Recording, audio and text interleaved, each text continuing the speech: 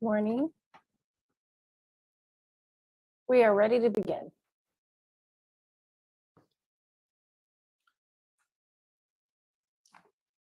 Good morning, everybody. We're calling the board meeting to order, May 10th, 2022. Want to have you all join me in the Pledge of Allegiance. Please stand. And Assistant Sheriff Noggle, would you mind leading us into the pledge? Pledge allegiance to the flag of the United States of America and to the republic for which it stands, one nation under God, indivisible, with liberty and justice for all. Great. Thank you very much, sir. So going to go around real quickly and have a quick roll call. So we do not have District 1 Supervisor Gorin right now. I think she's going to join us in the afternoon via Zoom. So District 2? Here. District 3? Here. District 5? Present. And District 4 is here as well. So we have all four of us here. Okay, so reminder as we go through things, we always do a little housekeeping. The first is a Spanish translation announcement. There's an icon on the Zoom link that is a globe. And if you click on that, it can go to, you can select whichever area you'd like, Spanish, English. At the same time, if there's anybody who is an English speaker and if there's a comment in Spanish, you can also activate that and have that translated. Y para los que hablan español, tengan en cuenta que la interpretación al español está disponible en Zoom. Para usar los servicios de interpretación, haga clic en el icono de globo a la pie de la pantalla de Zoom y seleccione español. Thank you very much. So I'm going to look real quickly to my colleagues. We're going to start with item number 1, the approval of the agenda. Is there any changes to the agenda as it stands? Seeing none, I'm going to take a roll call vote for the approval of the agenda. District 2, Supervisor Rabbit. Aye. District 3, Yes. District 5, and District 4. Yes. So that's 4-0-1 on the approval of the agenda. We're going to go to the consent calendar. Items number 1 through 15 on the consent calendar. We've got some important items here. One thing I just want to acknowledge when I looked at it was I'm not pulling this off of consent, but that I appreciate seeing the strategic plan, the organizational excellence, the procurement system review, and that we're going to the review of the scope of work. And I appreciate looking at that. I think that's a great opportunity. That's not a quick fix. That's we've talked about this in budgets the last couple of years, and it's more of an ability to do a deep dive and link up with other jurisdictions and focus on local hire and other opportunities. So I want to thank my colleagues on the strategic plan pillar for organizational excellence for leading that through, and appreciate it. And so anything for the consent calendar, pulling anything off of consent, supervisors? Okay, without further ado, then we'll vote to, apologize, getting a little ahead of myself. So we'll take approval of the consent calendar. We'll take comments on the consent calendar first from individuals here. Anybody on the consent calendar? It's items number 1 through 15. After this, we'll get to the regular calendar, which includes COVID update and other things like that. So anybody on the consent calendar? Online, anybody comments on the consent calendar? Thank you, Chair Gore. For those in Zoom, this is to make a comment on the consent calendar. Please raise your hand in the Zoom app to comment or press *9 to raise your hand if you are a phone-in attendee.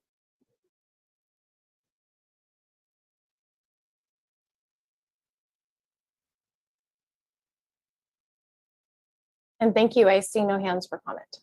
Okay, thank you very much. We're going to bring it back to the board. I'll take approval of the consent calendar. So I'm going to go to Supervisor Rabbit. Aye. Supervisor Corsi. Yes. Hopkins. Yes. Supervisor Gore, aye. Supervisor Gorin absent. That's a 4-0-1 vote. Items 1 through 15. So we're going to move to the an update, COVID-19 emergency response update. We have not had an update on COVID in some time. Excited to pass this over and go through some items. Been quite a good time to be able to be out in the community and move as many other counties from what they call a pandemic to an endemic response. And so the presenters that I have listed before me are Tina Rivera, our Director of Health Services, Dr. Sundari Mace. It's been too long. Dr. Shende, Dr. Shende, it's good to see you. No, I didn't even look up. I didn't see that it was you there. Do we have Dr. Mace with us today or online or? Okay. Do you want to take the other item first and come back to it, or? I think that's appropriate. Is everybody okay with that? Okay, with that being said, I think we're going to apologize, but we're going to delay just until Dr. Mace gets here for about probably 5 or 10 minutes on the item of COVID. We're going to switch it back for a presentation. So right now we're going to. Do I need to do anything to? Even though I approved the agenda. So instead, what we're going to do right now is we're going to take the next item, and then we'll come back to item number 16. We'll move items number 17 forward. Item number 17 is AB 481, Military Equipment Use Policy. I see you're standing up. Is there any question? Is it for the COVID update? Is it for public comment? Okay. We have a couple things. One is we have the COVID update, which is after this. So if it's related to COVID, you could read it into the record at that time. If it's a general public comment afterwards, that's at 1:30 today. But if you feel like it's related to the COVID update, you can do that. Okay. Okay. Thank you.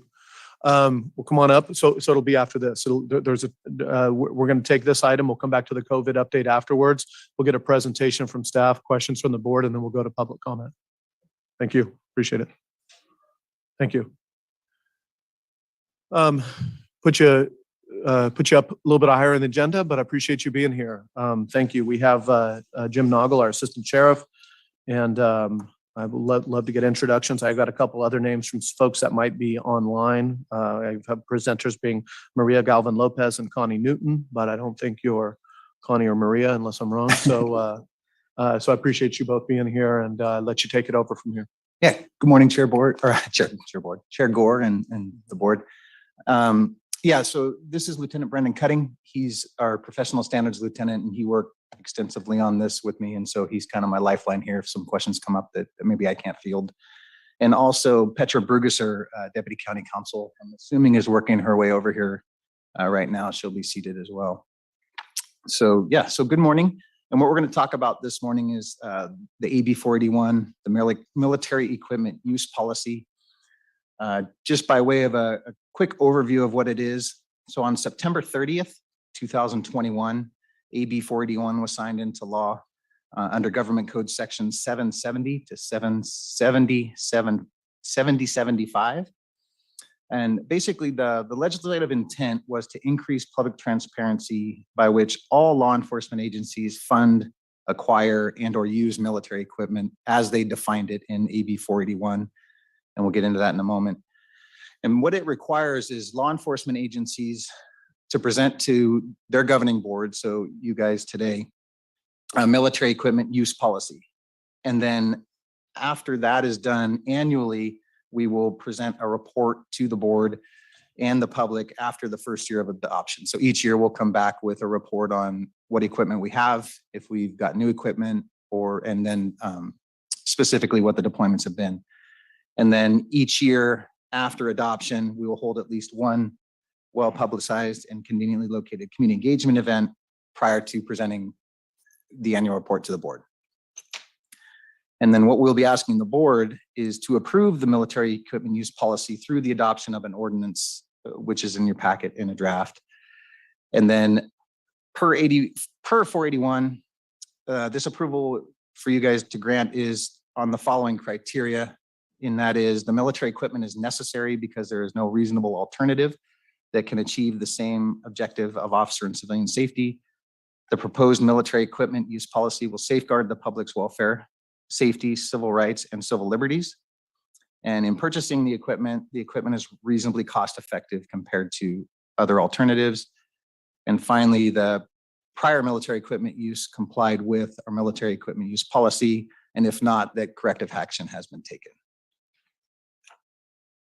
So what you'll see here is a very busy slide. And what 481 did is it essentially defined what military equipment was in their mind. And so it gave 15 different categories of military use equipment. And So if you'll bear with me for a minute, I'm going to go through each one of these and kind of give it just a general overview of what we have in each one of these categories. So for instance, category number 1, unmanned, remotely piloted, powered aerial and ground vehicles. We do have several air drones and 3 remotely operated robots with our EOD, the bomb unit, and SWAT have those.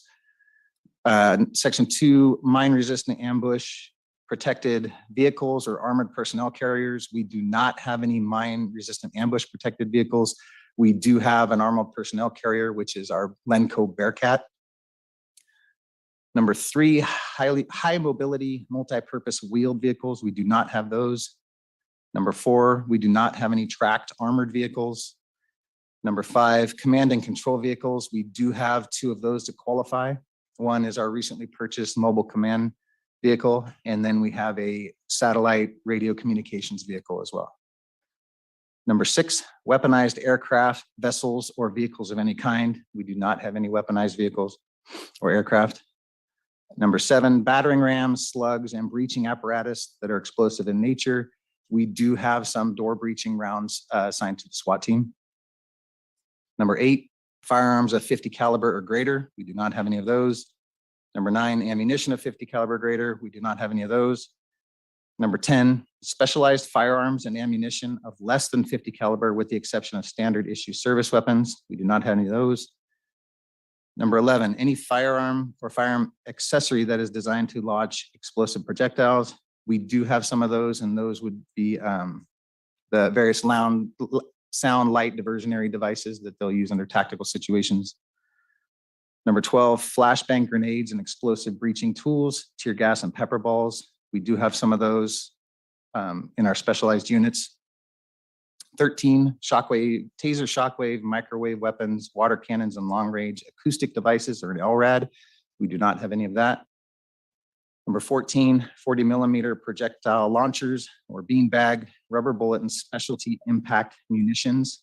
We do have several 40 millimeter launchers that are assigned throughout our specialty units and supervisors on patrol. And those are all the rounds we have, those are less lethal in nature.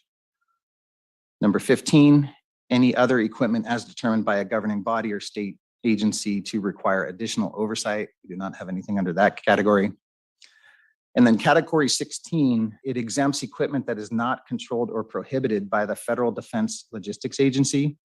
And kind of the interesting thing about that section is if we were to comply with this law exactly as written, we would have nothing to report because nothing we have is controlled by the Federal Defense Logistics Agency or received through military surplus. All of the equipment that I spoke of before is stuff that we have purchased through the budgetary process, through county purchasing.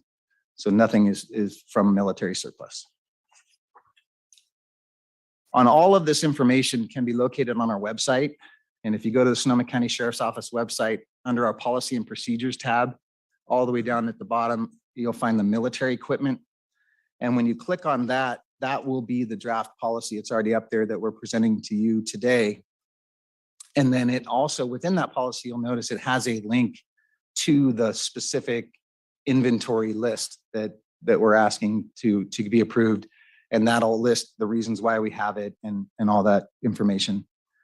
And then also in that policy, there's a hyperlink that will take you to the complaint process for the sheriff's office. So if there's any complaints or concerns about this equipment, they would file it under the normal complaint process that would be handled by a process that's already in place. So it would go to our Professional Standards Bureau and be investigated there. So this next slide, pardon me, this next slide basically lays out all of the different policies that we have at the sheriff's office, excuse me, that controls the use of all these tools. So the policy we're presenting today is essentially just the blessing of the possession and the purchase of the tools. These are the policies that would actually govern the use of them. And you'll see them all here. There is one that I neglected to put on here that I missed, and that is an addition of 432. Policy number 432, and that is our First Amendment assembly policies. And that policy is, we've had a long time, but it was amended slightly in January when they passed AB 48.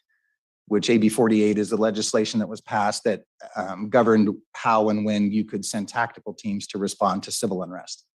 And so there was some slight adjustments to our policy relative to that in January, but that policy has been in place for some time. And then also just other general guidelines post, as most of you probably know, is the Peace Officer Standards and Training. That's what kind of governs our training practices and best practice.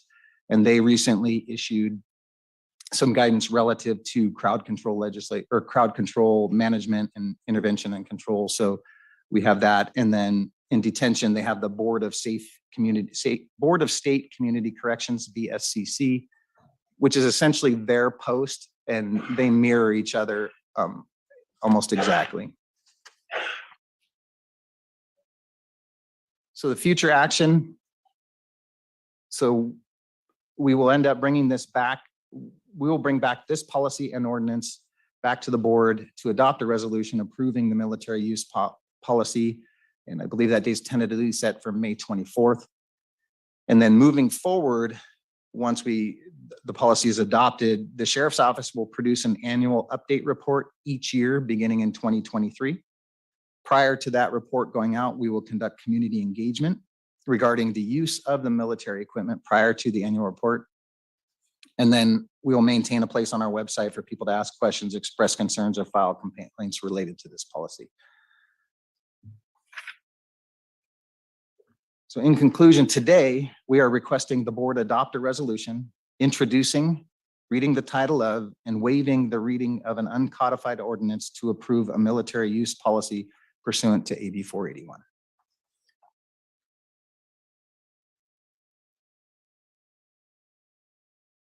And that's it. Happy Tuesday. Thank you all for being here with us. Appreciate the presentation. Let's get into it.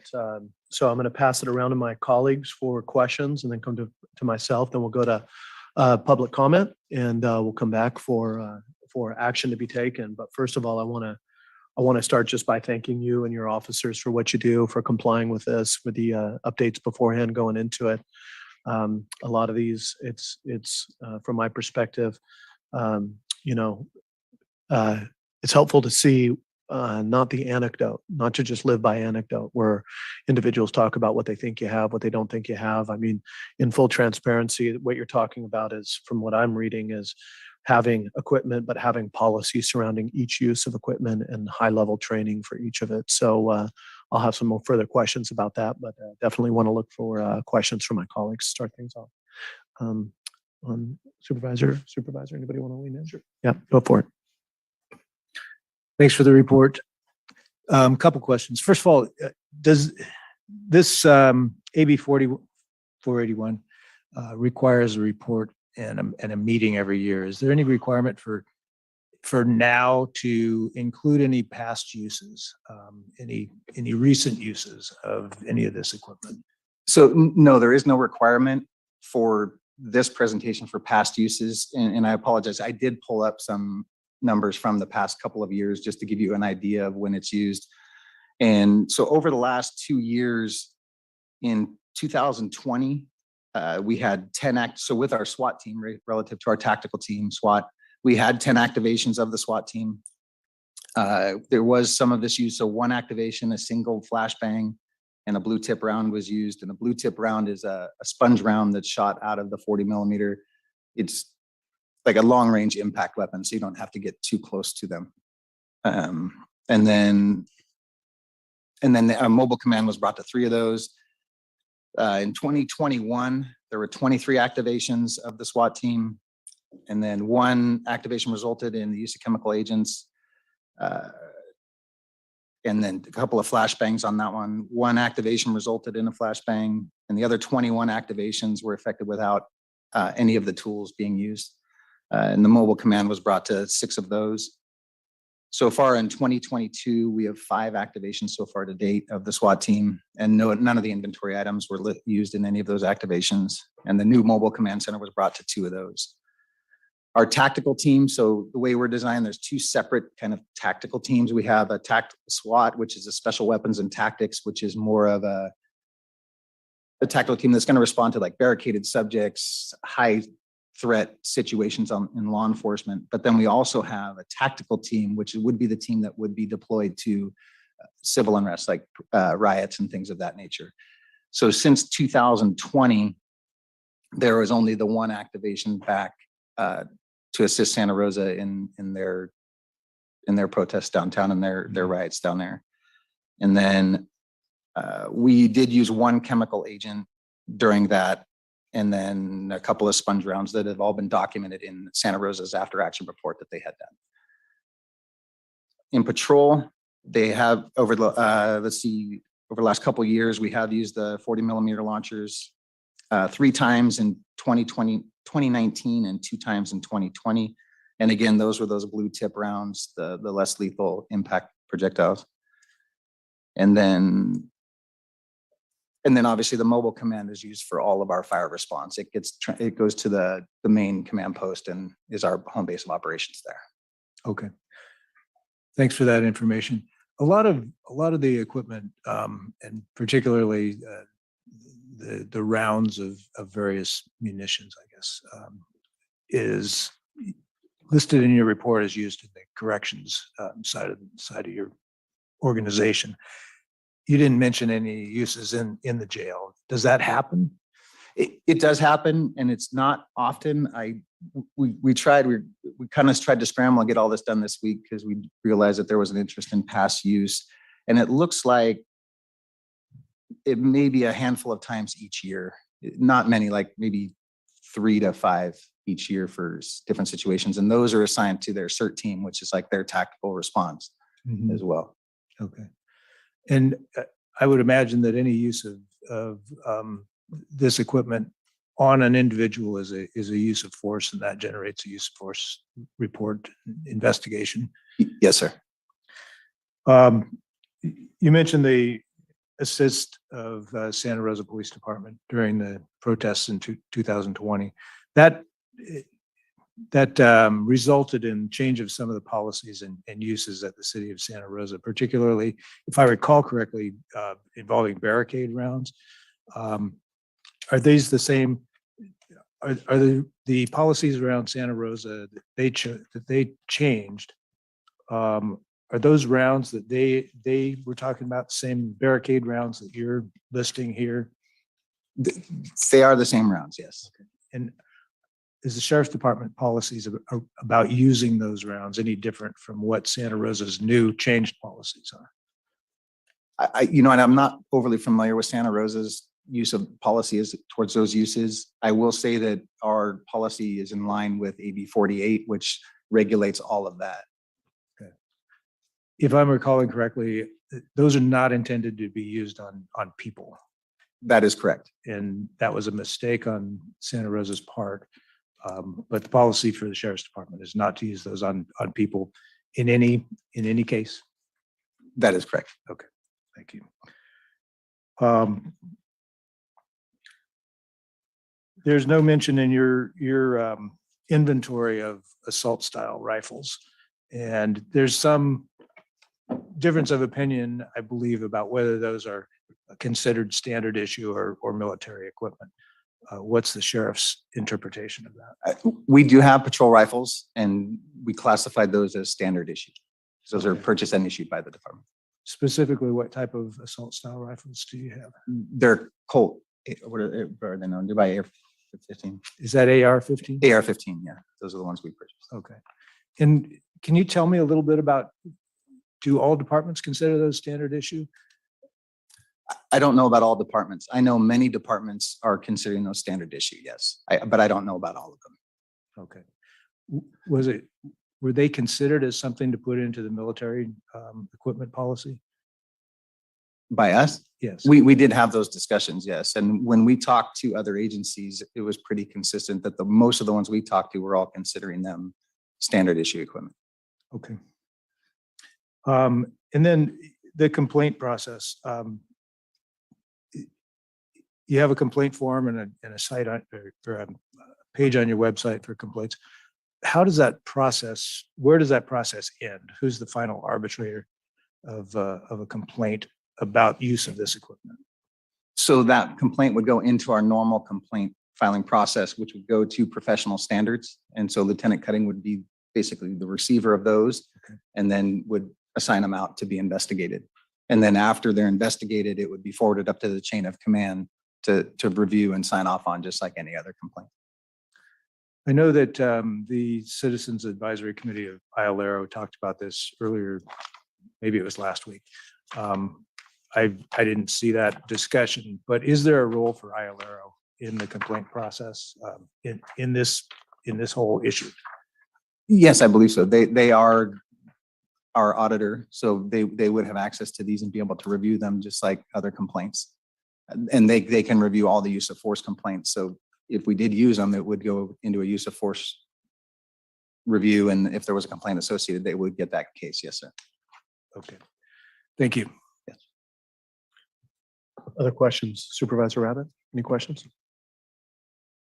No, I appreciate very much the report, and thank you for the briefing and the check-in. I was asking or inquired a little bit about the uses in the past, so I appreciate you bringing those forward.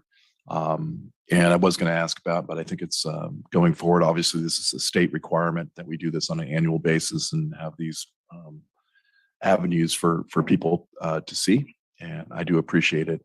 I know we talked about the previous instances where this equipment is vital to protect innocent lives and to protect the deputies' lives going forward. So I do appreciate that. I mean, I understand the crowd control issues that probably brought this whole AB 481 up, but the big picture is that this type of equipment is unfortunately necessary given, making sure that our law enforcement have the tools needed to de-escalate a situation and take whomever they need to into control. So thinking again about that, Kenwood, I'm not sure how many years ago that was, but we can probably knock off a 10 or 12 different examples over the course of time. So I do appreciate that. I think it's good that in terms of transparency, bringing this forward and having, here's what it is, here's what it's not. In the ideal world, there wouldn't be a need for anything. But we don't live in that world, unfortunately, going forward. So thank you for the work. I do appreciate it. Thank you, Supervisor. Supervisor Hopkins? Thank you very much. And I also want to say thank you so much for both briefings and really appreciate you taking the time to explain the policy in advance. I think and I also appreciate all of Supervisor Corsi's questions.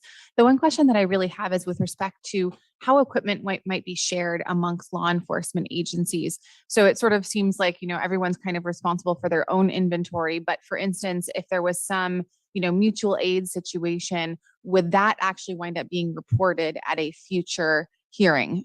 If, for instance, there was some, sharing, say, from the city of Santa Rosa or another law enforcement agency, would that then come back and be presented to the public as part of the information that's shared? Yes, my understanding is anytime we use our equipment, it's reportable. So, and it would be the incident, not, hey, this is just what we used, but we're not going to tell you about everything else that happened. It would be if we go somewhere or if someone comes to us, if they're coming to us, then we're involved as well. So both of those should be captured in the annual report. Great, thank you. And then my last question is really with respect to, that this is obviously our first stab at this. This is a brand new state requirement. As I understand it, counties and cities are just rapidly trying to implement this as quickly as they possibly can before the deadline. Will there be opportunities to reconsider this in the future if we feel like, hey, this didn't quite, give us all of the information that we wanted additional information? Yes, well, at minimum, you'll have once a year when we come back to the annual report, because we'll update what we have, anything that's changed. And then I would presume you all could give your opinions on what needs to change relative to the deployments and whatnot. So I absolutely think at minimum once a year. And then obviously if something comes up throughout the year and it's a concern, then, it kind of opens the door to have those discussions now. I really appreciate that. Thank you very much. And I think that this is a new process for all of us that we are embarking on. And I appreciate the collaboration and the opportunities to have this conversation today. Supervisor Corsi? Yeah, just one question that I forgot. Who is the department's equipment coordinator? And that person is supposed to be the liaison for the board with this and liaison to the community. So right now that'd be Lieutenant Cutting. It falls under our professional standards bureau. So whatever lieutenant is in charge of that would be that liaison. Great, thanks. Okay, any other questions from the boards? If not, I'm going to go to public comment. First, I'm going to start here in the chambers. Anybody with comments on this item? Seeing none, I will go to comments online. Thank you. If you can Half please for- rate, Minute and a half for any comments online. thank you. There are a few hands, and so we'll get the timer set up. If we can please have folks raise their hand or press *9 to raise your hand if you would like to comment on this item, which is number 17 on today's agenda. The first commenter is a phone attendee, followed by Adina and then Gregory.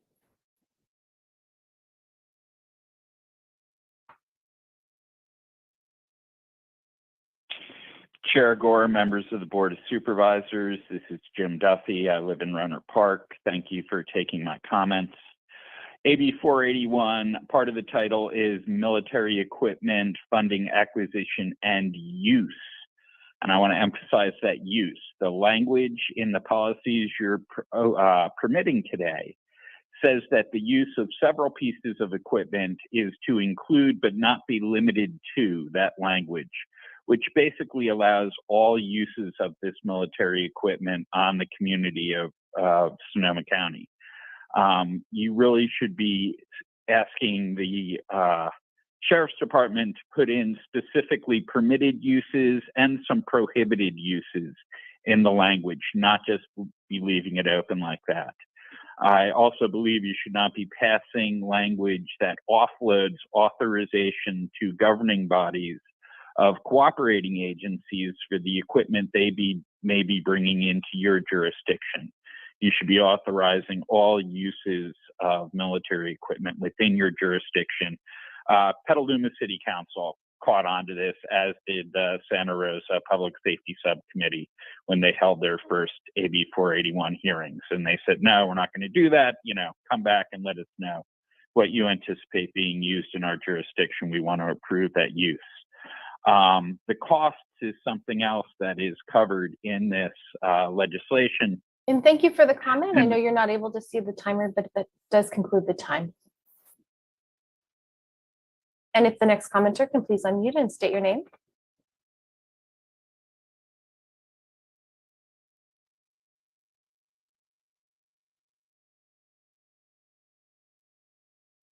Can you hear me okay? Yes, we can hear you. Hello? Hi, yes, Can you we can hear hear you. Can you hear me, or am I being heard clearly? We can hear you. Can you hear me? Yes. Yes.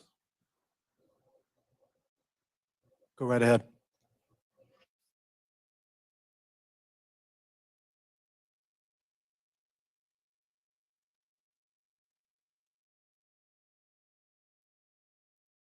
Okay, I think we're having a sound issue there. Maybe not hearing us. But again, you can email any comments to bos@sonoma-county.org or use the phone-in information and press *9 to raise your hand to comment. I'll go on to the next commenter, Gregory, if you can please unmute. Thank you. My name is Gregory Farron. I was surprised when in the presentation, the speaker indicated that there was a complaint process. I have never seen a complaint link. I have never seen a complaint process. I can't even find the professional standards in the website of the sheriff.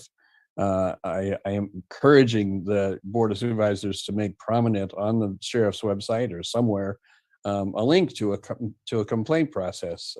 My friends have lots of complaints, but they've never been invited either through the website or anything else to lodge their complaints. So my request is that I'm going to go back and look at the tape to try to find out where it is. But I searched everywhere on the sheriff. I used the county search mechanism and the sheriff's mechanism, put in sheriff complaint process, put in everything I could, and ended up with no result. So if anyone's trying in the sheriff's office to receive complaints, they're doing a really bad job of it.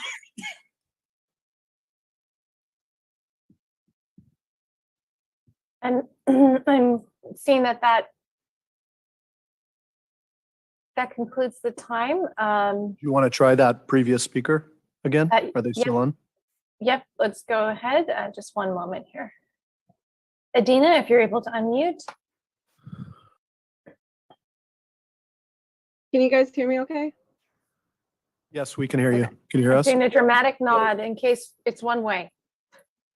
Thank you. My apologies, Peter kept glitching.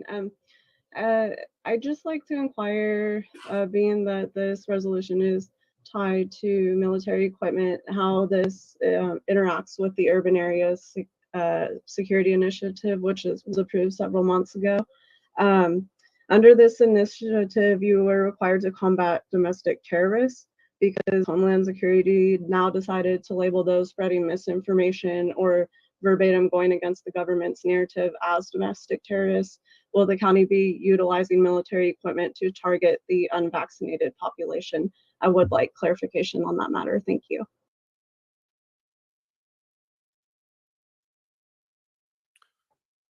And thank you. That will conclude comment for this item. Okay, thank you. We're going to bring back to the board. I want to, first of all, one of the comments talked about complaints. I mean, I went online and just wrote in Sonoma County Sheriff and complaints, and something pops up right off the bat. So I don't know if that's searching in the wrong way or the right way, but to me, that's there. Also, there's the ILARO complaint process, which is available for anything that takes action. So I see complaint forms in English and in Spanish, commendation forms, and other things. Is that just a general area? I mean, you guys don't slice down and say complaints for this policy on this page, complaints for this policy on this page.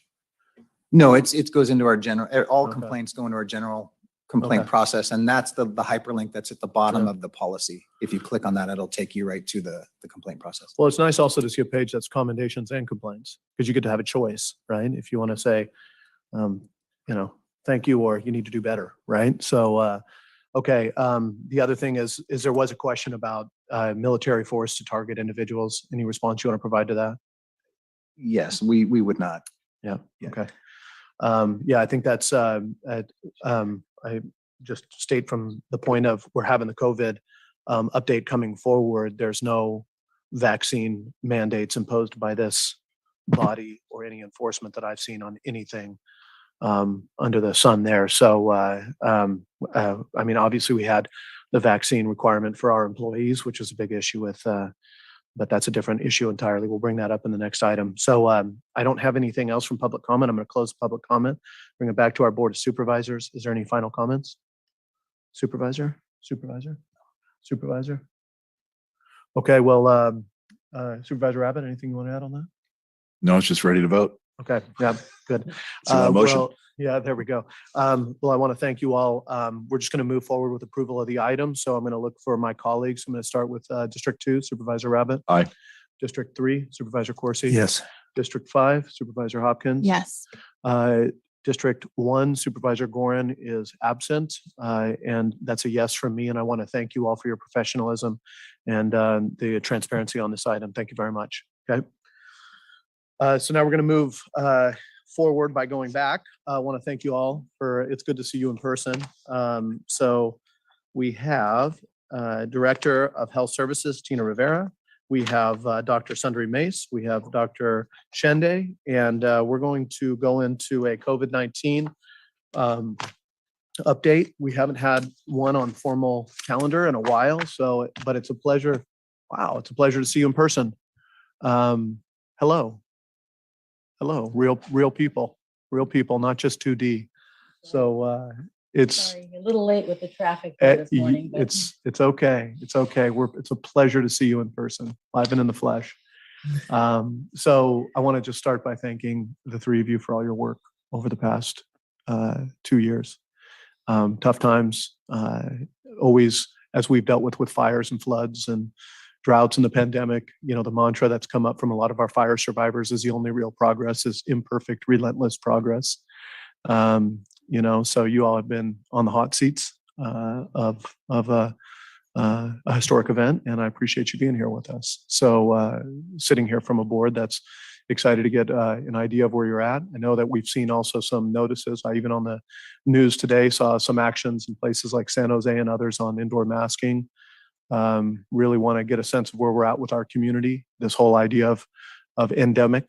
And obviously the questions about how much of our population has actually had COVID up to this point. I know during Omicron, they were saying 60+% of the entire population had it. So I say this with a certain degree of just resolve, as we've been through a lot and we have more to go. So it's a pleasure. I'll pass it over to you.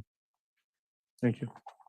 Chair Gore, members of the board, county administrator and county council, and members of the public. We're here to provide our COVID-19 emergency response update.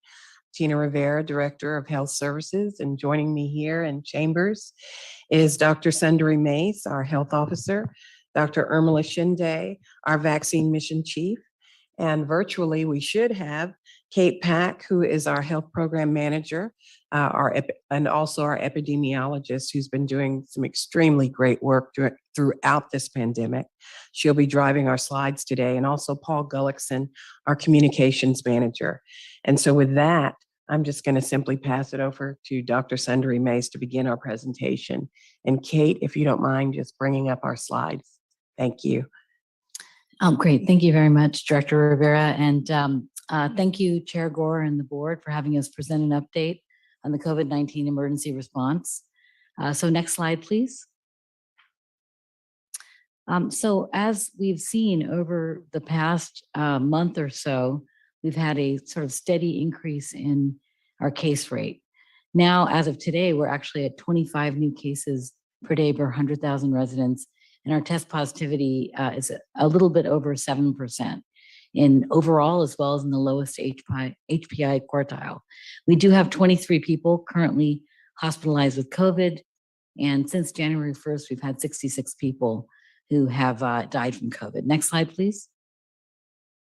And if you look at case rates by race and ethnicity, you'll see that Black residents are currently experiencing the highest case rate at 29 new cases per day per 100,000, followed by American Indian, Alaskan Native residents at 26 new cases per day per 100,000. So we still are experiencing the disparities that we've seen all along. Next slide, please. And currently, the Bay Area and Sonoma County case rates are trending higher than overall California case rates. And the state modeling does predict that this wave will peak in mid-May. And so we are a little higher overall, as you can see here, than the overall California rates. Next slide, please. But if you look at the case rates of all Bay Area counties, we're somewhere in the middle. So you can see that half the counties are higher than us, and a few of them are lower than us as well. And we're right in the middle of the pack, it looks like, from this data. Next slide, please. We are seeing new subvariants of Omicron. BA.2 is the most dominant variant in the US. It accounts for about 6% of the about 1,800 Omicron samples that we've sequenced so far in Sonoma County.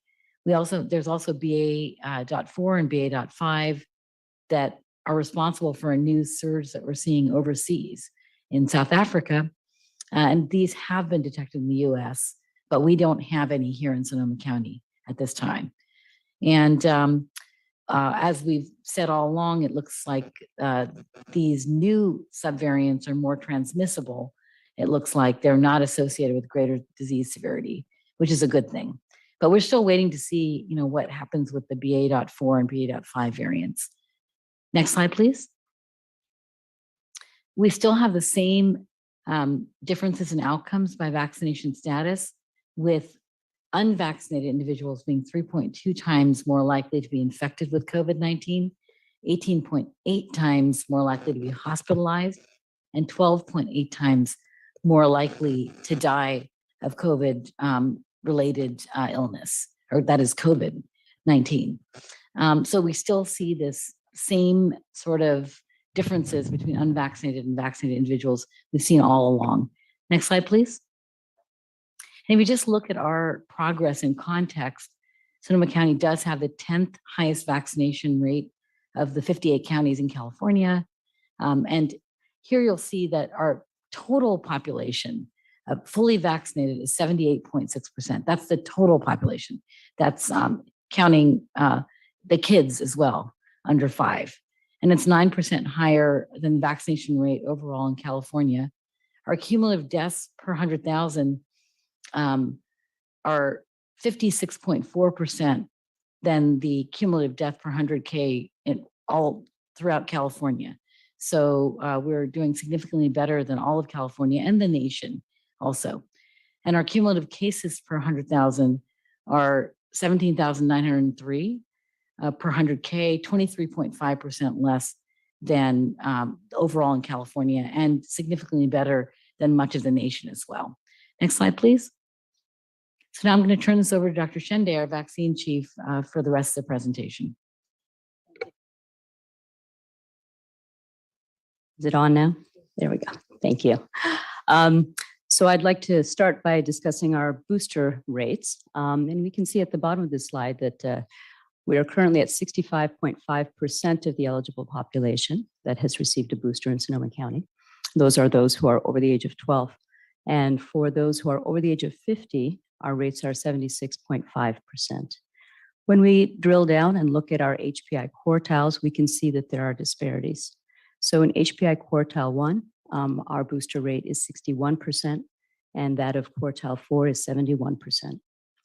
When we look on the right-hand side and we look at the race and ethnic groupings, we see that we do again have some disparities. Our booster rate in the Black population is 62%. That of Native Hawaiian and Pacific Islander is at 60%.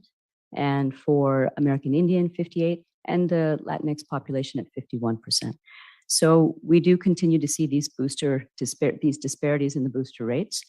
We know that the boosters make a big difference in reducing serious outcomes from COVID, even with the new variants like Omicron and BA2. So we strongly encourage people to get their boosters to reduce the rates of hospitalization and death. Next slide, please. So overall vaccine administration, currently 82% of our eligible population over the age of 5 are fully vaccinated, 7% partially vaccinated, so 89% has at least some protection. Of note, 11% of our population is unvaccinated. When we look at California as a whole, that unvaccinated rate is in the range of 15 to 16%. So we're doing better than the rest of the state in that respect as well. When we look at the age breakdown, we see that for over 35-year-olds, we're doing quite well, 87% or higher in terms of fully vaccinated rate. Under the age of 35, it's a bit less. However, we have seen significant improvement in the 12 to 24-year-old age groups, and slow improvement also in the 5 to 11-year-old. Currently, we're at 42% of the 5 to 11-year-olds fully vaccinated.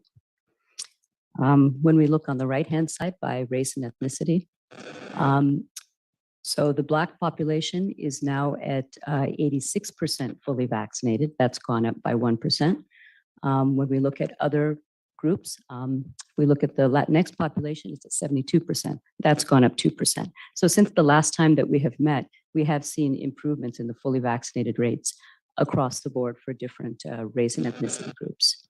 That is encouraging. Again, we strongly encourage everybody to get their vaccine and to be fully vaccinated. I would like to mention one thing about the children.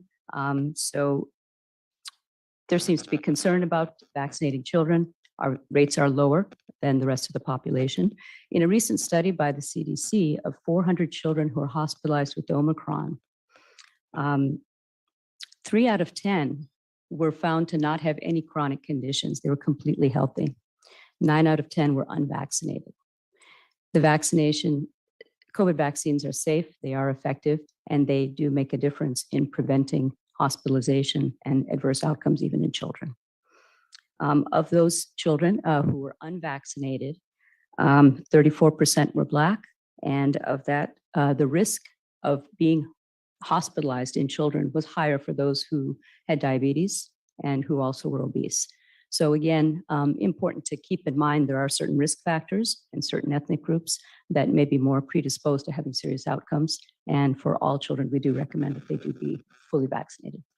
Next slide, please. In terms of our equity measures, we continue to see some disparities. When we look at the percent of total doses administered in our lowest HPI percentile, our rate is 26% of all doses administered have gone to the HPI quartile 1, 27% to quartile 4, so a 1% difference.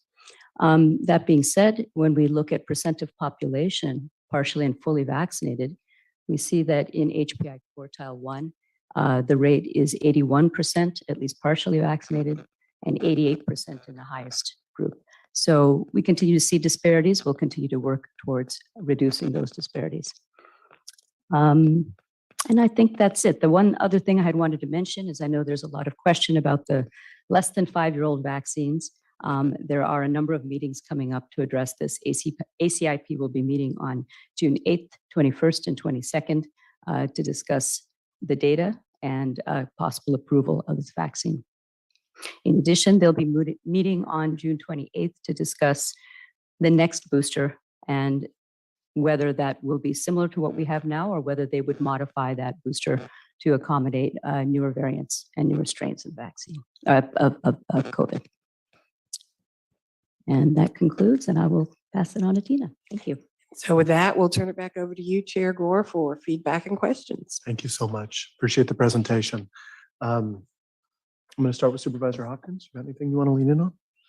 You know, I just appreciate all of the work, and I feel like I have to just recognize how wonderful it is that I have not been seeing you every week because we are at this different phase, you know, in the pandemic, and really appreciate this update and the opportunity to talk here today, but also grateful that we aren't where we were, you know, a year and a half ago. And thank you for all of your stalwart work in getting us through this and getting us into this phase of living with COVID. Thank you. You know, in a conversation, Supervisor Hopkins, you and I had talked about what you're seeing in the community, and I thought that was, a great point. I don't know if there's anything you want to share about that. But. Yeah, you know, I think one of the things that I have noticed is that folks are really starting to just self-regulate out in the community, right? I mean, I think that most of us now know someone who has had COVID recently. And so I'm starting to see more masks in the grocery stores, right? I'm seeing more people who are wearing masks, you know, when they're going inside a restaurant before they sit down at their table. And so it feels like the habits that we have developed over the past couple of years, we're actually moderating ourselves in real time. And it's really neat, I think, to see that responsiveness in the community of people kind of doing common sense things and taking care of themselves and their families. So I just wanted to acknowledge that, you know, the work and the information, and I think the sharing of information is reflective of what I'm seeing in real time on the ground in grocery shops and coffee shops and in how people are behaving. So. Mm-hmm. Thank you. Supervisor Corsi? Thanks, Chair Gore. Thank you for the report. A lot of numbers and information in here. What I'd like to ask you to do is as medical professionals, talk to the community about what we all should be doing right now as far as masking, second boosters, those types of issues. Give us some medical advice. Well, thank you so much. I think that's really important just to sort of break this down. And I think we need to focus on the most negative outcomes that are happening and the fact that we're not seeing the deaths that we were seeing early on, and even the deaths that we saw with the Omicron surge back in January.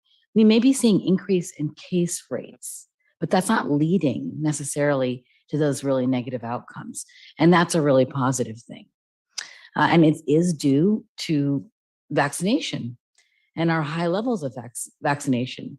I think the fact that we have 89% of eligible people at least partially vaccinated and 82%, and probably more than that, fully vaccinated has really helped us. However, we still need to take precautions. And I still believe that there should be a high recommendation for indoor masking, as Supervisor Hopkins just mentioned, in settings like stores, other retail places. But that is up now to the individual to decide on whether they want to do that or not. As you said, Supervisor Hopkins, I also know many people who recently have had COVID. So if you want to sort of avoid being in that position, or if you are living with or regularly seeing more vulnerable people who are immunocompromised or the elderly, then it is absolutely reasonable to still consider masking. Make sure that you get your booster. I think the first booster is definitely something that anyone who's eligible should be getting at this point. The second booster is still recommended, especially for those over 50 and over. However, that again is becoming more of an individual choice. And I think that I would highly recommend that, if you're eligible for the booster, consider getting it. Look at all the different reasons why you may be potentially more at risk. Now, as Dr. Shende said, there may be a new vaccine coming out that is targeted towards the newer variants. And that is something to look forward to as well. So I don't know if you want to say anything more about the second booster or recommendations. Yeah, currently anybody who's over the age of 50 is eligible for it. And those who are over the age of 50 and have any of the chronic medical conditions as listed by the CDC, which would include things one would expect, things like cancer or chronic lung disease, chronic heart disease, but also those who are smokers, those who have an elevated BMI are considered to be more at risk. So it's important to take one's individual considerations into account. That being said, studies in Israel have clearly shown that those who are over the age of 60 will benefit from a second booster. So again, important to look at individual considerations, but data has shown that these groups will benefit the most. Like Supervisor Hopkins said, I seem to know more people who are getting COVID now than before, even when case rates were higher. Everybody who wants one can get an at-home test right now. And I know people who've come up positive on that test. And I don't think that they're reporting that to anyone. Is that recommended as well, that if you get a positive test at home? And can we tell people how to do that reporting? Yeah, we do have a form on the SoCo emergency website where you can self-report. And it doesn't have to be a positive test. You can self-report a negative test as well, which is helpful because then we know what the total number of these antigen tests at home that people are performing. Because I think our case rates are probably lower than what they really are because people are not self-reporting. Yeah. On the other hand, if there's a lot of people testing that are negative, maybe that's not going to be a higher case rate. So it's really hard to follow unless we get good reporting. So I would highly advise if you do an antigen test, just take the few minutes, fill out the form. That would be great to see, and we'd have better data.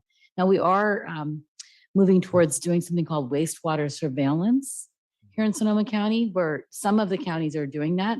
That gives us an indication of the trends in COVID over time. It won't tell us how many people were positive.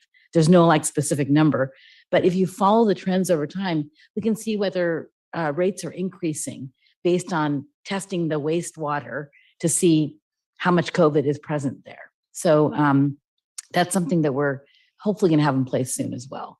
But absolutely do report your antigen test. And if you're symptomatic, if you've been exposed, if you have any reason why you're concerned that you're going somewhere or doing something where you want to make sure that you're not positive, get an antigen test.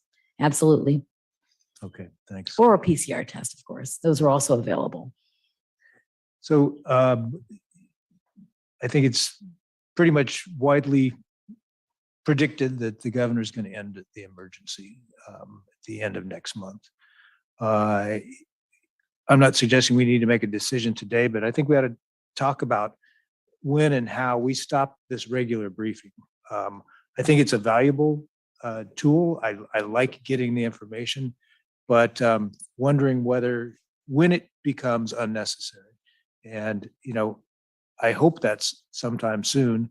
Not because I don't like seeing you, but it's just, I think that we ought to figure out a way to decide whether it's by date or case rate or some measure when this is not an emergency for us to be doing this update all the time. Just wanted to put that out there. Thank you all very much. Thank you for that.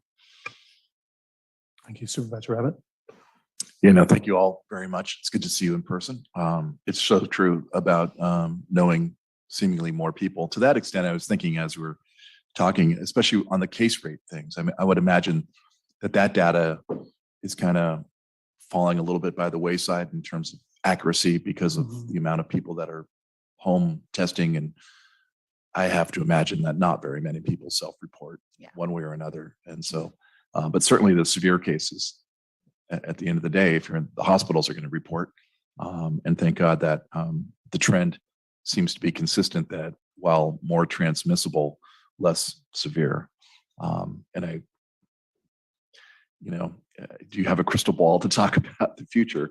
Is that something that we'll kind of continue to see? Is that something that's derived from spread through whether you're vaccinated and how that works? And if you can talk about briefly, I know I've personally took 3 tests this last week, and I know at UCSF they have what they call the color test, which I don't know if that's different than the PCR or how that works. But I know it all depends on which test you take to show partial virus, whether or not you're shedding or whether or not you're quote unquote positive.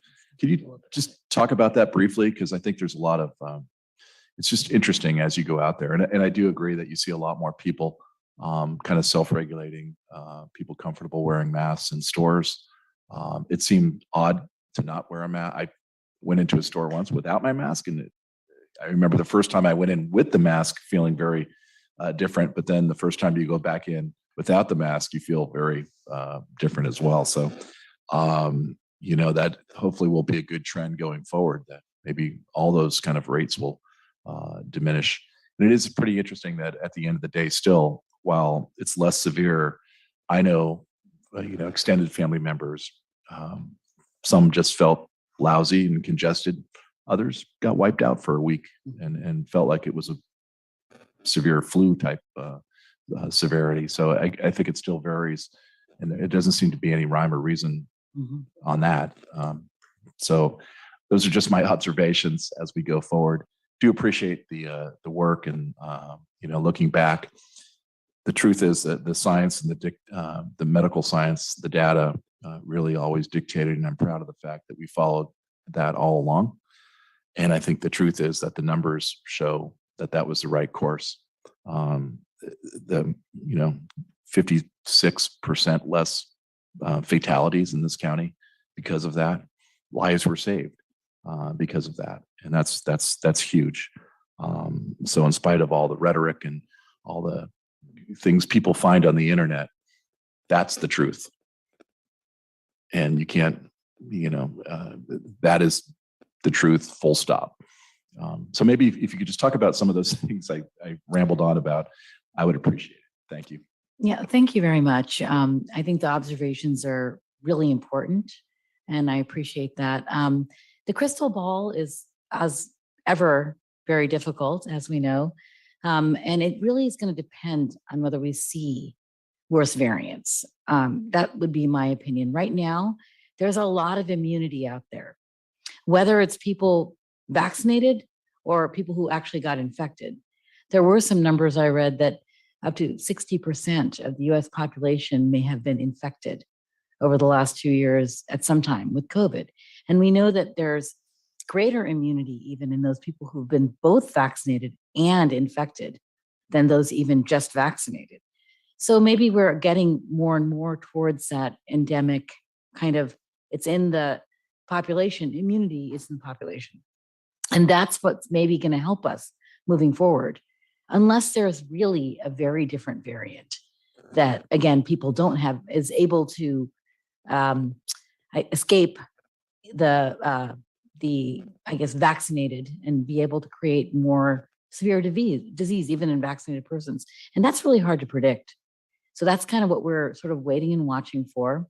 But for now, staying the course. And I think, as you said, people are self-regulating. They're doing what they think is correct. And you see that everywhere, whether it's even outdoor settings. Some people are still wearing their masks because they feel like they're more protected, and following all the other things we've ever said, the hygiene measures, the not potentially having indoor gatherings. All those things still are personal choices. And we're going to wait and see what happens this summer. Is this going to become a seasonal thing like influenza? Is it going to be something that is year round? We don't even know that so far, but I do think that we're been headed in the right direction. I don't know, Dr. Shande or Director Rivera, want to add anything there?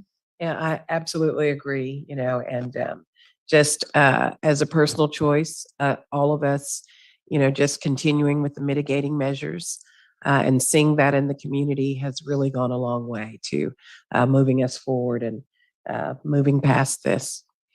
So. I would just like to add, I would like to thank this community. I think the community has really done the right things and listened to recommendations and advice. And because of that, we are where we are in terms of adhering, thinking about personal responsibility, also getting vaccinated, getting boosted. And I really appreciate that. And credit, again, as I've said before, really goes to the people on the ground, the community health workers, the community-based organizations, and the incredible collaboration that has developed throughout the last 2 years in this community. So very appreciative of all that everybody has done to make this possible. I definitely second that. All of our partners, stakeholders, everybody who's just come together. And that's why Sonoma County has done so well. In addition to all of the efforts that different organizations have put in, it's the community, it's the people. Absolutely. Thank you. A couple things interesting to hear is this whole point about case rates and when you're actively moving into an endemic state, and what are the things for you to track going forward into the future? So let me ask you, for you all, is obviously breakthrough cases that cause hospitalization, especially if that's moving into lower age groups without overlapping symptoms, things like that. What are some of the key things that you all are looking for outside of the numbers in terms of, red or orange? Yeah, I think, we do need to really focus on hospitalizations and the deaths. We're going to see case rates that go up. That's just going to happen with more transmissible variants. But we want to track, as you said, the negative outcomes, because that's what we want to try to really avoid. I also think that when we do see people who are breakthrough cases or people who have severe disease, we need to genotype those isolates and see how much of these new variants we're seeing, because that'll give us an idea of what direction we're going and whether we're going to be seeing variants that are potentially more lethal, more transmissible, something more to worry about. And everybody's tracking that. California State is definitely on top of this and the genotyping. And so we're going to shift our efforts towards the most vulnerable populations, the elderly, people in congregate settings, our hardest hit communities. That is where we need to focus our efforts from the department at this time. I don't know, Tina. Yeah, absolutely. And we've been having a number of meetings to transition and to do just that, and taking a look at our internal capacity and how we just prepare for that. So those are some of the things we're doing, but that is really our charge, is the most vulnerable. And so, we look forward to that, being able to surge up, if you will, in case things transition in a different way. So those are some of the things we're looking, just ensuring that with respect to our preparedness units and our disease control units, that we're ready to respond with respect to any shifts or pivots in things that we see. One of the things we've talked about a few times is when the appropriate time. It's almost always ongoing to adapt, but we talk about after action reports. We talk about mid-action reports. We talk about what our strategies would be locally. What are the things that we track towards?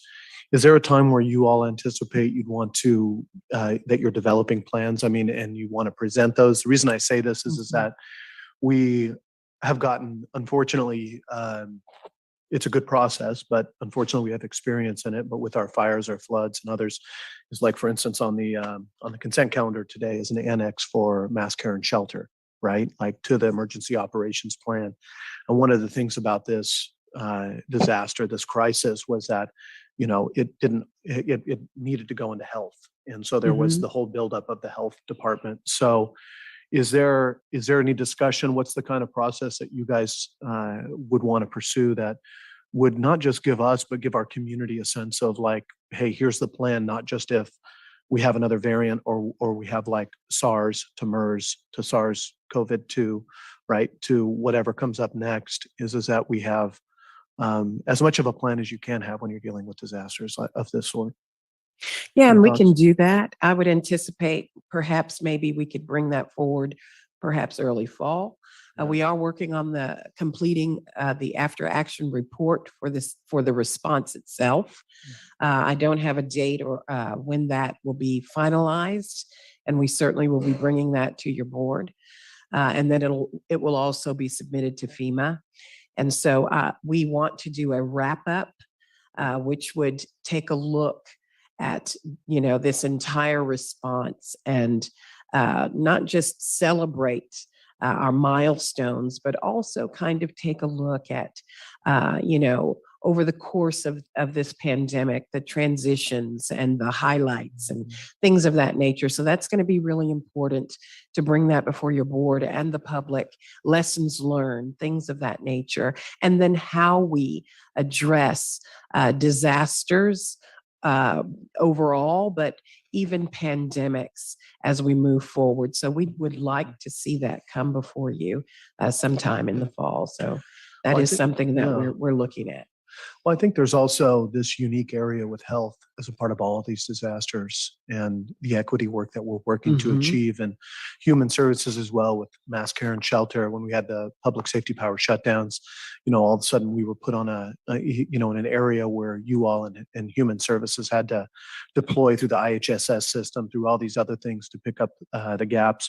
One of the things that I'd love to offer with you all is if any of you happen to be going to the National Association of Counties conference in July, I'm chair of the Programs and Services Committee, and we're finalizing what we've learned as kind of a broad stroke counties with response to pandemic preparedness and response. And so there's things like what really worked. Okay, CARES Act and ARPA worked really well, but Mhm. rental assistance was bureaucratic, right? Right, And right. so there's a legislative side, but then there's the other side of what really worked to help scale up departments locally to be able to respond. What are the kind of strategic supplies that we need to hold on hand, either at the state or the federal level or locally, with PPE and other things like that. So, I think a part of it would really be, I'd love to meet with you all and get your thoughts on what could inform that process for other counties, because we're engaged with them, but also for us locally is for you all to engage and then potentially come back. We've become the point of the spear in terms of one of the most prepared in the nation, and emergency preparedness and response, Department of Emergency Management, fire veg management, all these other things. I'd say we're one of the best in the nation, and that's not that's not an exaggeration. And I'd love to be able to, for you all, what our constituents want to see, what our residents, what our families, my neighbors, even I want to see is like, oh, here's, an unabashed look at what worked and what didn't. And how do we inform that for the future? I mean, there was things looking back that, for all of us that, we think about, some of the stuff, it's not about finding fault in it all. It's like, God, Walmart stayed open because they sold bananas. You know what I mean? And yet yet small businesses closed down. Mhm. We all know, and then there were times where we had to scale up or scale down the mass, the alternate care sites and non-congregate shelters and things like that. And there's also some of the best innovations that we've ever seen. So we're also looking through NACO to open up a challenge award kind of area for all of the innovations that came around the country in terms of people on the fly, you all and your partners in other counties really deploying and finding solutions in the midst of chaos. So that's just an invitation. And so with that said, I'm going to open it up to public comment. We're going to start with those here. We're going to give 2 minutes and then we're going to go online. And once again, these are comments related to COVID and COVID-19 update.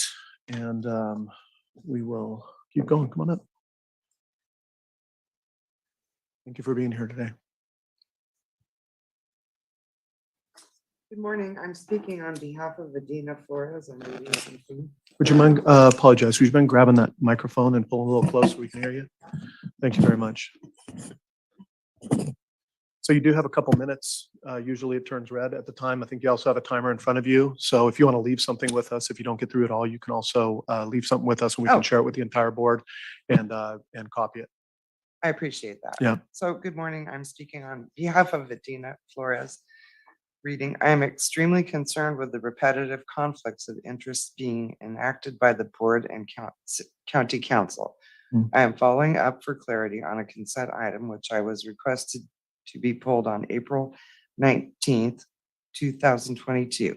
Could you please confirm how a contract was approved with Equity and Results LLC in June 2021, since the company was not officially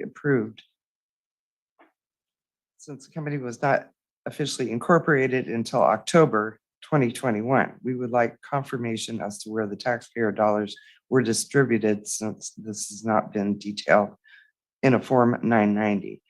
County Council and Board of Supervisors are not supposed to possess any outside relations, which are considered a conflict of interest. Spouse of County Council Robert Pittman, Greg Jenkins was the previous director for Alibaba Group through 2016 and was appointed in 2014.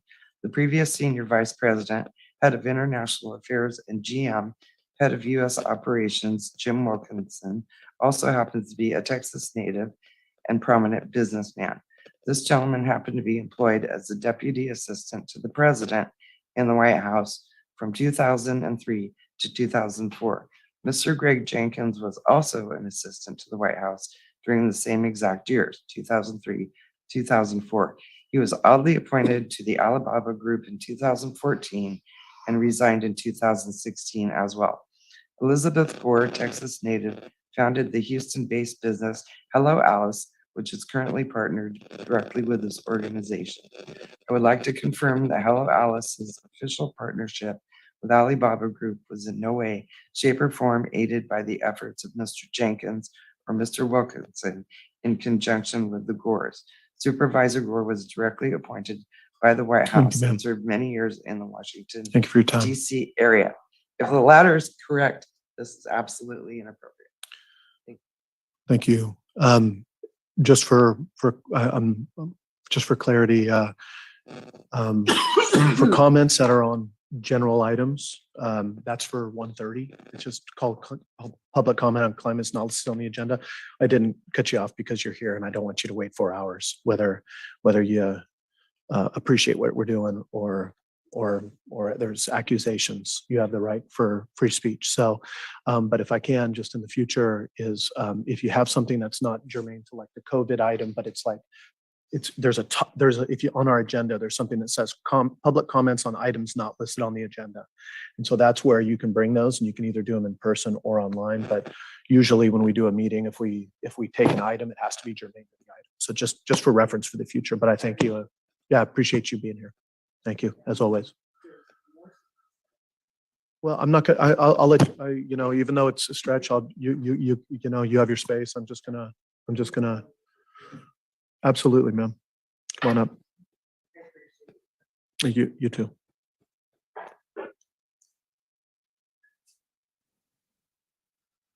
Morning, my name is Doris. Morning. I just pressed the green button. Yeah. Okay. I think you're good. Thank you. Per the obituary of Diana L. Pittman, Mr. Pittman's sister Zoe Pittman resides in Lake Forest, California, Orange County. As referenced in the obituary, Miss Diana Pittman is survived by numerous cousins, nieces and nephews, and grandnieces and nephews. Miss Zoe Pittman is the current application analyst at Hoag Hospital. I discovered that a public relations firm exists in Orange County by the name of Pittman and Associates Incorporated, owned by Dan Pittman.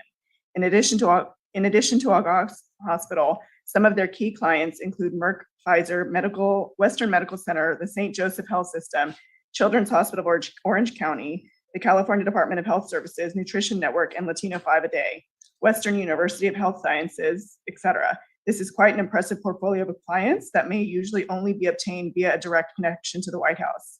I was impressed by one of the case studies completed by this firm in which they conducted a national press conference for Merck Pharmaceuticals. Our county invested taxpayer dollars into Merck, Being that the full family ties are not outlined in Ms. Pittman's obituary, one could presume additional family members, aside from Zoe, reside within their Orange County area. While Pittman is a common last name, the Pittmans seem to hold high-ranking positions to Pfizer and Merck. Donald Pittman is the Senior Director, Group Leader, Global Medical, Pfizer Incorporated. Diana Pittman is the Associate Director, Business Consulting at Merck, and Deborah Pittman is the Senior Research Director at Pfizer.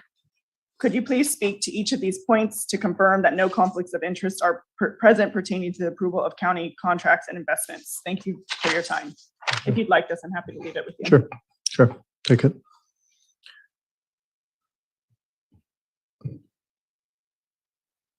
Okay, anybody else here in the chambers? We're going to go to comment online, 2 minutes each.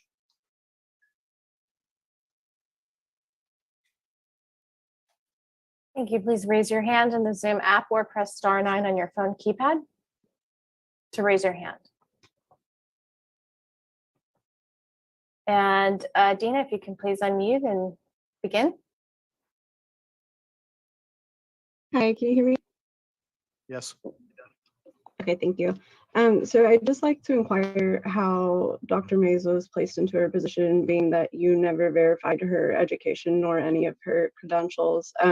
It appears that the majority of our elected officials, including Dr. Mays and, sorry, she's not an elected official, but appointed, Supervisor Gore, Mr. Pittman, whose house is directly from the White House, Ms. Ravitch, and many others are directly placed here from the White House. I'm concerned that Dr. Mace and Ms. Shendy and others shared a group text in which they were concerned with limiting the exposure of Ms. Palacios.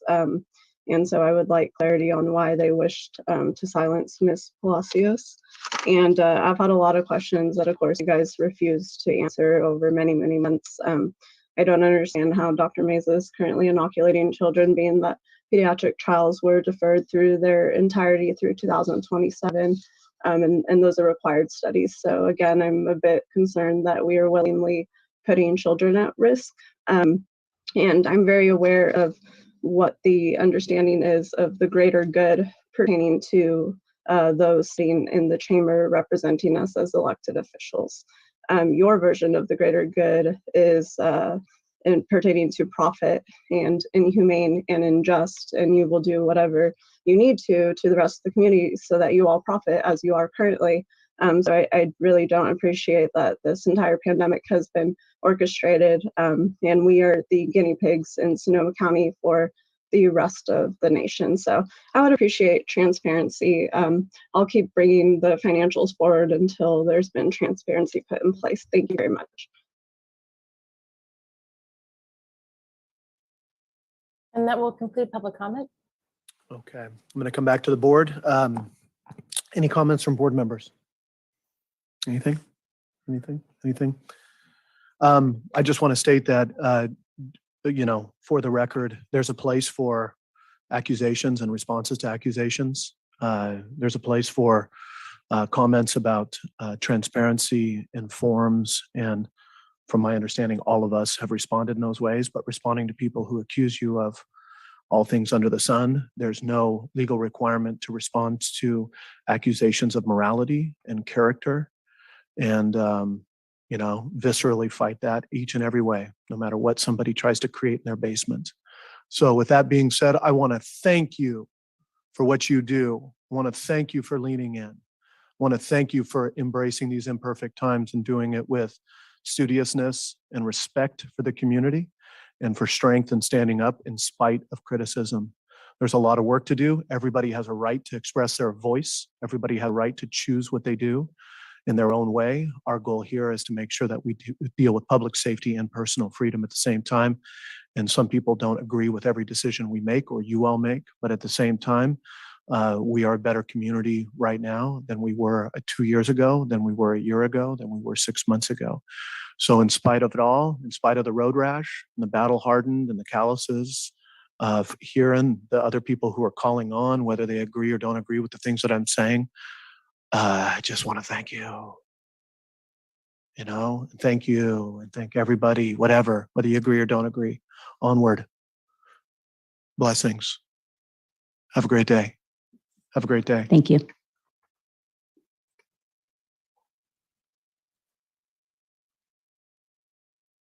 Lynn, so good to see you. Water bonds. Oh, goodness gracious. Oh. I just want to take a quick 5-minute break, let you get set up.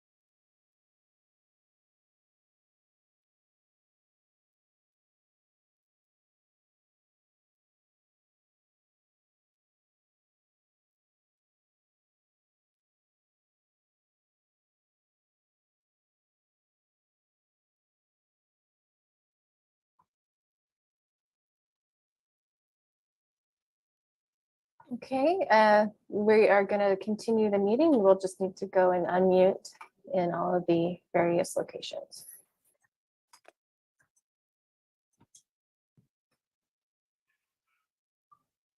Thank you so much. We're ready to continue.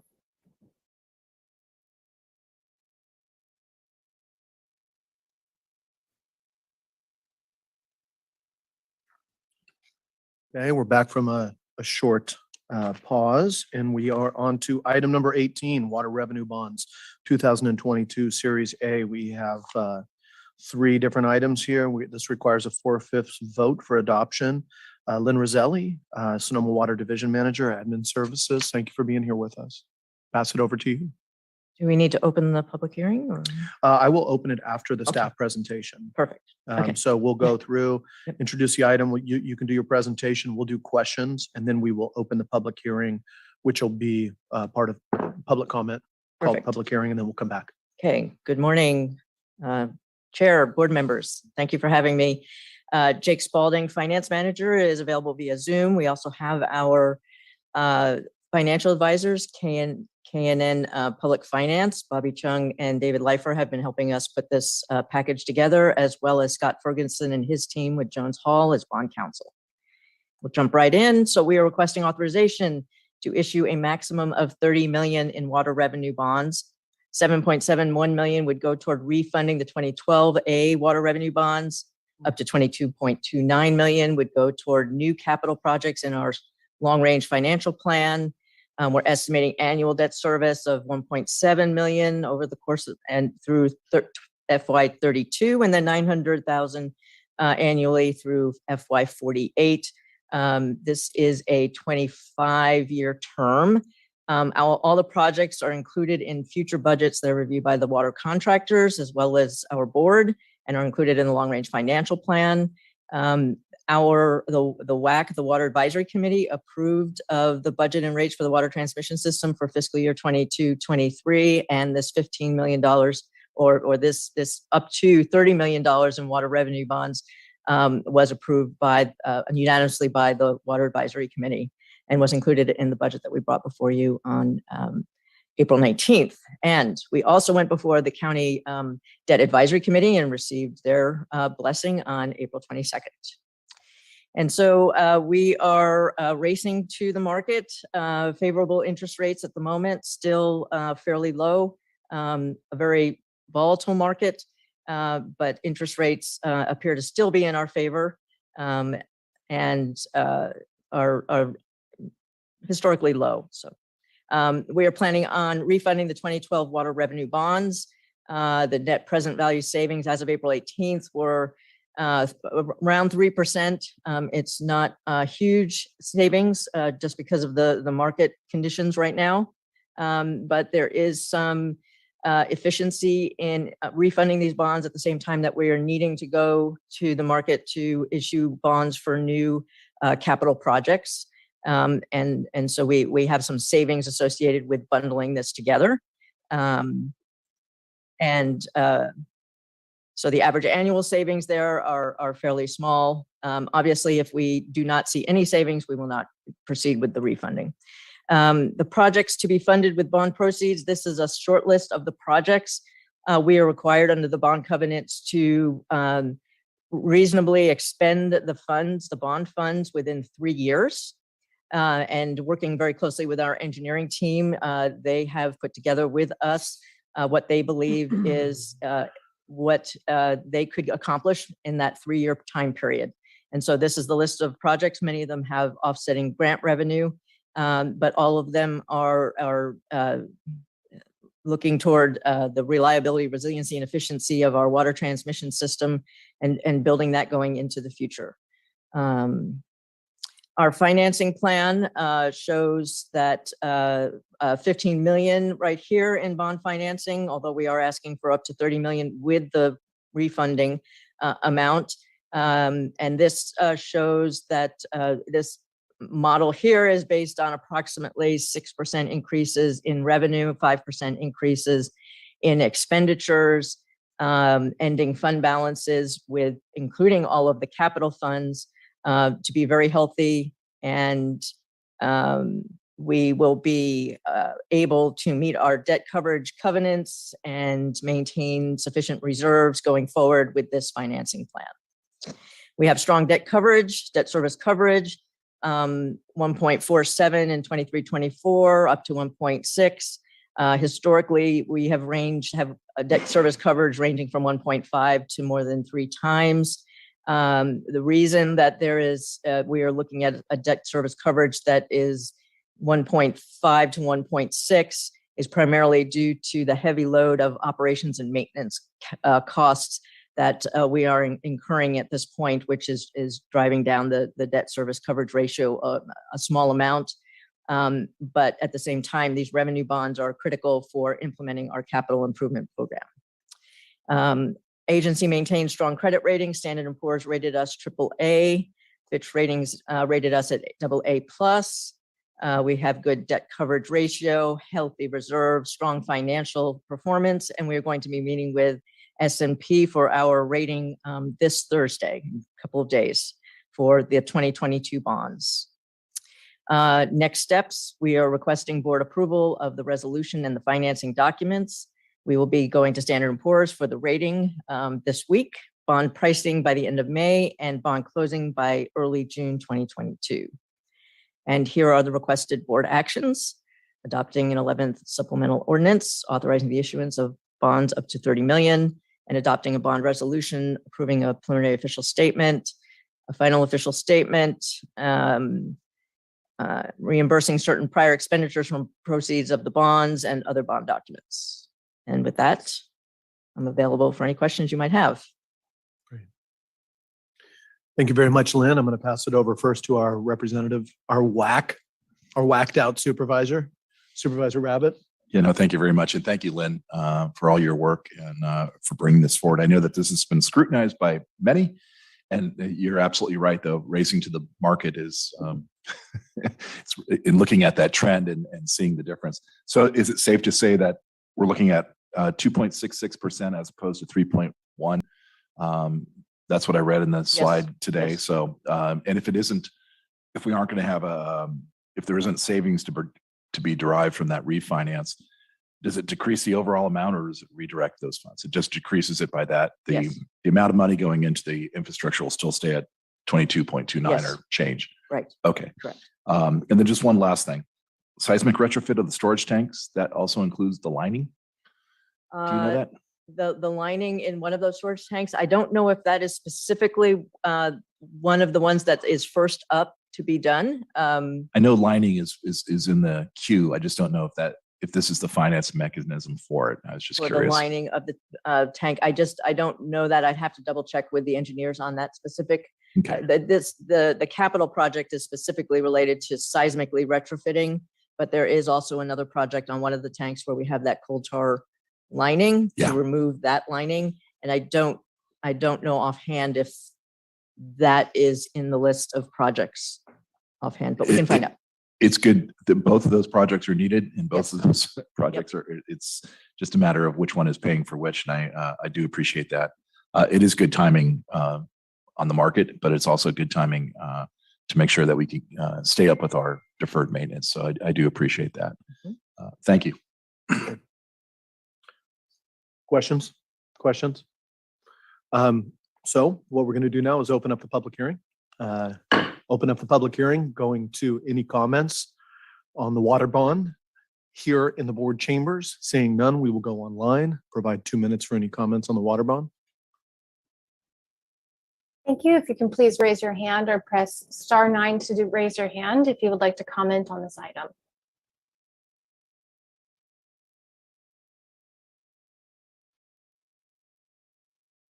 And there are no hands raised.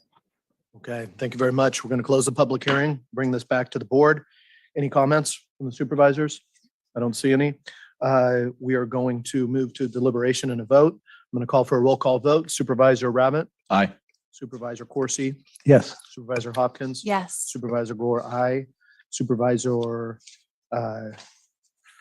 Warren, not here. That's a 401 vote. Thank you very much. Thank you. Okay, so next thing we're going to do is take public comment on the consent calendar items. Thank you. I say that probably more than not. Public comment on closed session items. We have initially, when we went over the agenda review, we did not pull item number 21, which is in fact pulled from the closed session. That's Board of Supervisors in closed session, public employee performance evaluation for county council. So we will instead take public comments on items 19 and 20. So starting here in the chambers, anybody for public comment? See none. We're going to go to online and take public comment, 2 minutes each for items 19 and 20. If you can please raise your hand in the Zoom app or press star 9 to raise your hand if you would like to comment on items 19 or 20 that are listed on the closed session calendar today.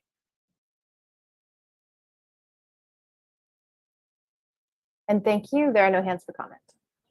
Okay, thank you very much. With that being said, we're going to recess into closed session and come back for at 1:30 for public comment on items not listed on the agenda. And we'll figure out how we take on items 22 and 23 for the afternoon.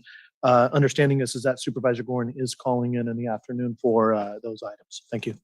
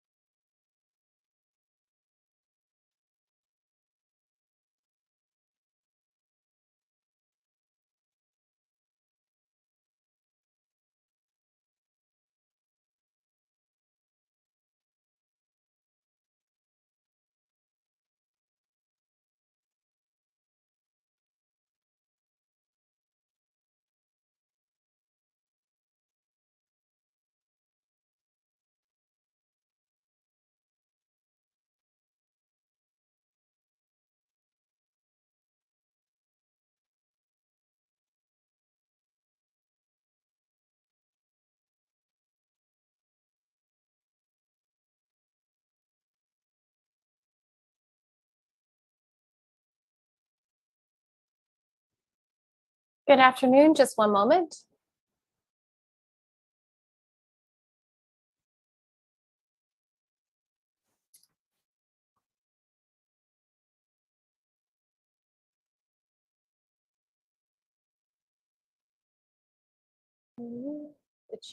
Excellent. Thank you so much. We're ready to go. Okay, we'll reconvene the Board of Supervisors meeting of May 10th. We've got a little bit of a different lineup this afternoon. I believe Supervisor Gorin is joining us online, but Marcy, can you take the roll? Certainly. Supervisor Gorin, absent, but I do know she's joining shortly, and I'll note that for you. Supervisor Rabbit, Here. Supervisor Corsi, Here. and Supervisor Gore, absent. Supervisor Hopkins, Supervisor Gore will join us later on, and until then, I'll run the meeting as vice chair. We are at 1:30 for public comment on matters. Do we need a report out on? Okay, thank you. It says so right here, I'm sure. Council Pittman, do you want to report out on closed session, please?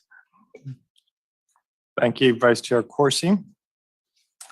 This morning, the Board of Supervisors met in closed session to consider the items listed as matters 19 through 21 on today's agenda. Note for the record that item 21 was withdrawn before closed session and was not considered by the board today.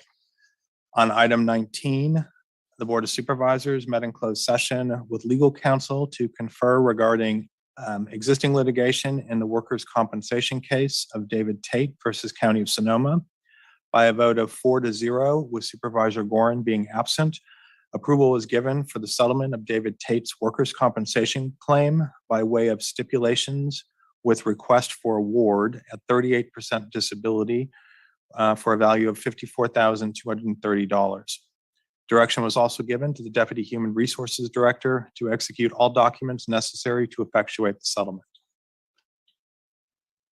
On item 20, the Board of Supervisors met in closed session to confer with legal counsel on existing litigation in the workers' compensation case of Brian McCulloch versus County of Sonoma. By a vote of 4-0, with Supervisor Gorin being absent, approval was given for the settlement of Brian McCulloch's workers' compensation claim by way of a compromise and release agreement for $60,000, less permanent disability advances and overpayment credits. The settlement will resolve all outstanding issues. Direction was also given to the Deputy Human Resources Director to execute all documents necessary to effectuate the settlement. And that concludes today's report out from closed session. Thank you very much.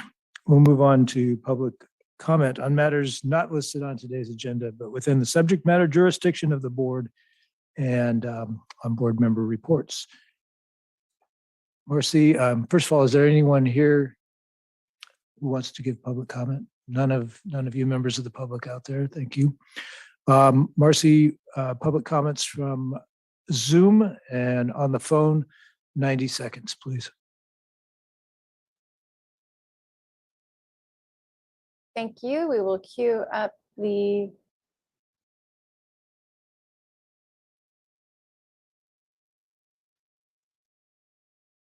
timer. Thank you. And please, again, if you can please raise your hand in the Zoom app or press *9 on your phone keypad to raise your hand if you would like to comment on this section of the agenda.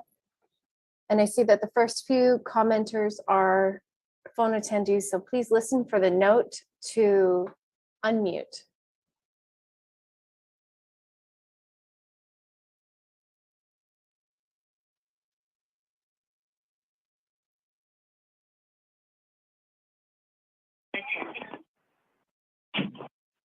Hello, this is Roseanne Schneider reading from the 9/11 Truth Campaign, and we would like 3 minutes to speak, please. Let me go on with the document. Fellow abused and lied to Americans. A fumbling president serves communist China, who was really at our risk. 1, we The boss damn Willie Brown stained and abused people in our now government organized crime controlled $29,300 billion bankrupted Union of States no longer govern ourselves under our ordained and established Constitution for the United States of America, created by 39 free-thinking men who ordained our Constitution for the 13 states of America in 1787. 2.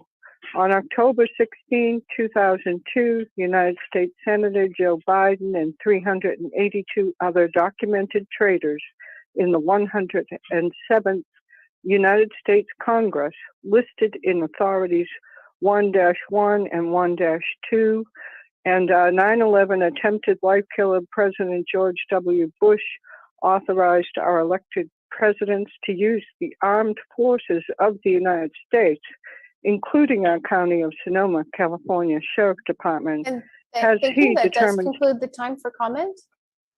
And I know the phone attendees can't see the timer, so I'll just let you know when that time is up. If you can please unmute and state your name.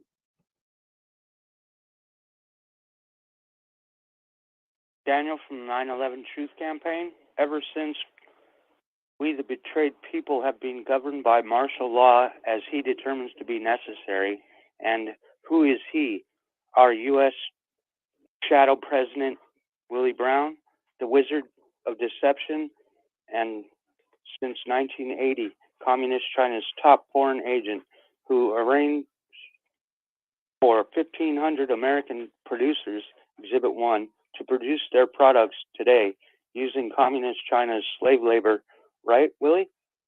Number 3, under U.S. Code Title 18, Section 2381, Treason, Authority 2, Senator Joe Biden, now our U.S. President Biden, in light of his vote recorded in Authority 1-1, gives aid and comfort to Communist China at the cost of our democracy and is guilty of treason and shall suffer death or shall be imprisoned not less than 5 years and fined under the title but not less than $10,000 and shall be incapable of holding any office under the United States based on his vote for Public Law 107243 that treasonously transferred war power from Congress to the President, which certainly is not in pursuance of our Constitution for we the people's United States of America. Number 4, on December 11th, 2020, Exhibit 2-1. And thank we, the you. That 9/11 will conclude the time for comment. If you can please state your name and begin for the next commenter. Hey,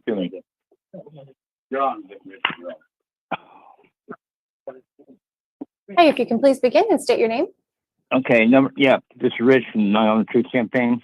On December 11th, 2020, Exhibit 2-1, we, the 9/11 Truth Campaign in Grayton, California, attempted to file Sonoma County Superior Court a 25-page petition, Exhibit 2, for redress of our grievances that clearly proved Joe Biden is a 5 times documented traitor who is incapable of holding any office in the United States.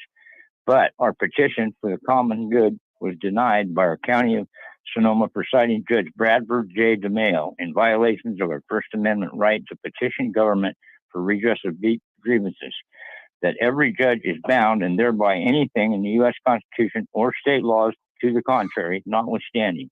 He based his denial on an unconstitutional vexatious litigant order against John Schenkel issued by a signed visiting California Judicial Officer Dean Day Betray in 2009 to evade John's 2008 petition for extraordinary relief in the nature of mandamus to prevent documented traitor Hillary Clinton, Exhibit 3, from running in any California election by ignoring our inalienable First Amendment right to petition for redress of grievances against the Superior Court denying us due process of law. It was no doubt in order to protect all elected pedophiles in the U.S. government, beginning with Joe Biden as president.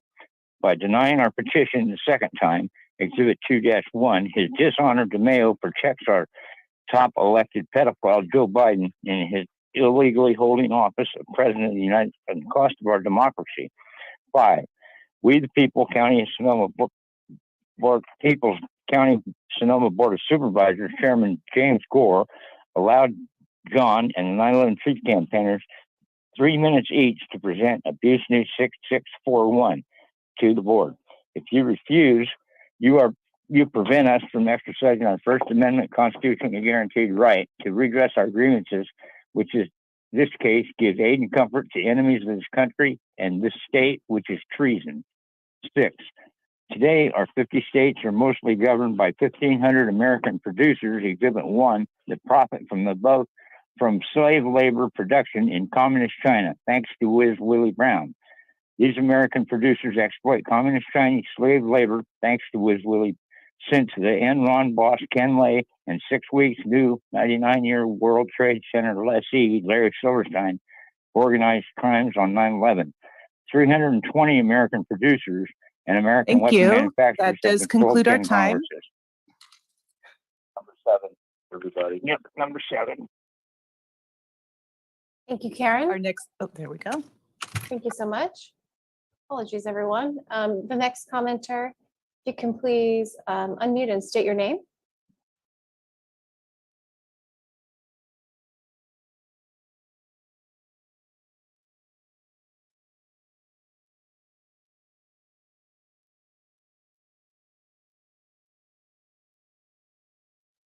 And this is for a phone attendee. If you can please unmute and state your name.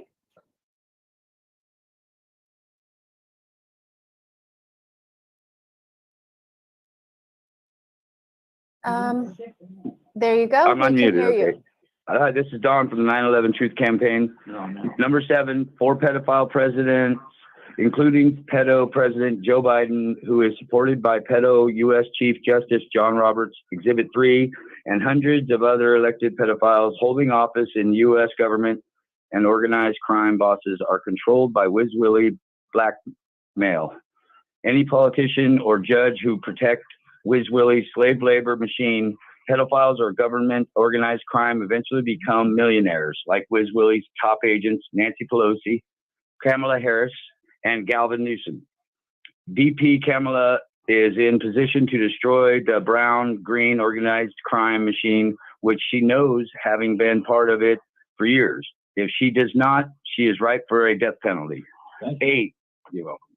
When a California judge provides Superior Court due process of law for our 25-page petition and the accompanying proposed order, Exhibit 1 below, no politician or judge will be able to profit from communist China slave labor, pedophiles, or government organized crime.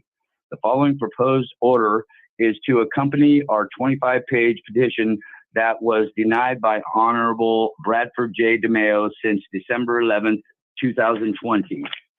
John Jankel, 3325 Highway 116, North Sebastopol, California, 95472. Phone number 707-732-34. That will conclude the time for comment. And for the record, I'll just note before we continue to the next commenter that Supervisor Gorin has joined the meeting. And if the next commenter is Tracy, followed by 2 phone attendees. If you can please unmute and state your name. Hello, my name is Tracy Rattray, and I'm sorry, I stepped away from the screen for a minute. Is this a time for comment on short-term rentals? Thanks, Tracy. We're not quite at that section. This is the matters not listed on the agenda. Ah, okay, that explains. Thank you. So I'll hang up now and come back on when it's the appropriate time. Thank you. Thank you. All right, the next commenter is a phone attendee. Please press *6 to unmute and state your name.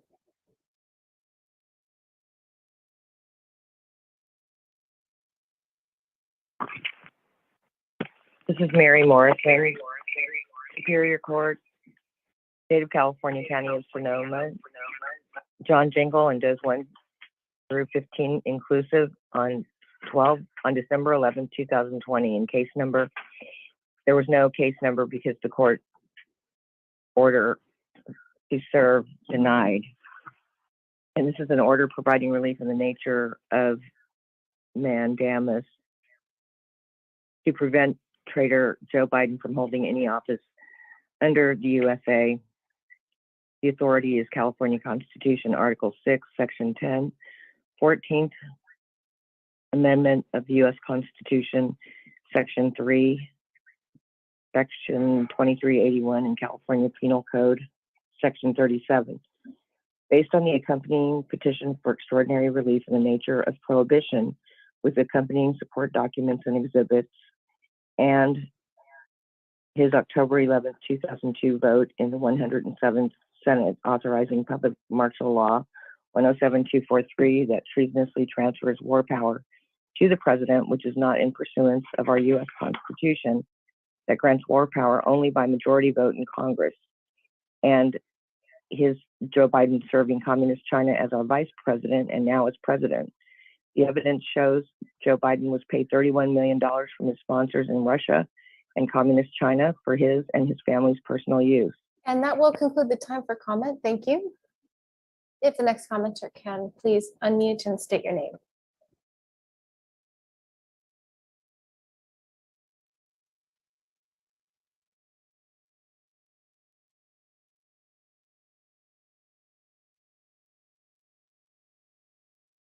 This is a phone attendee. If you can please unmute.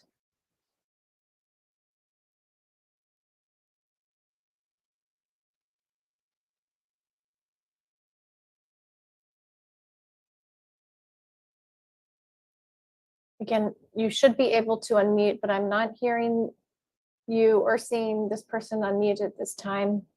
So I'm going to move to the next commenter, and please remember comments can also be emailed to bos@sonoma-county.org and requested to be emailed to the board.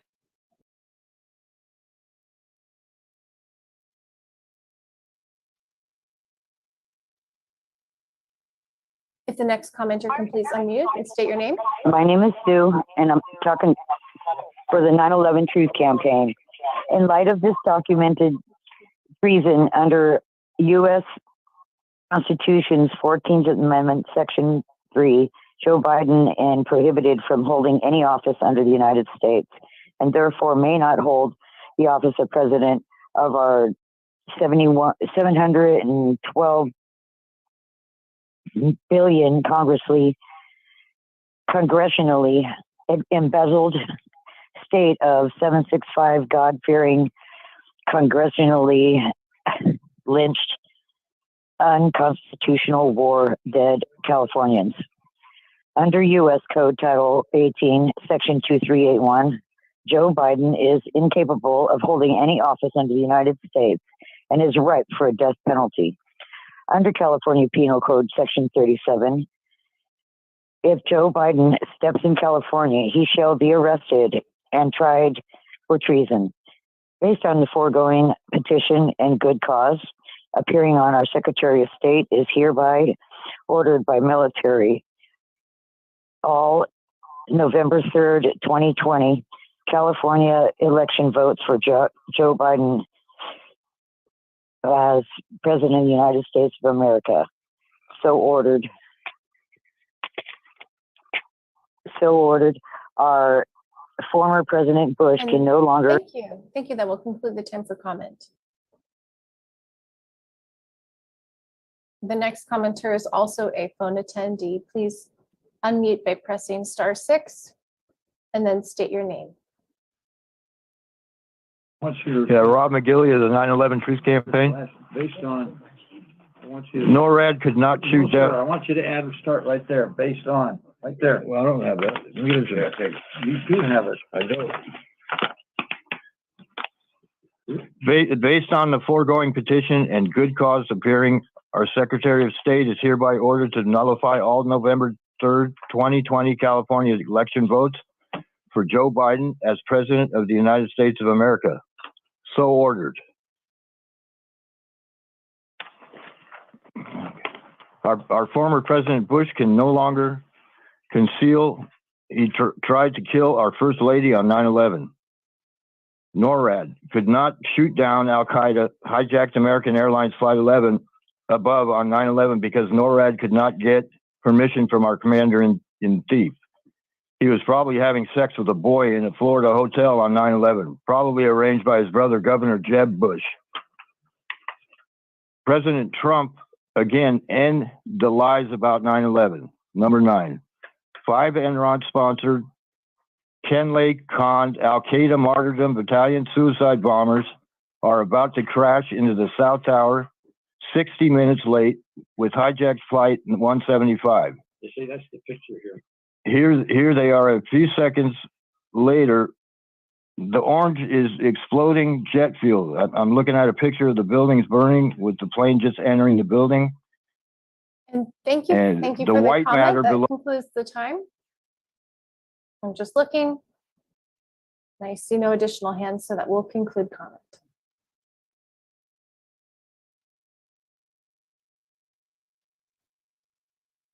At this point, Supervisor Corsi and Board, I'll turn it back to you. Thank you. Moving on.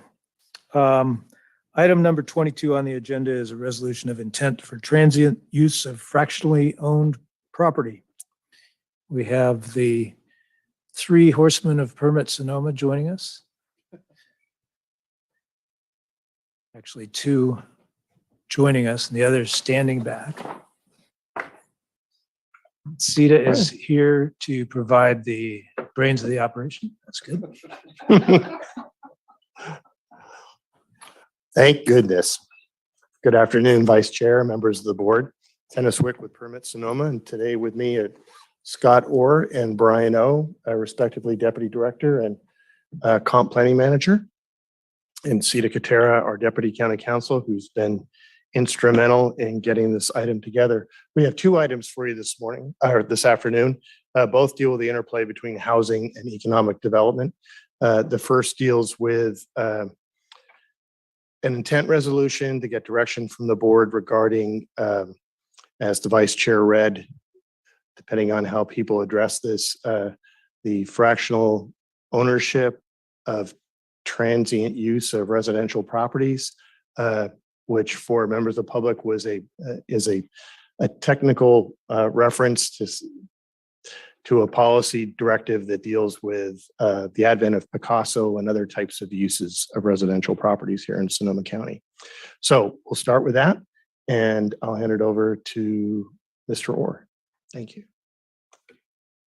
Thank you very much. Good afternoon, members of the board and public.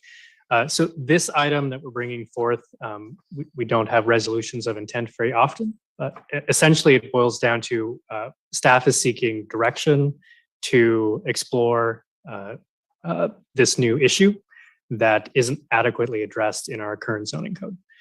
Where we estimate that it would cost about $30,000 to do that, which is approximately 200 hours of staff work, so that we could look into the issue, kind of plot out a few paths to go and look at incorporating it into our code. So it's a very short item because we haven't had the chance to dive into it yet. So we don't have a presentation, but we're happy to answer any questions, and I'm sure there'll be public comment. Thank you very much. So we'll start with board questions. I'm going to go to Supervisor Gorin, who has joined us on Zoom. See if she has any questions. Supervisor Gorin, are you still there?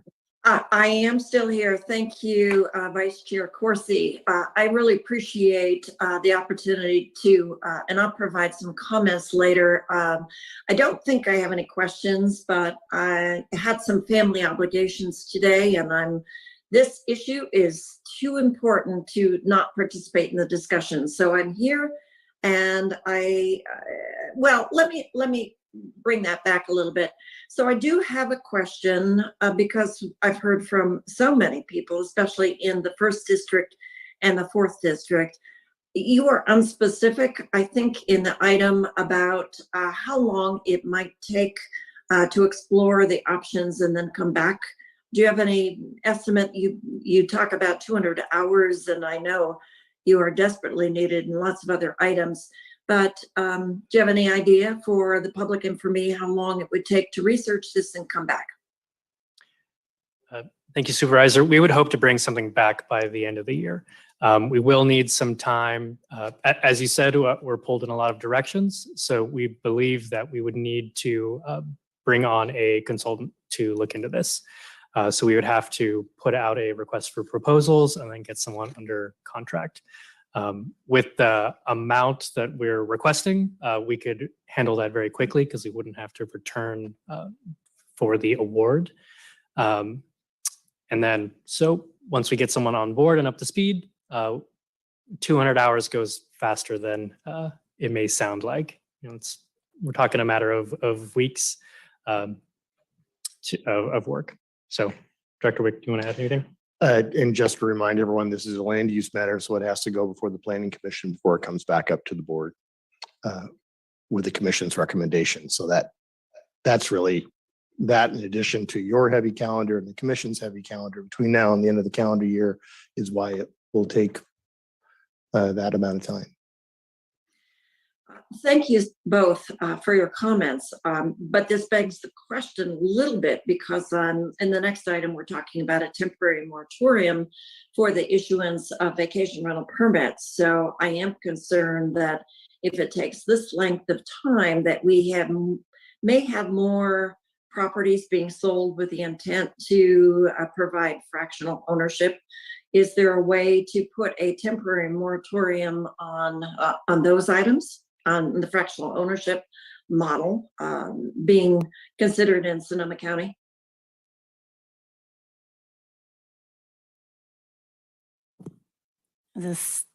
Okay, we're working. Sorry, this is my first time back in board chambers. It feels very weird. Welcome back. It's great to see you, Sita. Thank you. Good to see you. At this point, I think we feel that establishing a moratorium would be even premature for where we are right now. One of the first issues is studying the use. How do we define it? And how are we able to regulate it? So we're seeing differences with the way that it's established and then with other transient uses that we regulate right now. So we're even at a point where we're not ready to establish a moratorium on this kind of use because we really haven't wrapped our hands around what exactly we would call it, how we would define it. And I think maybe some of the constituents in the first district might comment on the fact that since we started talking about this about a year ago, there have been 2 other homes potentially that have been sold and may be operating under fractional ownership. So it's not like it's gaining traction with great speed, but it is concerning that there are a number of other houses being purchased for the intent of future fractional ownership. So I'll conclude my questions there. Thank you, Vice Chair Corsi. Other questions? Yes, Supervisor Hopkins. So thank you so much for bringing this before the board and appreciate Supervisor Gorin's questions. My question's a little bit of a parallel path. Supervisor Gorin and I have also been discussing sort of other challenges that are facing our community, including looking at a gas station moratorium. And I'm wondering, in terms of like the best path forward, again, to manage staff workload, would it be to actually sort of submit a similar kind of a resolution of intent through this path? Or, we also talked about a minute order. So I appreciated the way that this came forward before the board. And I'm just wondering if this kind of sets a path forward for other policy issues that we might want to grapple with as the county. And I see the CAO eagerly ready to jump in. Thank you. Through the chair, under the board's rules of procedures that we amended a couple of years ago, we added a policy for the board to consider new policies effectively twice a year. At the beginning of the year when we do the calendar, and then we added the mid-year review in July. And so my recommendation is that July 12th meeting is the appropriate time to decide if the board wants to direct staff to work on a gas station ban. We talked about it in January. We didn't get board direction. We actually talked around it recently when we brought the, I don't know if it was the model code or it was the general plan overview. And we didn't get board majority. Not to say that there isn't board majority support, but I would recommend let's do it on July 12th because there may be other items the board wants to consider that may impact staff, the same sort of staff or different departments. So that would be my recommendation on the gas station ban. I appreciate that. And, maybe it's something that we can work on sort of in the future, because I feel like I have heard a board majority, maybe at subsequent meetings, sort of speak in favor of this initiative. So trying to make sure that we calendar things. And then also what I appreciated was that this also came with a request for funds to potentially hire a consultant to, sort of supplement the staffing resources. And so my opinion is, right, if it took $30,000 to get a gas station moratorium across the finish line this year, that's money well spent, in my opinion. And so, trying to make sure that all of the things that we think are important are not beyond staff capacity and that we're able to kind of bring on some additional help to get these things across the finish line. Supervisor Gorin, anything to add? Because I know we've had this conversation. Whoops. Thank you. I appreciate the question. You and I have been talking about this. So let's have the sidebar conversation with our CAO, perhaps offline, about the gas station ban at some other point. But I think, I guess, I'm really nervous about the direction where the fractional ownership model is going. We're going to be hiring a consultant coming back at the end of the year for that. And what that might mean. Would there be a ramp up of a purchase of properties in anticipation of getting those properties online more or faster than what we can respond to? Thank you. Thank you. Good timing on that question, Supervisor Hopkins. I think that my district director has a phone call in to Permit Sonoma today to talk about that subject. Supervisor Rabbit, any questions? Yeah, no, thank you very much. I mean, it's pretty straightforward. My only question is the money that was mentioned, the 30,000. There's a consultant mentioned, there's staff time mentioned. I know that we've already spent a lot of hours on this particular issue, especially in county council, kind of formulating and what are we really looking at in terms of what it's going to cost us, and then how do we, at that particular point in time, if there is some future regulation, what is the county's practice of passing those costs along to the property or absorbing them in the county's general fund? I really don't know how we do that because I've not been at the beginning outside of the cannabis industry, which was a whole different animal. Through the chair, thank you for the question, Supervisor Rabbit. So as we come back to the board, we'll have a full costs identified. You're right, we have put a lot of time into this, and that's one of the reasons why I think we'll be able to address it relatively quickly. We've gone through some of the more difficult legal and policy options. We have at least one consultant identified, but your last point in particular is interesting. So when we do come to you with the full layout in response to the resolution of intent, it will include all the costs. Then it's up to the board, I take it, to determine how the fees would be, if there is a fee. I'm making assumptions here because I don't think we would go down a land use path regulation process without looking at that. Right. And the reason I ask this is because obviously, to my knowledge, there's not a huge number of these types of fractional ownerships in the county right now. And I'm just trying to look over the horizon to imagine what that would look like. And I don't want us to be, sliding the credit card, just expecting someone's going to pick it up on the back end when there may be how many total entities to do that. Right. So right now we're tracking between, and Supervisor Gorin can correct me, but between 3 and 5.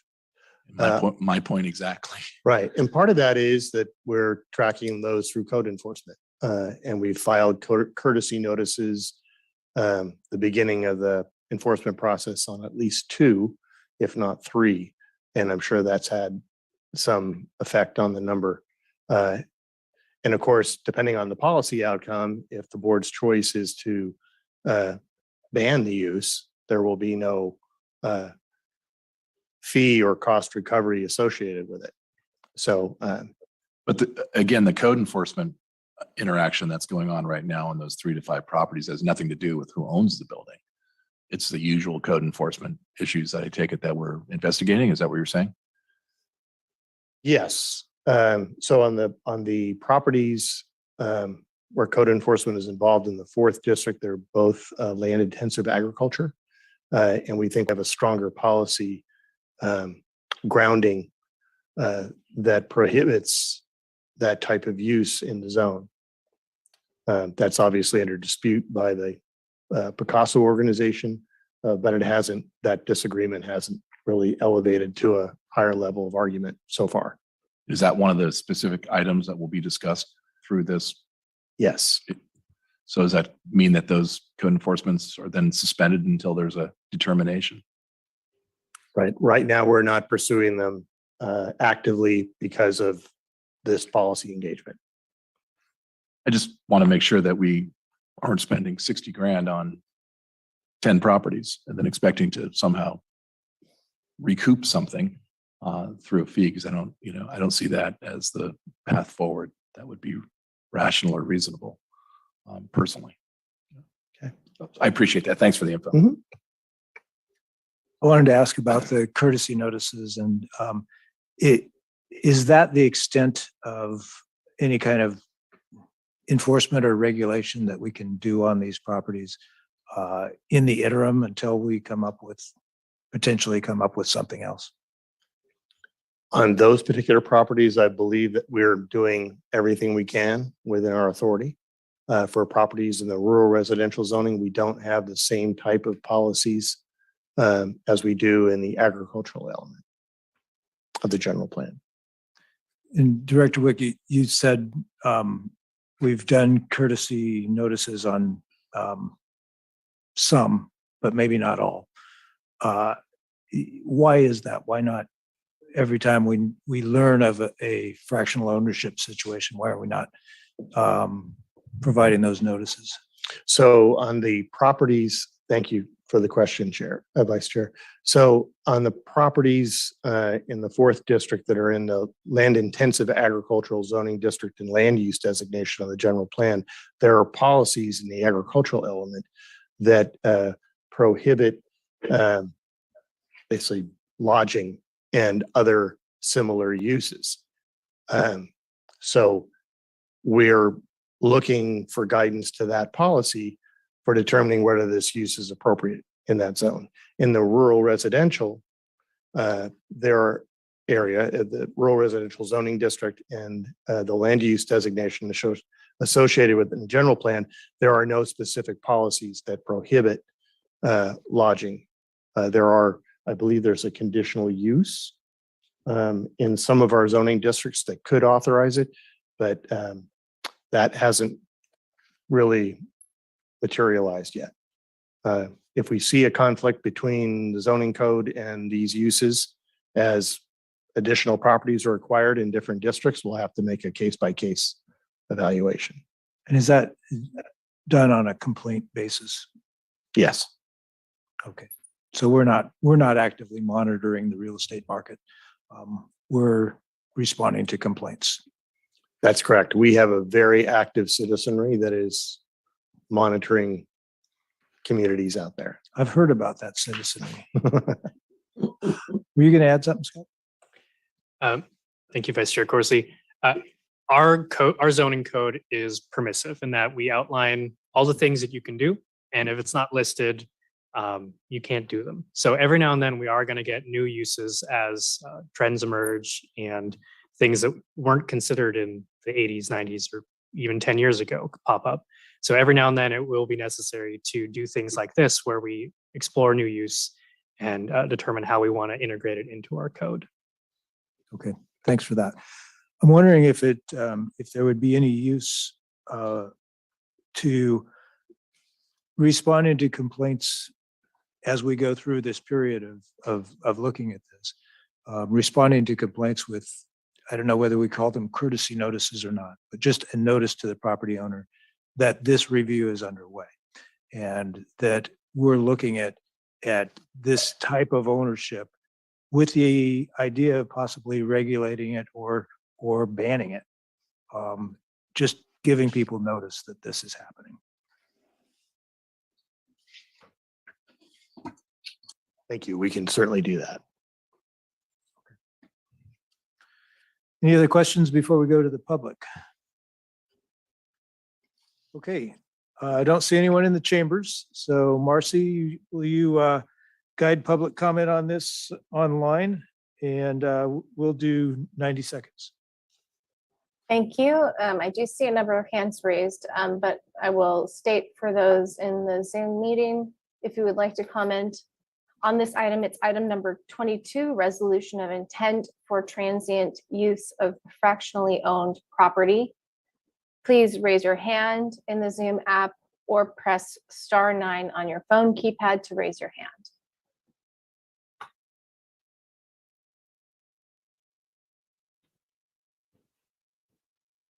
All right, and the first commenters are Nancy, then Carl, and then Tracy.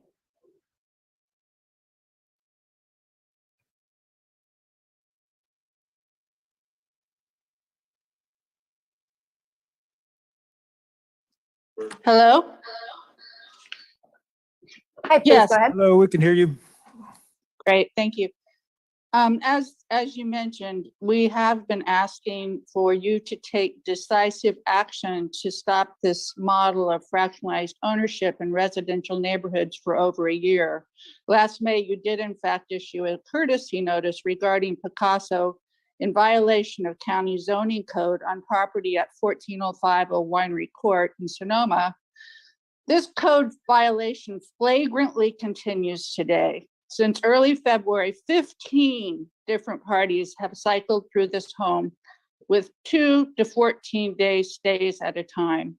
It's clearly an operation of transient commercial lodging in a residential district with a vacation overlay restricted zone. Please note, these visitors are not people who have purchased a share of the home. Fractionalized ownership by 8 parties is simply a way for Picasso to circumvent regulations and zoning laws. We urge you not to delay and beg you to take further action immediately to remedy this outrageous con. A year is long enough for us to wait. Thank you.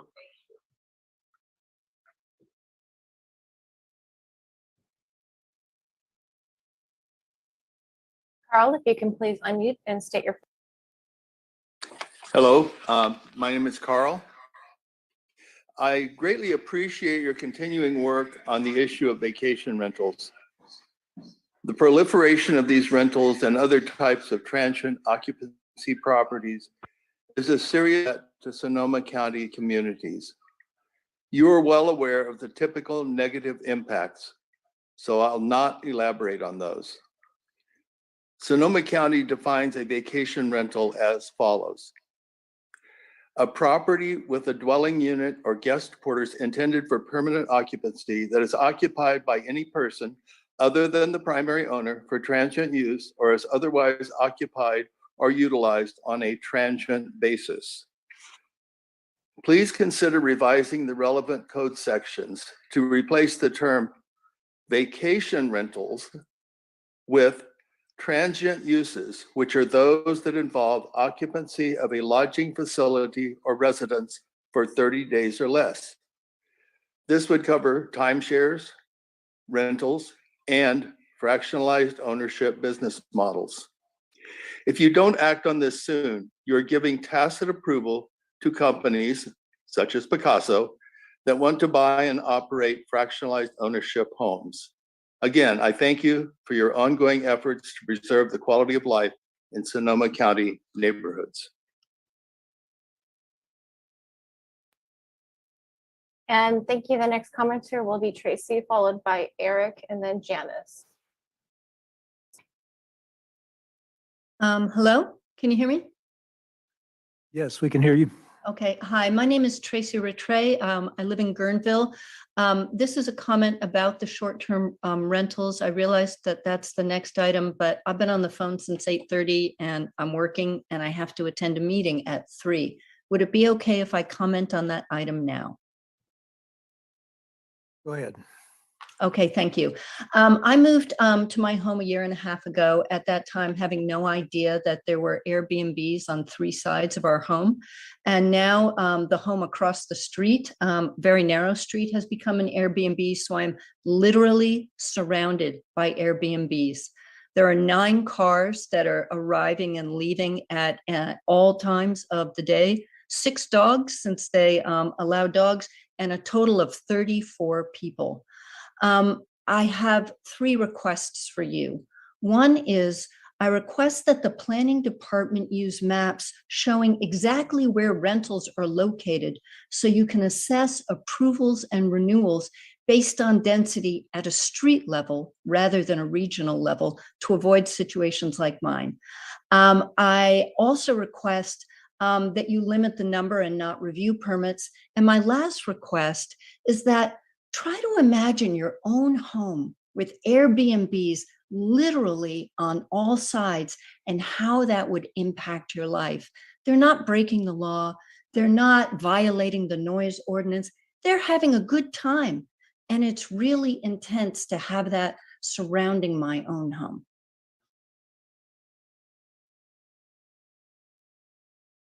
Thank you for the comment. The next commenter, if you can please unmute and state your name. Yes, thank you. My name is Eric Frazier. My email address is truthintourism@gmail.com. I'm commenting on Picasso specifically. So my concern is when I hear the arguments and what's precipitated at the Board of Supervisors is it seems to be a rush to judgment about what Picasso does. In fact, I doubt if you've actually even had an opportunity to talk with their organization about their fractional ownership model.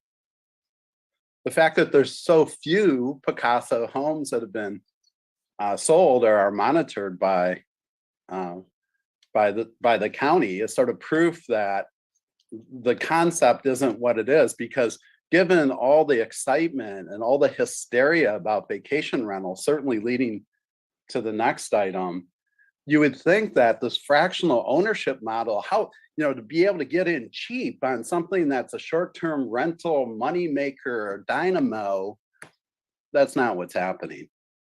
In fact, what happens when you approach things like this in ignorance is that you diminish the opportunity to really learn from people on what they're doing. The fractional ownership concept might be a gateway for people of less modest means to own real estate and to be able to value from that. Thank you for your time.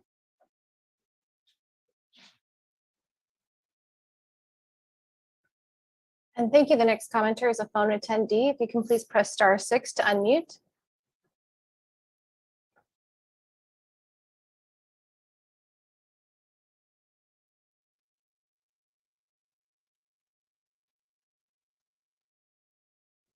And we're not hearing you at this time. This is for a phone attendee. You should be able to unmute.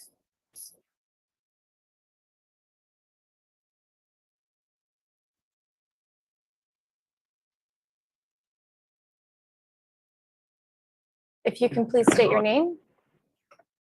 John Jenkins. I'd like to end what we've had a previous public comment here. I wasn't able to add. Mr. Jinkle, this is on item 22 on the agenda. I was cut off, sir. I'd like to put my 2 bits worth in. Can I please do that? Mr. Jinkle, I'll entertain your comments at the end of the meeting, but right now we're on item 22. Thank you very much.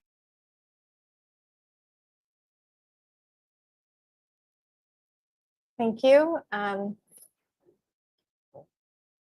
The next commenter is a phone attendee as well. If you can please unmute and state your name.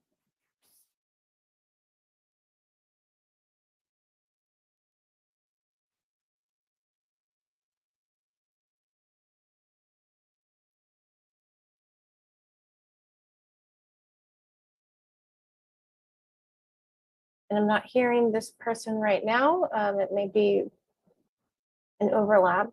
Okay, the hand is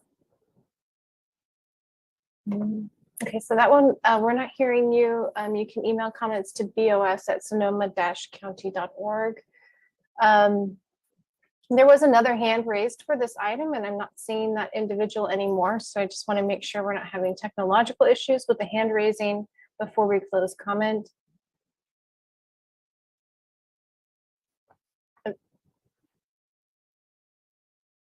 Okay. Janice, if you can please go ahead. Can you hear me? Yes. Thanks. Yeah, I was helping Yael Bernier, who's trying to get on. Sorry about that. I highly support funding this study, and I recommend that the board support that and consider directing staff to also formulate a temporary moratorium on this issue. And that's well supported by the government code that allows a temporary moratorium where you have a study underway on land use. So it's a perfect match to the government code on moratoriums. And I think the factual evidence that's needed to support the moratorium is there or can be provided by the community. And I think we're going to be enthusiastically sending in evidence that would support a temporary moratorium so we don't lose the opportunity to maintain the status quo on these party houses in rural and neighborhoods. Thank you.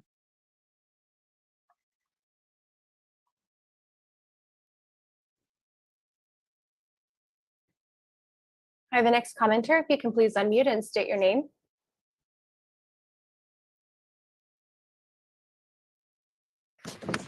Claudia Lewis on behalf of Preserve Carragher, an alliance of concerned community members on Carragher Road in unincorporated Sonoma.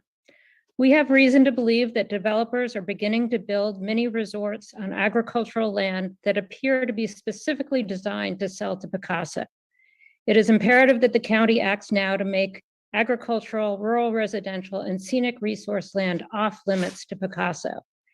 Picasso must be recognized for what it is, a corporate vacation resort business facilitating the purchase, financing, and operation of what are essentially timeshares.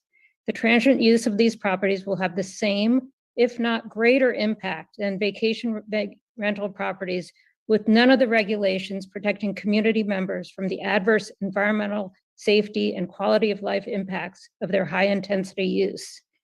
This is not just a noise and traffic issue. Allowing Sonoma County to be overrun with Picasso homes presents a grave threat to the preservation of rural character, priority under the general plan. It increases the risk of both wildfires and the depletion of water resources during this third year of extreme drought and more to follow. A CAL FIRE spokesman indicated last week that 90% of wildfires are sparked by human activity. A large rotating cast of owners and their guests on luxury estate properties that they do not have to care for themselves is bound to lead to more careless behavior when it comes to fire prevention. Moreover, they will feel little responsibility to conserve water. And thank you so much. Thank you for the comment. That will conclude the time. Supervisor Corsi, I will turn it back to you. Thank you, Marcy. Any further questions, comments on this from board members? I do have some comments if we're ready for some comments. Go ahead, Supervisor Gordon. Great, thank you, Vice Chair Corsi, and thank you to Permit Sonoma and County Council staff and our chair, James Gore, for really articulating the challenges that we have and deservingly may have more of in the future. We see a number of very large homes being constructed on Carragher Road, potentially with this in mind. We're not sure yet because they're still in planning stage. But I am concerned about this model gaining traction in Sonoma County And contrary to what one speaker suggested, this is not a gateway to middle-income folks to having home ownership or partial home ownership. These homes are very large, very expensive, and the fractional ownership buy-in is $1 million. So it seems to be a small number of homes, but I am concerned that if we don't take action, this model will multiply and in our hills around Sonoma County. We note that the city of St. Helena has written their code, so they're currently in litigation. The city of Sonoma has made revisions to their code, preventing fractional ownership in the city. I understand the town of Truckee also is considering resolutions to modify and limit fractional ownership, and that is an area that really has many, many fractional ownership models. But it's not easy being an owner of timeshares or fractional ownerships because there's constant deferred maintenance, and the amount of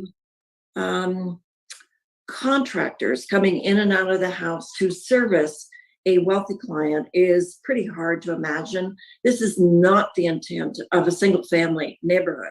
This not only duplicates some of the behaviors of vacation rentals, as one of our neighbors suggested, but really continues this model, perhaps with a greater impact on some of our residential areas.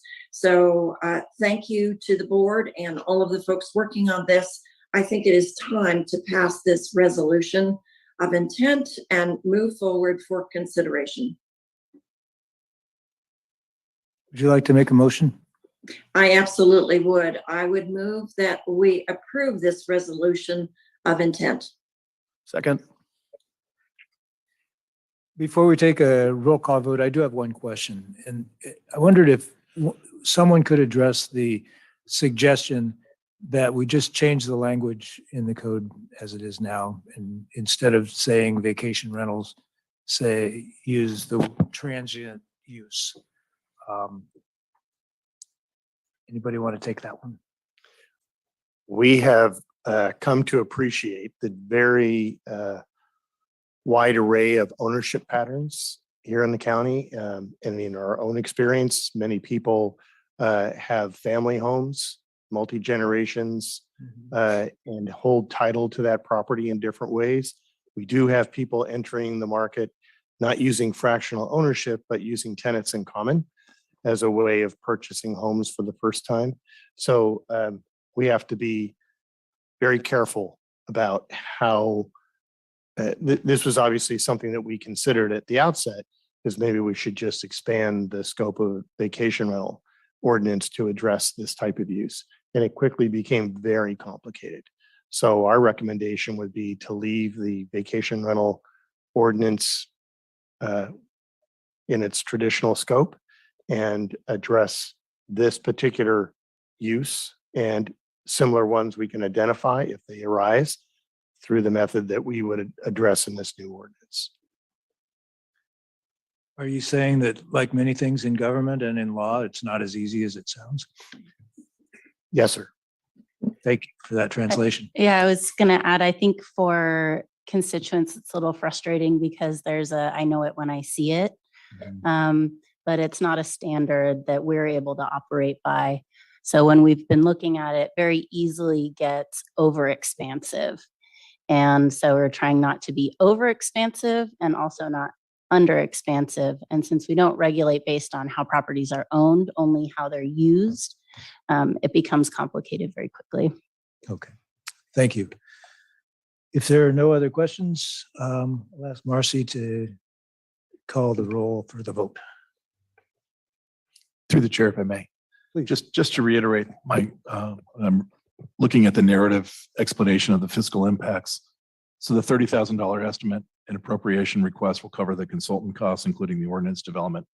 And we could expect to have this back before us on this budget cycle to see what the additional costs will be, or it will be beyond that. Seems like a quick turnaround to figure out we're going to spend on this.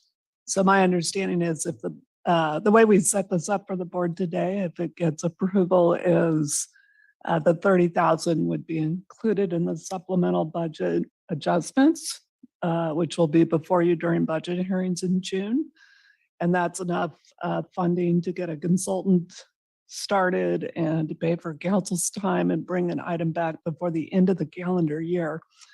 As to your earlier question about cost recovery, I believe generally when we're doing comp planning initiatives and land use regulation, a lot of the front end work is sunk cost and it's not part of the cost recovery framework. So this would be similar in that if we bring an ordinance back, the board would adopt it. If there is a permitting structure to that ordinance, it wouldn't go back and try and tap into the sunk cost of bringing that ordinance forward, but would cover the ongoing oversight. And I invite Dennis if I'm misspeaking, but I believe that's the way it works generally for land use regulation items. I agree. Thank you. So it's true that then vacation rental work to date has been paid through comprehensive planning? I would ask Mr. Yes, Wick if that's true, but through the chair, yes, Supervisor, vacation rental ordinance development is paid through general fund costs. The fees associated with vacation rentals cover the time and expense of county staff in processing the permit. Okay, I appreciate that. I really do. And then my only comment again is the 30,000 is enough to get the consultant started.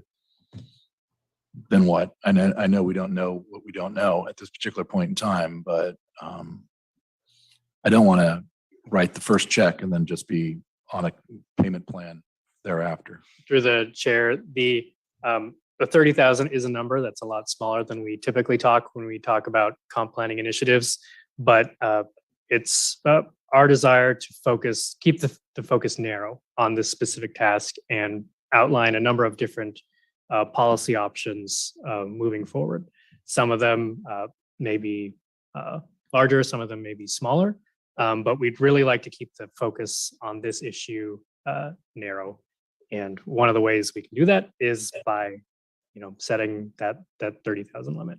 Okay, thank you. I appreciate that.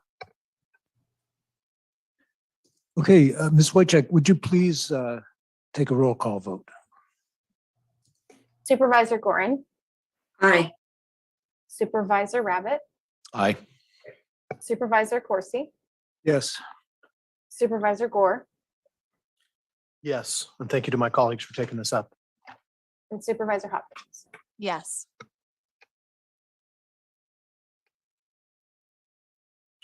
Okay, thank you very much. Back in action. We'll take up our next item. We're moving from item number 22 to 23, moratorium on new vacation rental permits in unincorporated Sonoma County. This is an item to adopt an urgency ordinance to create a temporary moratorium on new vacation rental permits in non-coastal zone incorporated Sonoma County, not in our cities and towns. 4/5 vote required. Our presenters are the same from the aforementioned and deliberated item. Pass it over to Director Dennis Wick and the team. Thank you, Chairman. Take it away.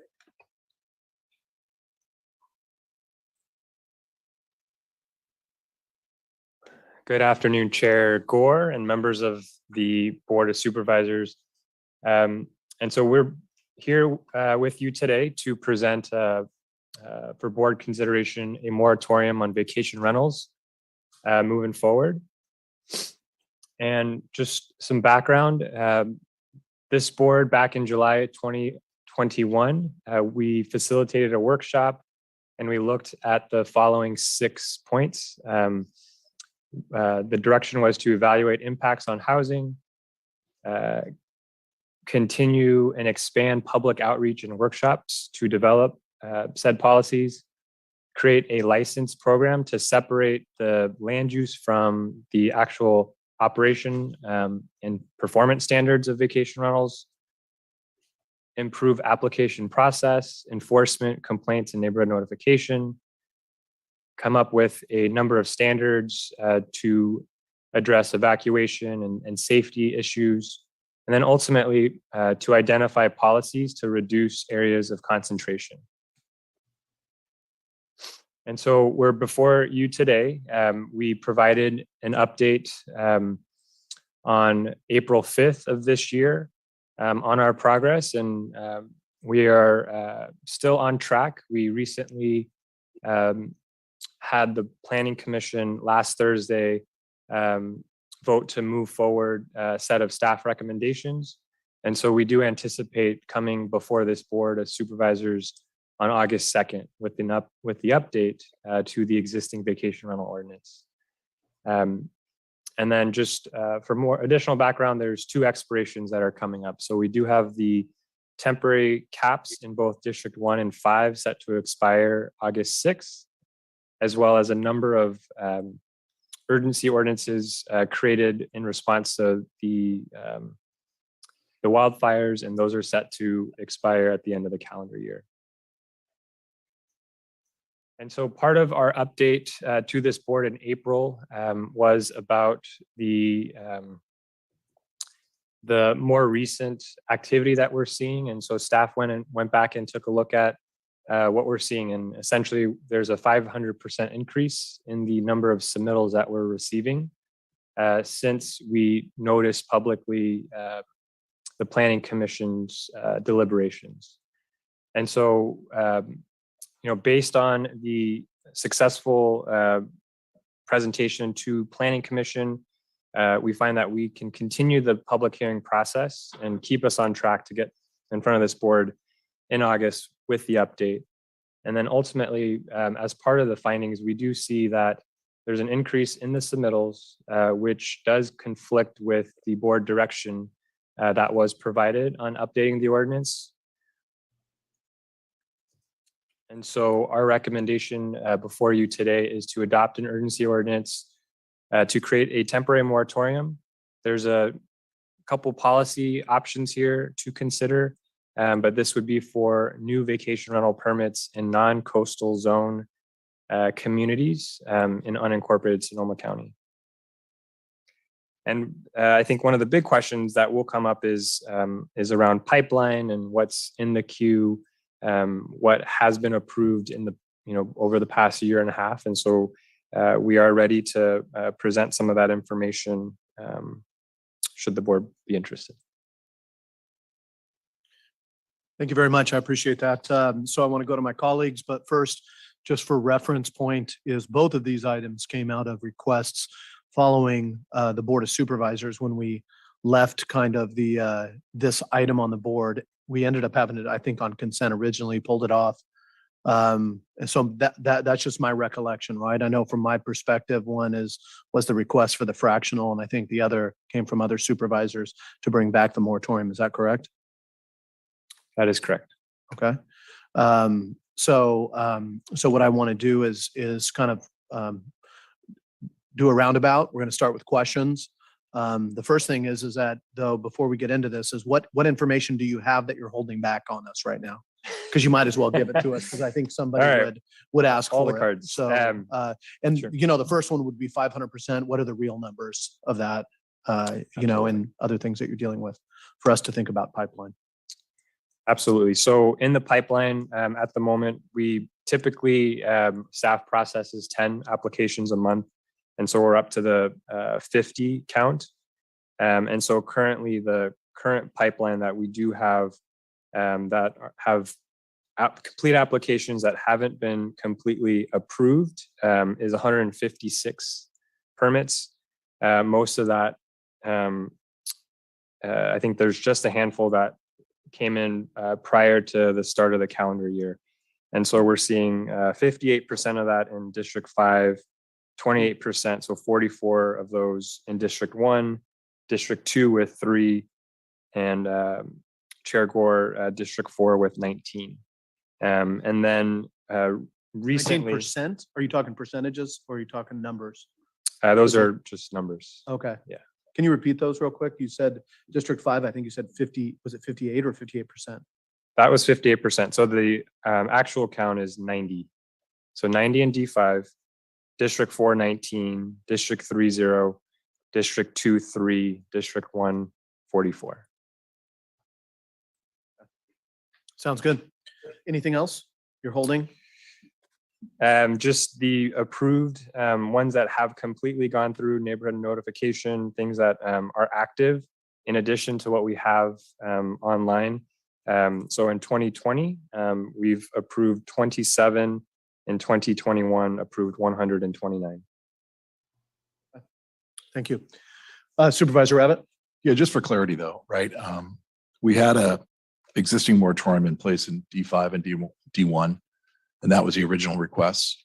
The reason that we're changing the moratorium going forward is to have a distinctly different moratorium to buy more time. Through the chair, correct. And so we did suss out what is within the cap, and it's less than 5 that are in the pipeline. So everything else is outside of the pipeline or outside of the capped areas. So just to add to that a little bit, to clarify, there are 2 existing moratoria in specific areas in D1 and D5. The proliferation of permits that we're seeing is largely outside of those areas. And some of the more restrictive policies that the Planning Commission was talking about and ultimately recommended last Thursday was prohibiting new vacation rentals in the R1. So there are, the moratoria in D1 and D5 are set to expire, but we're seeing a larger issue of vacation rental applications that may be inconsistent with the policy your board ultimately adopts. And through the chair, if I may, I Yeah. just want to explain that it was a cap in the 5th district. And so it wasn't actually sort of a flat moratorium. And actually, my understanding is that for quite some time, we actually were continuing to approve new vacation rental permits because others were dropping out of the system. And then it was only really in the last few months that we actually rubbed up against that cap to the point where we were not accepting anymore. Is that accurate? Good description. Thank you. Okay. More questions? No, Supervisor? I'm just trying to figure out how it went from specific districts to entire county. And when you have, quite honestly, right, you have 3 new applications in 40% of the county. I get the issues. And I guess that the question is, you know, I don't have a problem with extending the moratorium in D1, D5, and if D4 wants to join that, maybe that's what we do to be distinctly different because we ran out of time to fix the issue that the moratorium was taking the time out on. It's essentially, right, truthfully what happened. Correct. Yeah. Questions? Supervisor Hopkins, go for it. So I am curious if you could just kind of briefly review the calendar of how sort of policy proposals and discussions have occurred, because at least when I'm thinking about sort of pipeline, I kind of think about, you know, who was already in the pipeline before, for instance, more restrictive proposals were discussed at the Planning Commission. So I'm not asking because I know that would probably be impossible, like a breakdown of exactly how many applications sort of before those policy points. But if we're thinking about, you know, where do we cut the pipeline or where do we sort of, you know, take this with respect to projects that are already in the pipeline? Could you just review the calendar of how we've had conversations at the county about vacation rentals? Certainly, through the chair. I'll just sit on the key dates here. So what is missing is I would identify, so we did the Board of Supervisors workshop where I would say that was the initial direction back in 2021. And then since then, what's not listed here is the March Planning Commission hearing. And so can you sort of refresh my memory as to which Planning Commission the more restrictive policies were discussed, which seemed to trigger kind of that surge in applications? Because there was March and there was May. For the chair, it was the March 17th meeting. Okay, so March 17th was sort of the date at which the conversations around, for instance, an R1 sort of ban or kind of concentration caps. That's when those ideas first surfaced in the public domain. That is correct. And also through the chair, we do reference the 500% increase as being going from 10 applications to 50.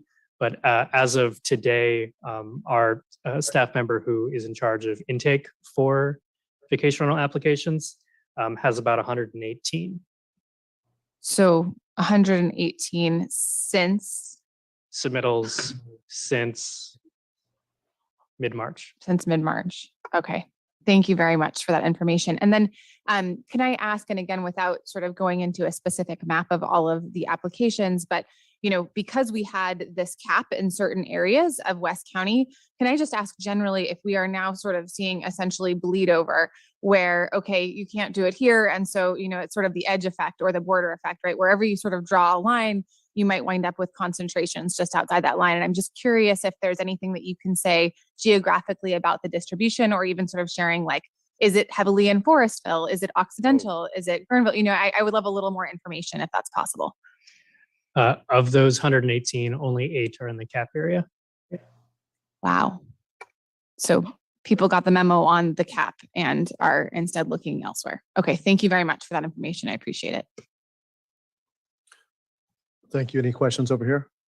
Okay, couple from me is, please help me. Well, Supervisor Gorin, I see, let me go to you first, since you have your hand raised. Thank you. Let me see. My question was, and thank you for responding with the numbers. That reinforces the sense of urgency that I feel regarding taking action today, because we've had this before, sort of a feeding frenzy of vacation rental permits being taken out in anticipation of potentially the moratorium being established. But the question that I have, you listed, Brian, several different categories, the apps being taken out, especially, well, let's use D1 as an example, 44 apps being taken out. Are those completed or in process? And I guess I would need to know what happens to the applications in process if, in fact, the board approves the moratorium today. Through the chair, I'll take that one.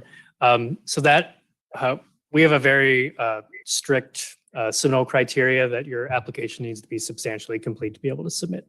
So anyone that has begun the submittal process has all of the documentation that they need to move through the process.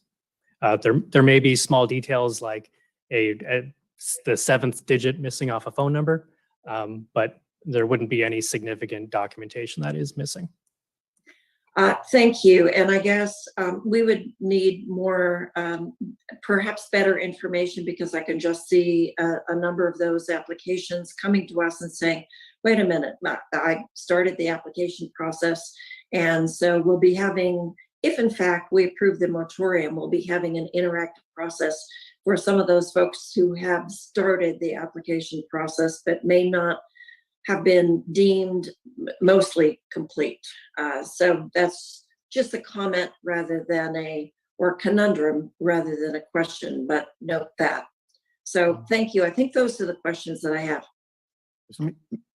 I was just going to ask for clarity on that, because there was one thing that Supervisor Gorin, I think you asked a question that we didn't get a clarity on, which is, number one is that the item before us today, if we just enacted it, it would start from today.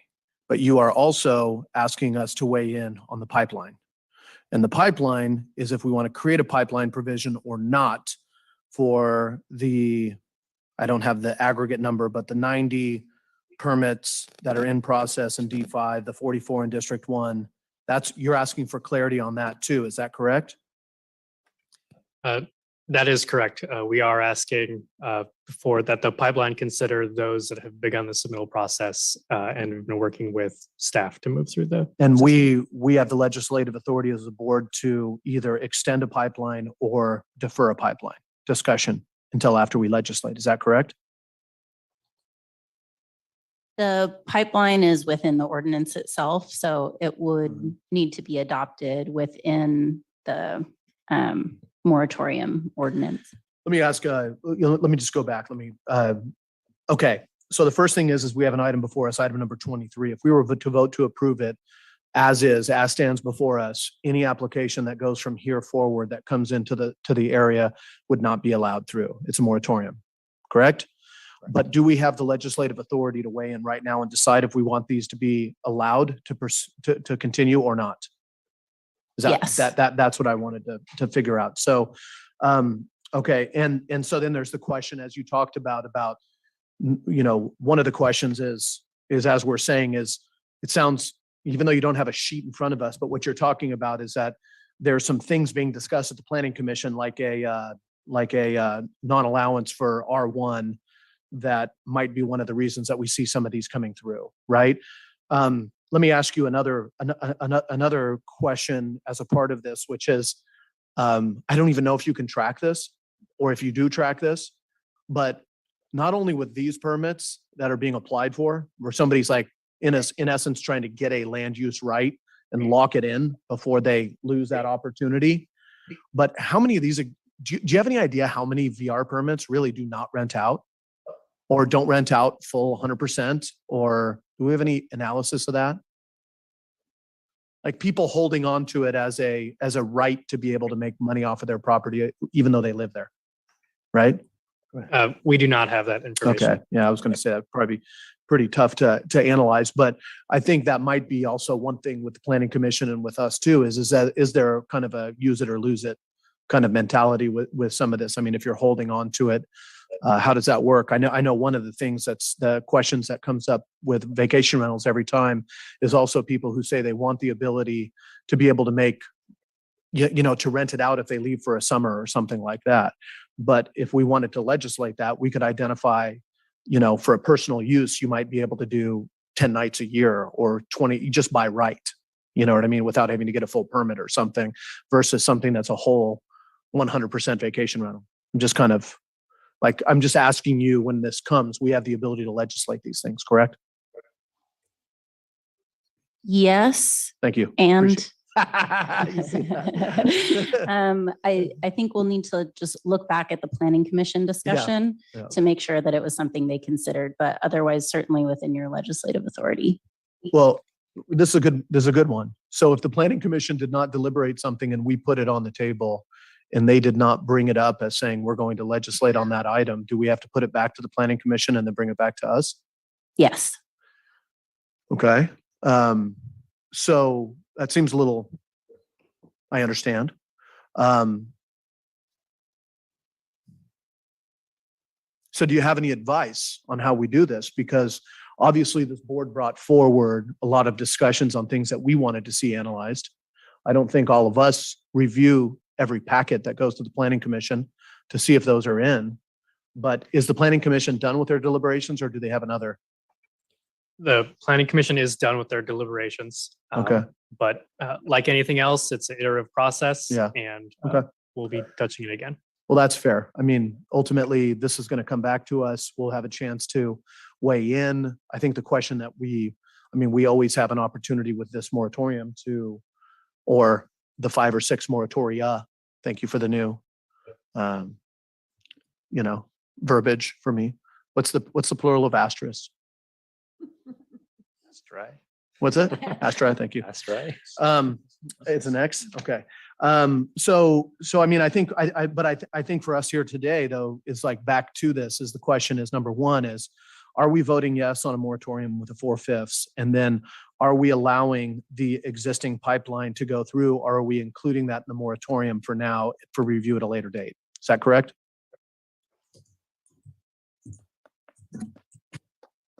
Maybe I don't quite understand the question that is the question, would you be able to adopt a moratorium now that would apply to any permit issuance, but we could hold those in the queue if your board wanted those to go forward later? I mean, that's one eventuality, but basically what I'm asking, I'm back to this point of us, like there's a moratorium that we could do now, but if this so-called surge in permits that we're seeing, we have the ability to include those in the moratorium right now, even though they are applied for. Is that correct? Correct. Yeah, that's, I mean, at a basic level, that's what I'm looking for like, ultimately, we're going to be, when we hear from public comment and other things bring back for deliberations, there will probably be either 1 or 2 different motions on the floor. One motion would be support the moratorium, including how many? What's the aggregate of those permits? 156. Through the chair, It's probably around 200 now. Okay, sounds good. Since we've been here. Supervisor Hopkins, as you're watching. Oh, as yeah. you speak. Just got another 10, Yeah. you know, going once, going twice. So I want to clarity because when I read the sort of staff draft proposal, my understanding is that as it's written, you know, under the part where it says moratorium, that if there was a complete permit prior to the effective date of this ordinance, that it would be allowed to go forward. Is that accurate? That was under section 3, complete Correct. vacation rental permit. Okay. So this would allow those 200 and counting, including at least 90, probably more now, from the 5th district to move forward, except for the ones that are in the cap areas, which would be excluded. Is that accurate? If they were complete. That is accurate, but we have also included the ones in the cap area just in case anything falls out of the cap area in the meantime. Gotcha. We just want to make sure we track them. Okay. But I think to get to the essence of what you're asking, when people make a submittal on a vacation rental ordinance, it's very specific, very thorough before it's allowed to be accepted. So unlike some of the other applications people make with us for a use permit for a winery that can be a pretty deliberative process, this isn't that. So if someone's in our queue, they really have a complete application. So if we didn't have a pipeline, there are 200 people that will be closed out. If we do have a pipeline, that's how many people we would recommend be in it and would be allowed to proceed. Would you be able to get the number of folks who applied prior to the March 17th date at which and if you need to take public comment to do this, or there's some way of looking at prior to the March 17th date at which the more restrictive regulations were discussed? Because I kind of think of that as sort of like the before and after moment when people realized that there were new regulations coming that could potentially eliminate some financial opportunities. Yes, through the chair. So we have dates submitted for everything. Great. So that is possible to pull that information. Great. Thank you very much. Supervisor Corsi. I just want to make sure that we're using the right terms here. Complete application is not the same as complete permit, or are you considering it the same as a complete permit? I would say for the board's deliberations, we have we essentially have submittal / complete application, and then we have issuance of the permit would be the two main points to consider. So if you had moratoria that starts with issuance of the permit, that means there would be no pipeline and those folks would lose out. Have you issued permits since March 17th? Through the chair, yes, we have. There's 27 that were issued in 2022, and then I'd have to look to see what happened after March 17th. Okay. And I'm just kind of wondering, at what point, after an application is deemed complete, does it sit or does it get issued right away? They're processed as expeditiously as possible, but we do only have one staff member doing it, but they don't sit. Okay. And but there somewhere plus or minus 150, minus 27 that were issued this year. The rest of them have not been issued. That is correct. Okay. And through the chair, since the time we put the resolution in the packet, I do think we want to make a recommendation for clarifying some of the language regarding the pipeline, if there is interest in the pipeline. We would recommend making it clear that it's except that a vacation rental permit application has been received prior to the effective date, rather than except that a complete vacation rental permit application has been received prior to the effective date. Understood. We're getting the scalpel out, but at the same time, I want to go back to the understanding of what we're legislating, because I heard contradictory responses to what I asked, and then what Supervisor Hopkins, I want to make sure there isn't that. Number one is that we're voting today on a moratorium for today going forward. Is that correct? Yes. Okay. So we have 200 in a so-called pipeline that we're not kind of calling a pipeline, but it's like depending on if we decide it's a pipeline or not. Okay. Now you all have said that are those all deemed complete applications or not? Or some version of maybe in the middle? They are complete submittals. They are complete submittals. So at the beginning, I was help me clarify. Because my question was, are we legislating whether we're going to let 200 go through that came in before this date? Or are we going to not let those go through and have them be subject to the new rules that come out? And it seems like on one side you're saying, or what Supervisor Hopkins saying, if there was a full submittal complete in the resolution, we have to let it go through, versus what I was saying before is, are we legislating the 200 that came in the bulk? And I heard that was a yes too. To clarify, the staff proposal before you includes a pipeline provision. So if Moratorium including the pipeline proposal. Yes. Thank you. And is it based on a date or? we have that a complete submittal. So the ordinance as drafted says a complete vacation rental permit application received prior to the effective date of this ordinance, which if you pass it will be today. So for the 200 people who, if we pass the moratorium today, as it's written, the 200 people today, do they get permits or not? Yes. Okay. And do we have the authority to legislate the 200 that have been submitted or not?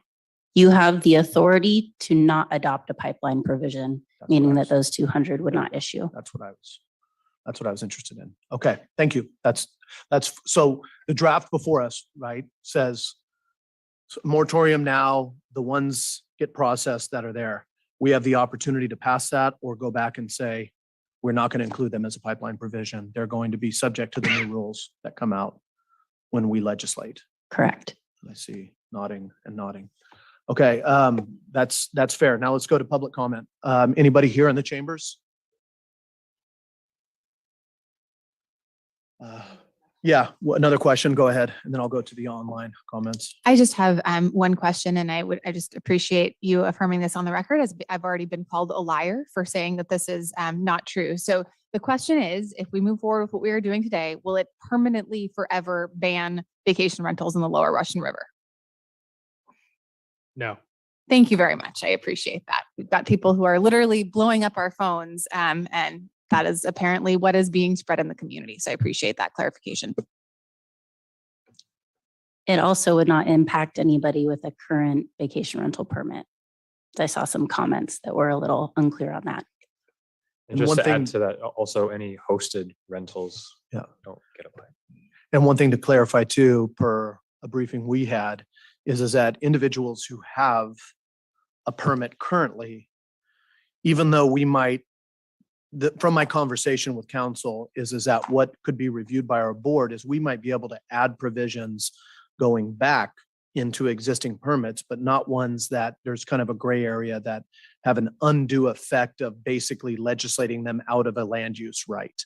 So kind of the point we talked about is that, so if for the permits that exist on a property right now that are not in like an X zone where if you sell your property, it goes away, which we have to legislate as well, as if that's the right proposal. For the ones that are out there, we could add like, I think one of the proposals from the Planning Commission was safety and evacuation info and training or things like that. But it wouldn't be so much that we go and add onerous things to force somebody to not have it, to not have that right that they have in place. Is that correct? Correct. So I think one of the things is the legalese around this. Okay, so let's go to our online comments, and I want to provide first of all, Marcy or you want to Karen? Okay, we'll provide 2 minutes each. Thank you. Please raise your hand in the Zoom app or press *9 on your phone keypad to indicate if you wish to comment on this item number 23 on today's agenda. And the first commenters will be Claire, Charles, and then Alex.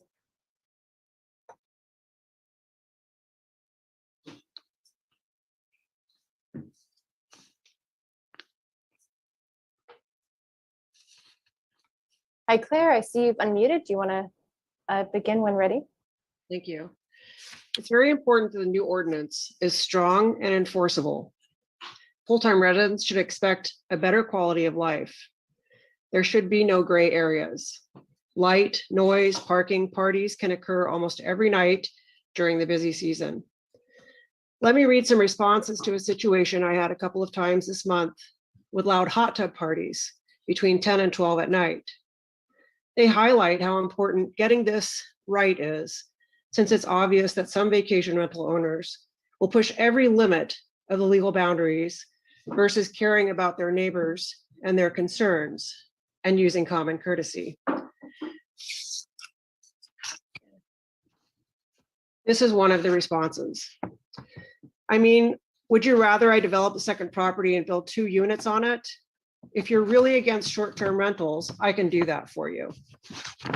If you make a complaint that does not reach the legal decibel limits, make sure your complaint is legally warranted. I do not intend to enforce noises less than what the county permits. So, sorry, rolling my notes here. The quiet hours in our neighborhood of 10 p.m. are probably a little too late. I think that each one of these neighborhoods should be vetted and inspected by somebody, which could be paid for through the vacation rental owner. And they need to really look at the neighborhoods that they're inserting these businesses into, because our quality of life is diminished greatly. You know, I have 50% of the homes around me as vacation rentals now. So it becomes like you're micromanaging all of these all the time. And I just want to point out something that was brought up in the last meeting, and that's there should be a fire pit ban on vacation rentals currently, as it's very irresponsible not to have one.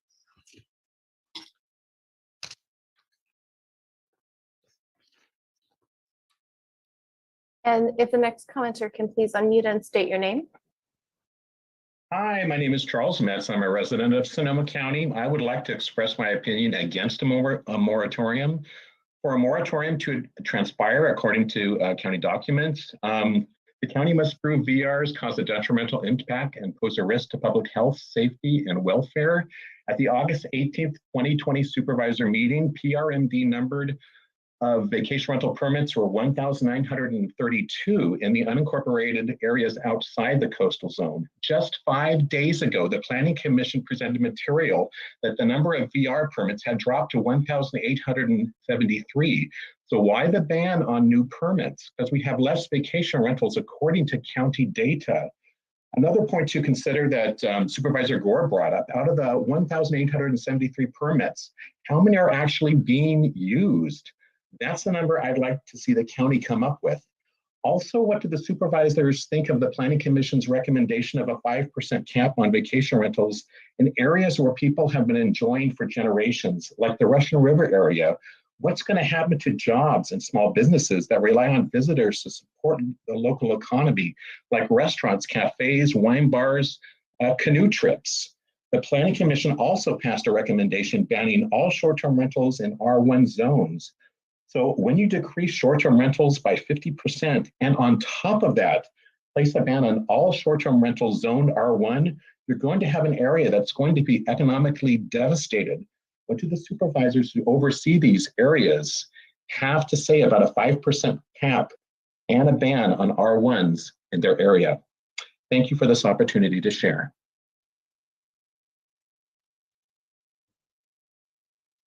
Thank you. The next commenters are Alex, David, then Megan. Hello. Please go ahead. Okay, hi, my name is Alex Vetkov. It is not true that R1 was discussed on March 17th.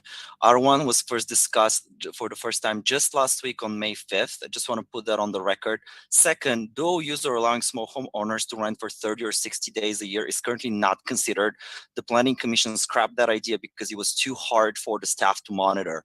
I want to speak up today because our application is one of the applications in process. And I wanted to put that on the record. No, we did not apply because there was a Planning Commission meeting on March 17th, as the ordinance states. We did not know about the mentioned meeting until after we applied. We applied because we need the part-time income just as many other small home owners need the income across the county. We are application number 20 in the queue right now. Blocking applications in the process is the equivalent of arbitrarily deciding who should or not get a permit. Not following the established law this exact board had already enacted. We were completely caught off guard with no appropriate notice about this moratorium. It was just 5 days ago. So please allow for submitted applications to continue to be processed. The proposed moratorium states that 50 applications were received in the March-April timeframe, 5 times the usual 10. Using the Planning Commission's data presented during the May 5th meeting last week, these applications represent only 7 basis points of the Sonoma County housing stock. Do you really think 50 applications for small home owners will solve the housing crisis? Again, this is 7 basis points. Please allow the pending applications to proceed because the numbers are really small. Further, last week, the Planning Commission discussed applying a 5% cap on short-term rentals in the Lower Russian River. Based on data presented in the meeting, this represents reducing available visitor beds in Sonoma County for tourism by 12.5% or 1/8. Such policy will majorly affect tourism and the local economy. People will lose their jobs. You cannot afford housing and pay rent if you don't have a job. Please do not consider a cap on vacation rentals. Thank you. And David, if you can please unmute and begin. Hi, thank you for the time. My name is David Klein. I have applied for a permit in the Guerneville area. And the one main point that I want to make about this is that for us, this is not really just a way for us to make money. This is a vacation home that we use and our family use, and we need to have the Airbnb in order to supplement the overall mortgage for the place. We really care about it. We have worked hard to fix it up. We have replaced the roof. We have done a lot of yard work. We have fixed the patio and the driveway. And we're concerned that if we are not able to get any sort of permit, that it is going to force us to move out from the place. We are there all the time. Anybody around us knows that we're there. And unfortunately, if we do not get the permit, it is going to force our hand. Additionally, I'm curious about how this is going to affect the economy of Guerneville. There's really only one official hotel in the area. If you do, I know you guys are allowing current permits, but if this kind of extends and you limit the number of permits, what's going to happen to the downtown economy area? In addition, what about the festivals? I know that there's Reggae on the River and a bunch of other festivals that happen in the area. If you do not allow people to stay there, what's going to happen is they're either not going to join and it's going to ruin the economy, or you're going to force people to drive home after drinking, which is really not safe for the environment. So, and finally, if we are not issuing any new permits for the area, the people who are looking to buy houses are not going to buy houses in the area. And so it's going to cause the housing prices in the Guerneville and District 5 to drop, which is going to affect the economy of everybody there. Thank you very much for my time.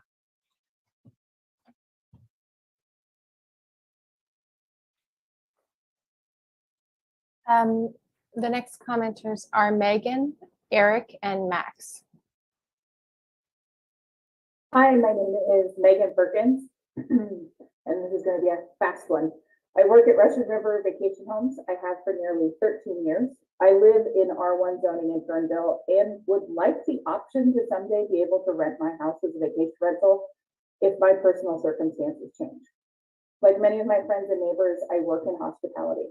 To be very clear, I advocate for the pipeline, continuing to allow vacation rentals in R1 and a cap of 10%, not 5%. I want to speak to the frequent statement that vacation rentals are changing the character of our neighborhoods, because that might be true in other areas, but the Lower Russian River was built as a community of second homes for people visiting for San Francisco and the Bay Area. living in this community, I can say that there are more year-round residents in my neighborhood than when I moved here 16 years ago. And I understand, I moved here too. It's a beautiful place to live and visit. Now that many of those visitors live here year-round, they complain about the additional visitors to the area, which is funny. My biggest noise complaints in my neighborhood aren't the vacation renters. The Lower Russian River community has been known as the Russian River Resort Area, and Monterey, known as Vacation Wonderland. These names date back to the early and mid 1900s. Most of us knew that we were moving into a resort community, and people who don't didn't do their research or didn't read the sign at River Road when they got off of 101, which is entirely separate from the issue of affordable housing. First, what is your definition of affordable? Most riverfront homes are over $1 million. So is it $1 million, $750,000, $500,000? That's the cost of most vacation rentals. They are not likely to be affordable housing ever. My experience is that homeowners who decide not to rent these homes are not making them available as long-term rentals. They let them sit empty between personal visits, and the second homes don't generate TOT for the community, the county, and they do generate neighbor complaints when the homeowners visit. Anecdotally, I think it's more appropriate to set up a noise ordinance for the whole community. Thank you for the comment. That will conclude the time. The next commenter, if you can please unmute and state your name. Yes, thank you. This is Eric Frazier with Truth in Tourism at gmail.com. Thank you for taking in my comments today. The thing that concerns me most is when policy is made, when facts are in short supply, or even policy that's made on propaganda, if you will. So I don't understand why staff doesn't have the correct data when it comes to what's going on with permits and how permits are used. I mean, that type of data is available in the sphere, in the ecosystem of STRs. They certainly can ask, and they can ask people that are in the ecosystem anyways. Charles pointed out an effective figure that what is the problem if there's permits that are being requested when there's some that are dropping out? If the number of active permits now is lower than it was a few months ago or a year ago, then really what is the problem? And truly the staff always is presenting information that's hyped out and out of proportion. Really, there's some sort of political life that you're trying to wring out of this STR thing. I think 2022 is going to be the year when the anti-STR rhetoric and hysteria that's not fact-based has jumped the shark. The arguments are running out of gas. We saw the writing on the wall with Measure B. You can only demonize visitors, I guess, or economic development for families, or the opportunity to share properties so that people can visit here, or people even in our own county can share other properties. Truly, you need to get a grip on the facts, and you need to have those facts guide your policymaking. Otherwise, you're just wasting time and you're never really going to solve a problem. This will come up again and again. Thank you. Max, if you can please unmute and begin your comment. Hi, thanks for the time. My wife and I recently bought a home in the Russian River recreation area that we hope to use as a family retreat. We filed for a short-term rental permit because it's been a 10-year dream of ours to have a home in the Russian River area and to be hosts. And honestly, because being able to host while we aren't there is the only way we can afford it. We've invested a huge amount of resources to get the property up to code and meet all the requirements for the permit application. But with this new proposal, it feels like we're having the rug pulled out from under us. This would be devastating for us. I urge you to vote no on the moratorium, and if nothing else, please allow the pipeline exemption for those of us who have already applied and paid for the permits, but have yet to receive them due to the backlog. That's all I have to say. Thank you. And thank you. The next commenter is a phone attendee. You will press *6 to unmute, and then please state your name.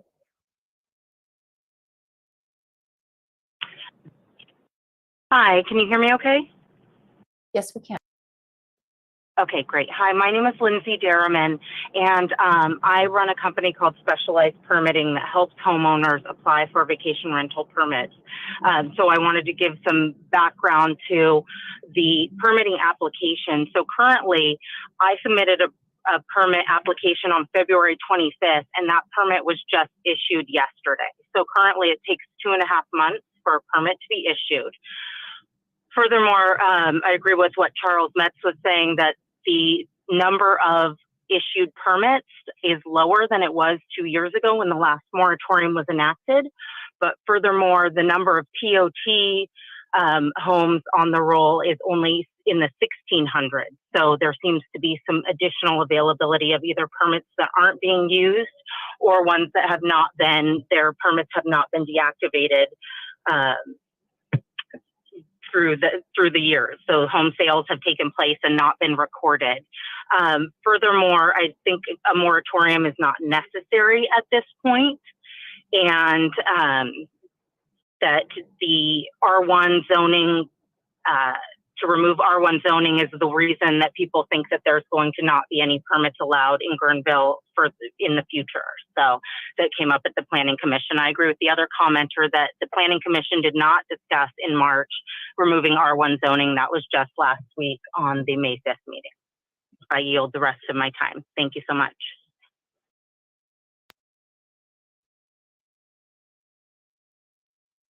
The next commenters are Jessica, Nathan, and then Lauren.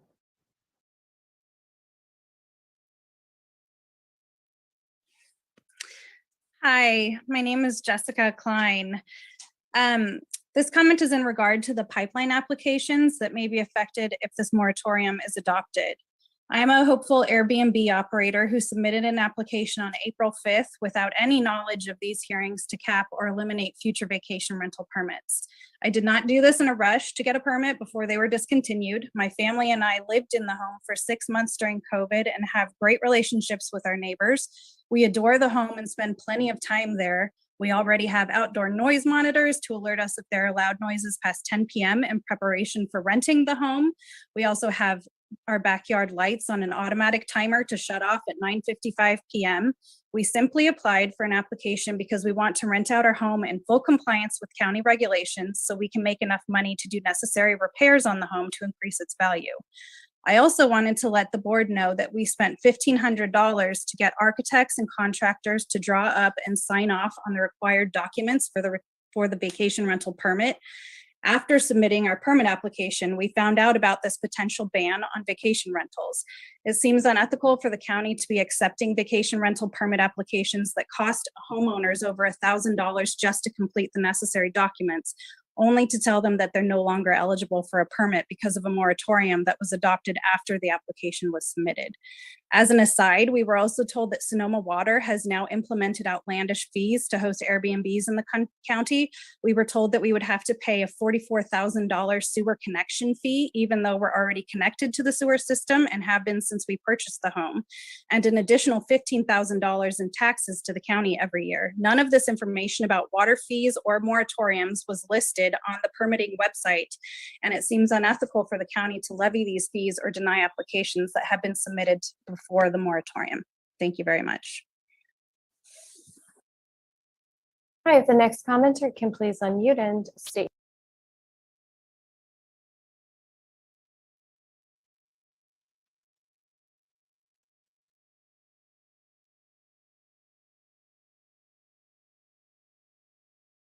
Nathan, I see that you're unmuted, but we are not hearing you.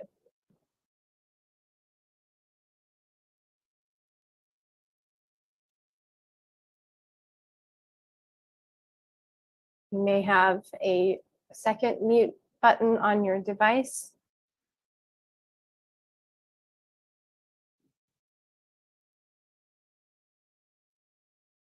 I'm sorry, Nathan, we're not hearing you, so I'm going to have to move to the next individual, but we do have phone-in information on the front page of the agenda for Zoom, as well as comments that can be emailed to bos@sonoma-county.org. And the next commenters are Lauren, and then Monica and Sheila.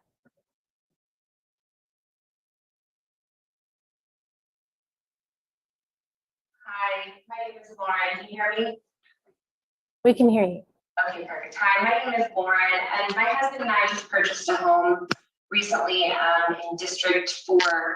And I just want to share our intent is to move into this home and grow our family. We were just recently married. But in the meantime, we purchased this with the intent to make it a short-term rental. And we care very much about our community and our neighbors. And really also echo another speaker, we feel we've had the rug pulled out beneath us because it wasn't until May 5th that sort of this moratorium popped up onto our radar. So we would really request that those in the pipeline, those who have gone to the lengths to submit everything required of the application, be considered. They should not be part of this moratorium moving forward, although we do support that going forward in the future. And Lauren, if you're able to speak more directly into your device, you're sounding pretty faint for us on this end. Sorry about that. I'll wrap up quickly then and just say, please include the homes that are in the pipeline right now. Please do review those documentations and do not include the homes that are in the pipeline in your moratorium. And that is very important to us. My husband and I just purchased a home recently in Sonoma County that we plan to move into and have children in. In the meantime, the income of having it is short-term rental. So please consider dealing with those in the pipeline. Thank you. I'll yield the rest of my time. And if the next commenter can please unmute and state your name. Hi, I think it was me, Monica Martinez, that you said was next. Yep, please go ahead. Okay, cool. All right, so I'm from the Sea Ranch, Gualala area, and I oppose the moratorium. We bought our house up here in Sea Ranch about 3 years ago, and it really pays for, we rent it out short term and very discriminately and not a lot, but it basically covers our mortgage so that we can move up here when we retire. We're not the kind of income and household that could afford to own 2 homes. And we're really looking forward to living in Sea Ranch. So we take very good care of our home. We use our rental income also to ensure that we keep everything up to date and are very proactive renters. Another reason why I'm very much against this moratorium is that this is treating Sonoma County as if it's just this one generic county and really dismisses the diversity of Sonoma County in addition to individuals. We have anything from the wine country to the coast and Santa Rosa, and we're treating this whole situation like if it's a monolith with a sweeping general moratorium. It's also my understanding that the county must prove that the VR's cause is detrimental impacts and it poses a risk to public safety, health, and welfare of the county and its residents, and that certainly hasn't been proven or backed up, especially again in our area.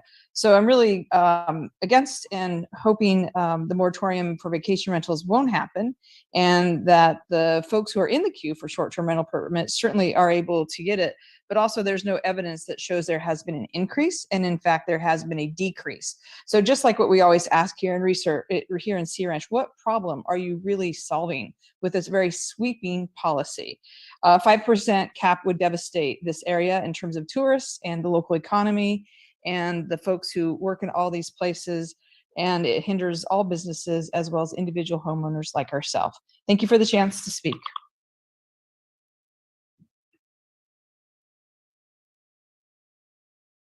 Okay, Sheila, Liza, and then Carrie. Sheila, if you can please unmute. Good afternoon. Thank you for addressing this issue. I'm Sheila O'Neill, and I live in the Shelville area, which is South Sonoma. I definitely support the moratorium, and I'm looking at this as a pause, not a ban. And there's no harm in taking a pause to make sure that the new ordinance gets a chance to get really flushed out and reviewed before releasing new permits that might have the same problems that we're trying to address. And the previous speaker said, what problems are you trying to solve? Well, those of us that are homeowners in the vacation rental communities know how challenging it is.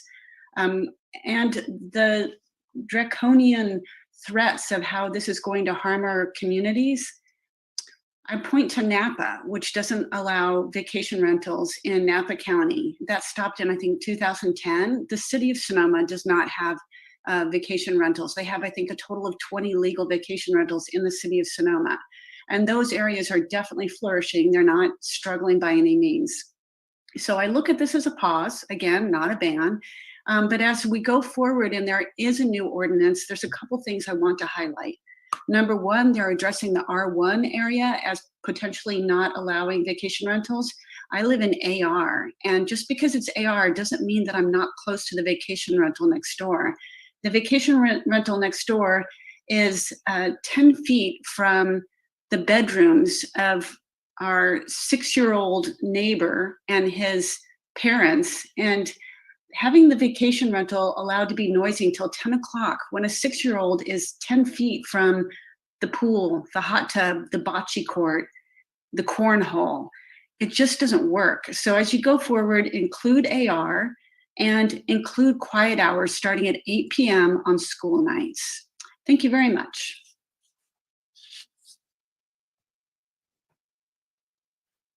Thank you. The next commenter can please unmute and state your name. Hello, my name is Liza Graves, and I'm a resident of the county and also with our company, Beautiful Places. First, I would encourage the supervisors to allow the permits in the pipeline to move forward. I seriously doubt these are complete applications in the sense that Christine at the vacation rental desk reviews, because she's incredibly detailed and throws back a lot of permit applications to the owners. Secondly, I want to encourage everyone, and enforcement is absolutely key here. I don't understand why in 2018, when the county announced that it was implementing the annual monitoring fee, and at the same time announced that it had signed a contract with an outside security company to provide after-hours enforcement and weekend enforcement, which was something that was welcomed by vacation rental owners, by property managers, and especially neighbors. And somehow, I don't believe that ever happened. I don't believe that contract ever went through. So enforcement is really critical. And I don't think we would be here today if PRMG and the county had proceeded with the contract with the outside security firm. And no one's ever explained why that didn't move forward. Thank you.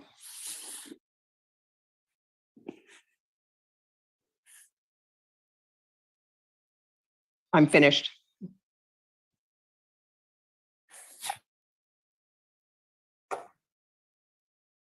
And Carrie, if you can please unmute and begin. Hi, my name is Carrie Monks, and we own a home in Monterey, Vacation Wonderland, and I've been going there my whole life. I'm 60, mom has too, she's 90, and her parents also. And the quality of life has dramatically decreased, and especially the last 10 years due to having all these businesses, really, mini hotels surrounded by us. We have a little home on the river, and there's constant noise and parties. It's like being on Bourbon Street in New Orleans. And even though I believe we're under the exemption, I just feel like I have to speak for others. And I see people posting on Nextdoor how dissatisfied they are living around these vacation rentals. And the prices of homes, it's very lucrative to have a vacation rental. And the prices of homes have skyrocketed.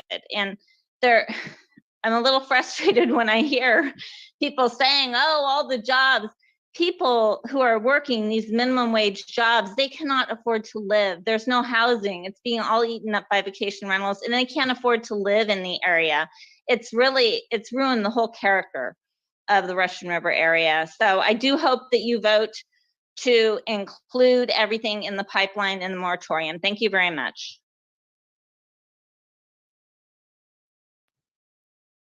The next commenters are Adam, Mark, then Gila. Hi, the main point I want to get across is that I strongly urge you to process the applications that have been completed that are in the pipeline.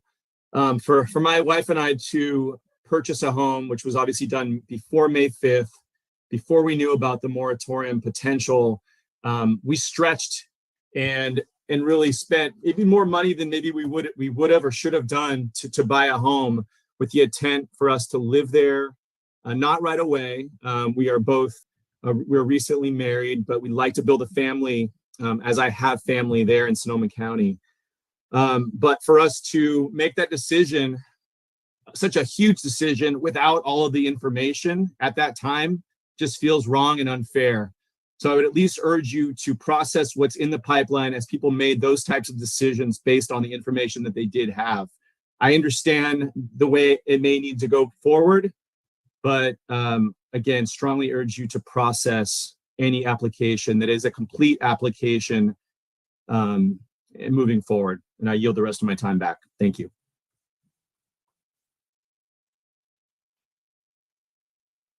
And Mark, if you can please unmute and begin. Hi, my name is Mark Franken. I have a vacation home in Guerneville. I do believe caps are needed. I don't think any one particular zone should be banned or singled out versus others. I also agree that I think those that are in pipeline have spent money and have an expectation to have their permits approved if everything is according to regulation. So I would not encourage you to ban that or to put a moratorium on those. And in regards to noise, in my neighborhood, some of the most egregious noise issues are actually from residents. If people are really concerned about noise, we need to put some type of county noise ordinance in place. It's just too convenient to blame any noise issues on short-term rental units because frankly, while it may be a problem in some of these really saturated neighborhoods that are, weren't regulated early enough to control, the spread of short-term rentals, I don't believe it's as big of an issue as people think it is. And again, as I've even talked to other my neighbors who have lived here for years, their biggest issue is from just a traditional family vacation home, not a short-term rental that would not be covered by any of these short-term rental, noise ordinances. You really need to put some type of county-wide noise ordinance in place if you really want to, protect that 6-year-old next door who's trying to get some sleep.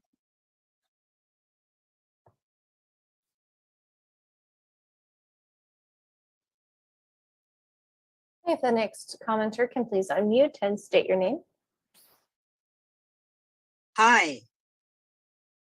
Oops. Hi, this is Hila. I have a permit and I've had one since, well, actually, I don't know. I've owned the house in Guerneville since 2013.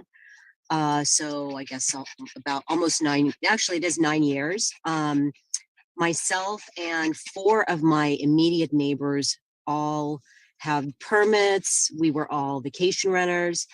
And I'm speaking up because it's never been an issue. I bought the house with my husband and my small children at the time as a means of income and a place for my family to come and vacation. And that's how we used it. As the kids got older, we came less and less. And we used it more as a vacation rental. And it was a way, truthfully, for myself to support my family as well. But the main thing I wanted to get across is that every time I stayed there, never, even though the house across the street from me accommodated 8 people, the other 3 houses accommodated 6, mine is 6. Never was it an issue with regard to noise, cars, etc. We're all very friendly. We're all very conscientious, care so much about the neighbors. There are a couple neighbors that are permanent or not. They don't do short-term rentals. They're owners or renters. They don't love us, but they don't have any reason to complain either. And anyway, that's all I wanted to say is that I'm in favor of, vacation rentals in general. Thanks. Ellen, if you can please unmute and state or begin your comment.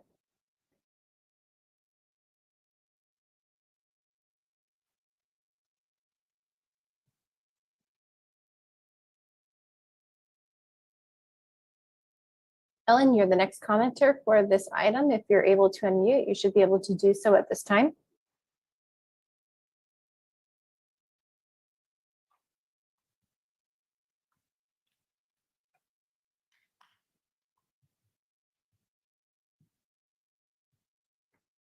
And Ellen, I do apologize. We're not hearing you, and I'm not seeing that you're unmuting.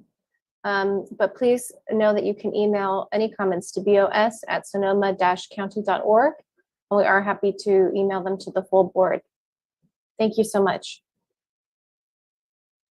And thank you. With that, Chair Gore, we will close public comment. Thank you very much, Marcy. I'm going to bring this back to the board. Thank you for those participating in public comment. Years and years later, seems to be a similar dialogue. And so I want to acknowledge that and acknowledge everybody who called in and your hopes and dreams about being here in Sonoma County, and also what we all try to do in terms of being smart about the future of our community and communities inside of it. So with that being said, I want to see if there's any adverse comments or further questions from my board. I'm going to look over Supervisor Hopkins. You got anything? Thank you very much. I wanted to clear up a few of the, I think, misconceptions that arose during public comment, and please feel free to jump in from the awesome staff team if there's anything that I get wrong. But number one, importantly, this does not apply to the coast. So with all due respect to the resident who called in from Gualala and the Sea Ranch, this would not apply to you if you are in the coastal plan, which is governed separately by the local coastal plan, which we are going through an updating process with. I also do want to know, because I have firsthand experience in navigating this issue, that we have actually worked to solve and address the issue of the $40,000 sewer hookup fee. So just wanted to state that for the record, that was addressed. And a huge thank you to everyone for navigating that, and especially to the 5th District staff for helping sort of run that through. I also had a few notes. So my understanding is that right now we're at 1,900 permits for vacation rentals, give or take, accurate. So correct, in the non-coastal. In the non-coastal zone, because we don't actually have permits for the coastal zone yet, but we are aware that there are others sort of in the coastal zone because we're collecting TOT revenue from them, correct? Okay, great. So if we were actually looking at sort of the increase, sort of by 1%, we're looking at a 10% increase plus or minus in vacation rentals in unincorporated Sonoma County if we were to approve all of those pipeline projects. Is that accurate? Because we're looking at over 200. Correct. Okay.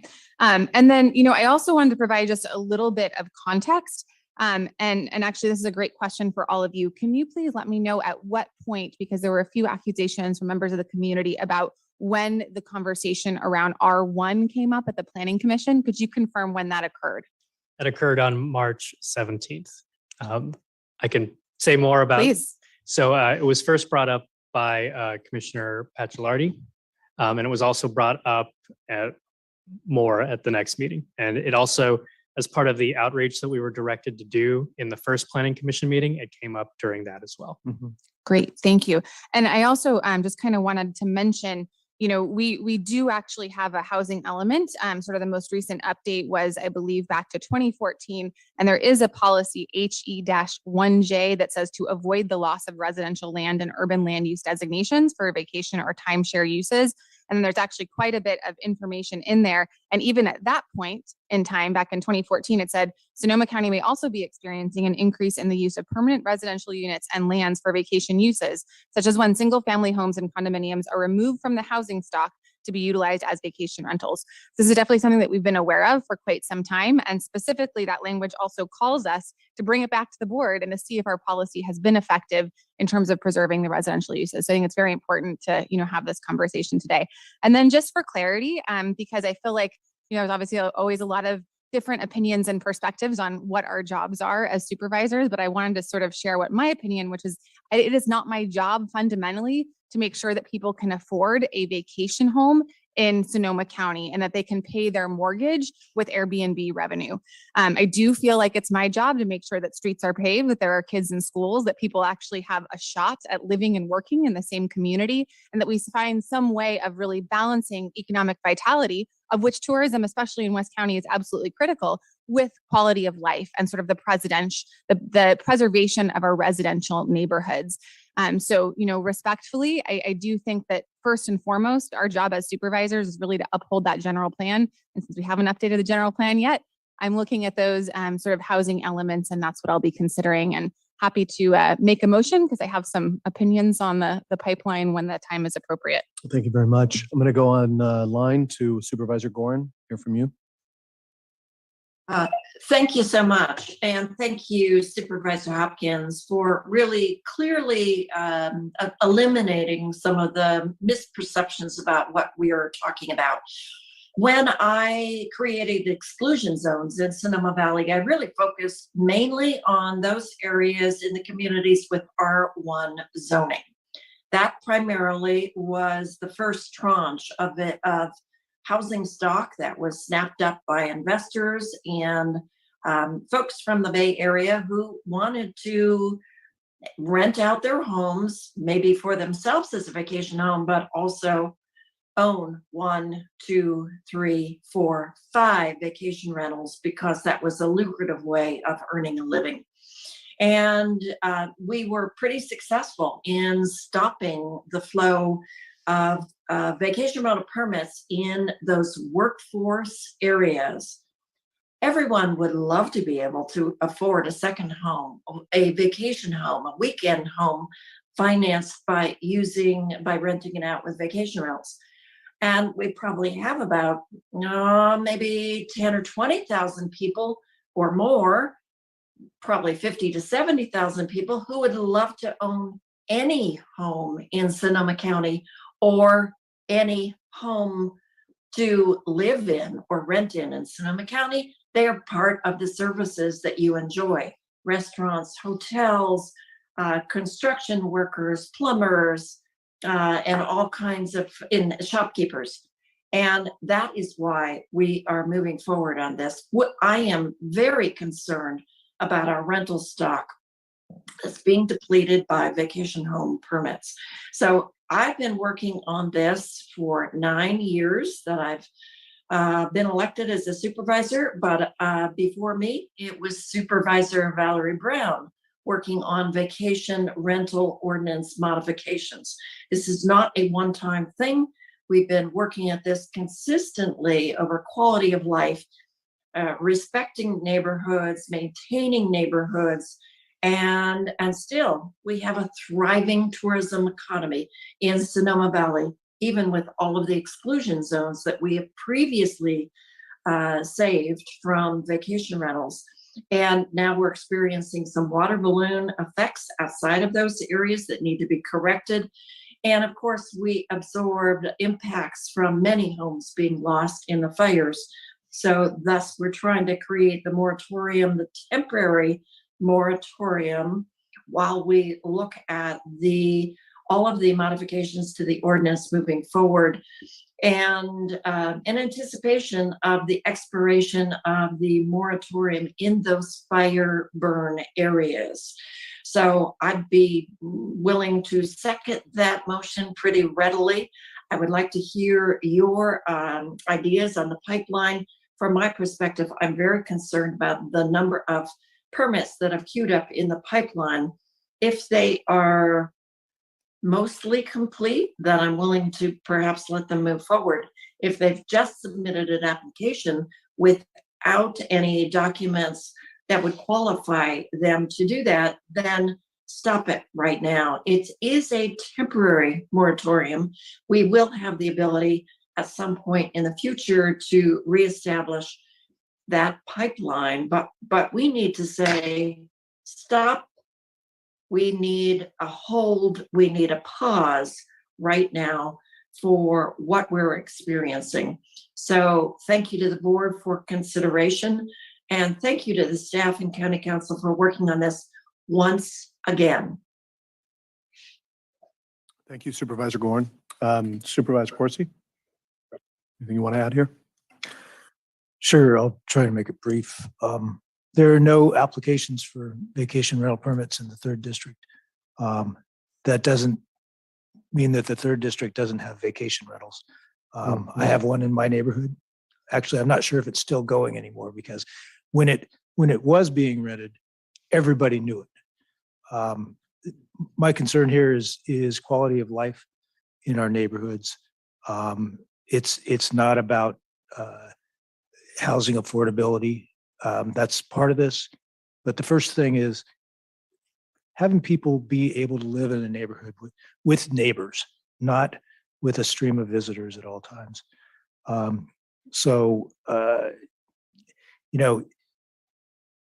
I hear the people who argue that their visitors don't cause problems, that they take care of their properties. They make sure that no one is noisy or obnoxious. And I believe them when they say that.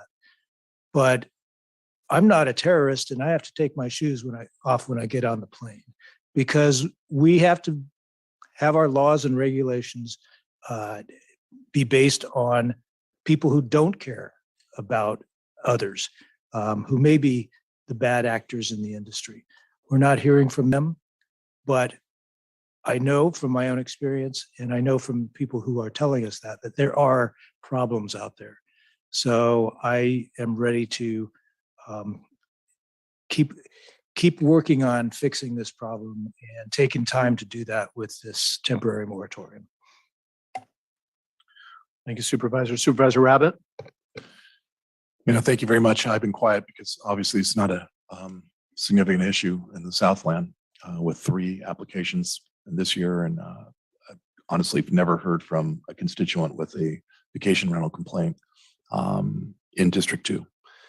And I will say this, that a moratorium is a big deal. I think it's a big deal in California land use law and processes. It's basically an admission that an existing regulation is not sufficient.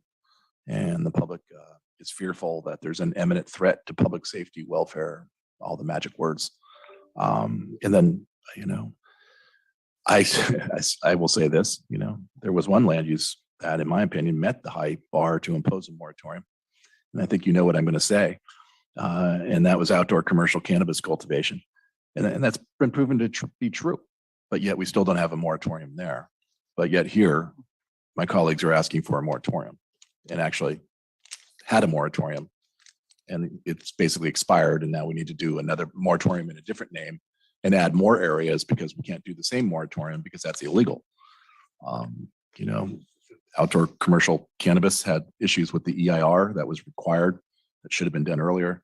The serial multiple ministerial permitting. I mean, those are significant issues that needed to be addressed immediately.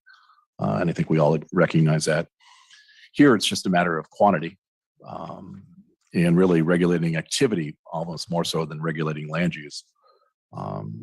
So I think the purpose of implementation is vitally important. And, is it today to preserve the status quo, which doesn't seem to be, judging from the people we just heard, acceptable, or to halt the applicants, which in my opinion is unfair, because you set the rules, you play by the rules, you submit an application, you write a check. I'm sure PRMP accepted those checks, probably cashed those checks before even anything was deemed complete or incomplete or anything else.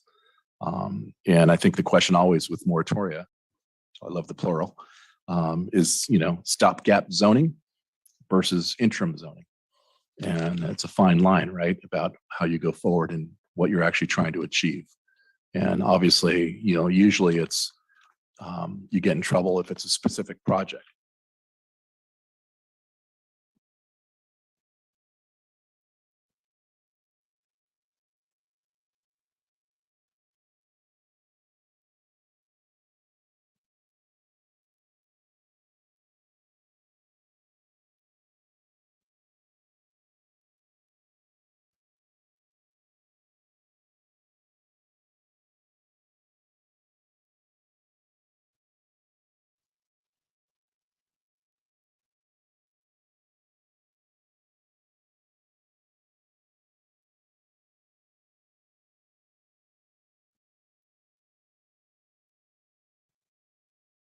Hi there, just 1 second.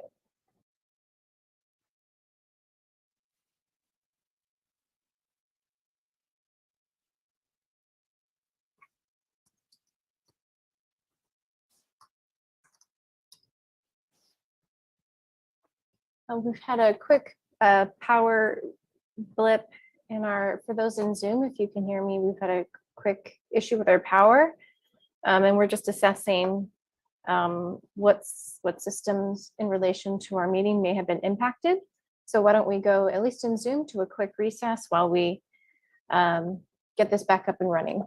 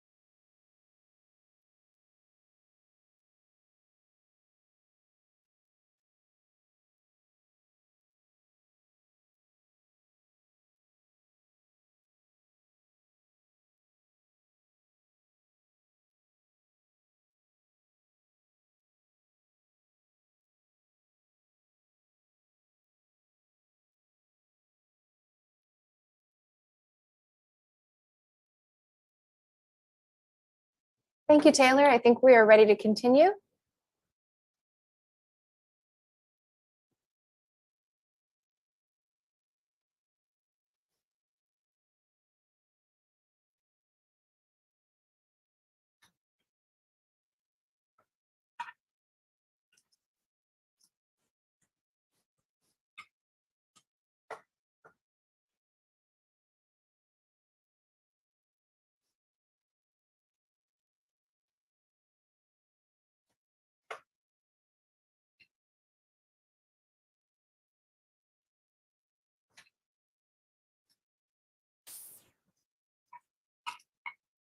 And sorry, all that was a bit hasty of me. We're going to take just a couple minutes and return in a moment.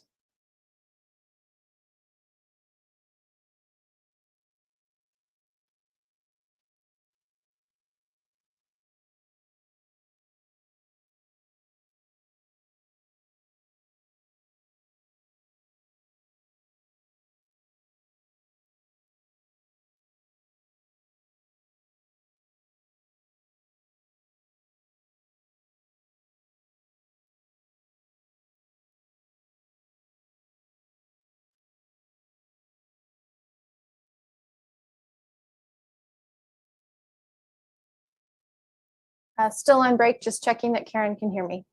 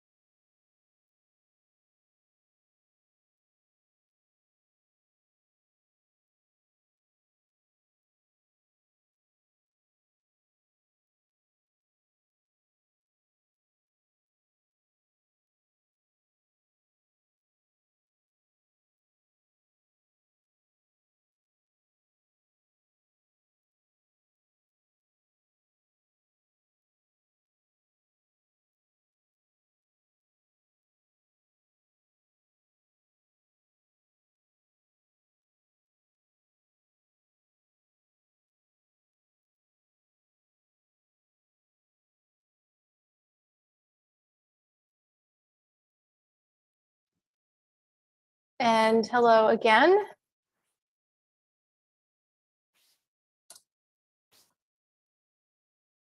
Thank you so much. And I do believe that we are all ready to go and continue.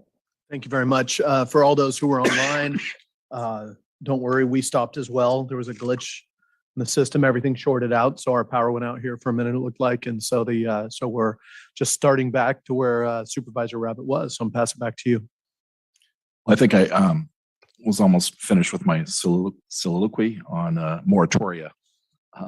I do understand why this is coming forward. My preference is that we not use a sledgehammer to address these types of issues, but I want to be supportive of my colleagues. I will be supportive for 45 days, and I will say right here and now that nothing beyond that. I mean, we've already done the maximum prior, and we need to kind of make sure that we address these issues going forward in a timely basis. And I do feel strongly that those that are in the pipeline who turned in their applications in all good faith with the rules in effect at the time should be able to continue. Thank you. Yeah, from my side, just appreciate staff, appreciate the comments of individuals coming in. We've regulated this many different times, but we've never put it to rest. And I look forward to reviewing this with you in August, all the different provisions. Want to reference also that when we brought forward to the Board of Supervisors, the item, even though it was not acted upon by the Planning Commission, that following 2 weeks later or whatever it was, we did talk about a lot of these issues. We talked about R1, we talked about these different things. So, for me, I think it's what we're seeing is definitely whether people agree or don't agree with me, this is definitely a run on permits. And a lot of them are to try and grab a land use opportunity. And I have significant concerns that it's going to, that those bleed into areas that we are looking to regulate.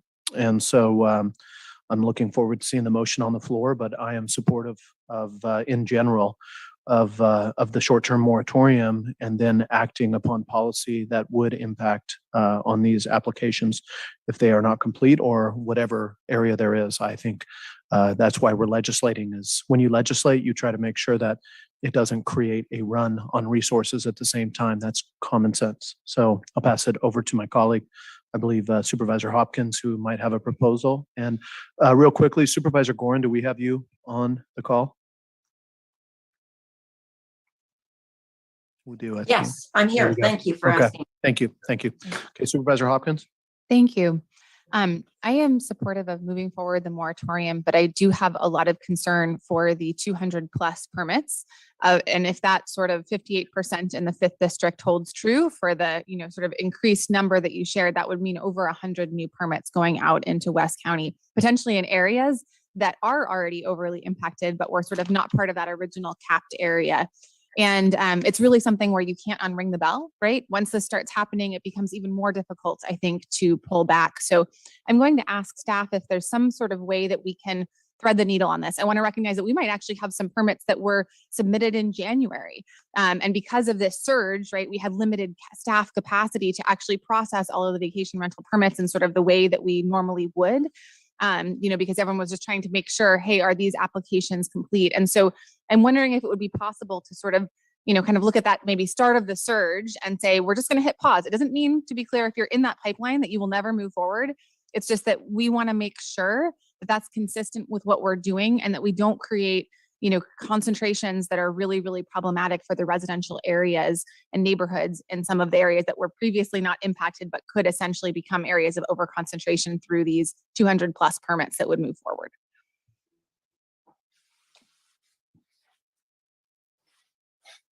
And one other thing that I wanted to mention while staff is talking is that, I hear that sort of Central and South County do not have an issue of overconcentration, whereas sort of West County and East County and North County are just the absolute bulk of this. And so I would also be open to a conversation of, do we just apply this, quite frankly, to the 1st, the 5th, and the 4th district where we are seeing this rush?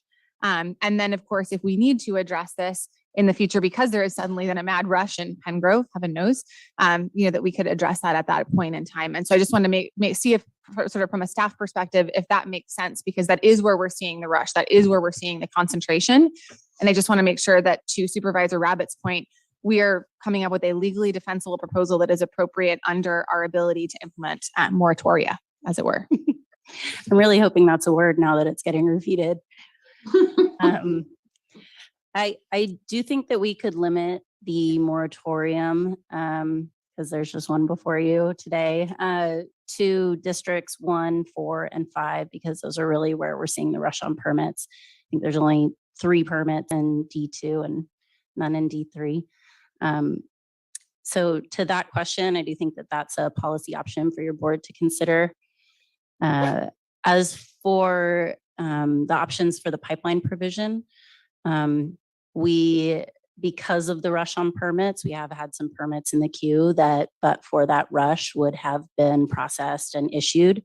So I do think that there's justification for providing a cutoff date of March 17th, which was when we really started seeing the rush.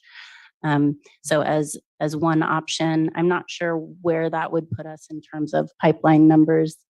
So I'd look to Brian as a policy option for the pipeline provision.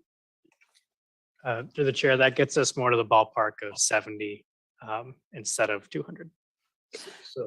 So 70 would move forward, correct? And then the Correct. other 130 plus would remain on hold until we have the policy conversation, at which point, if they still qualify, they would be able to move forward in the process. That is correct. Okay, so my proposal then, I would move to amend the sort of current staff recommendation to have a cutoff date of March 17th.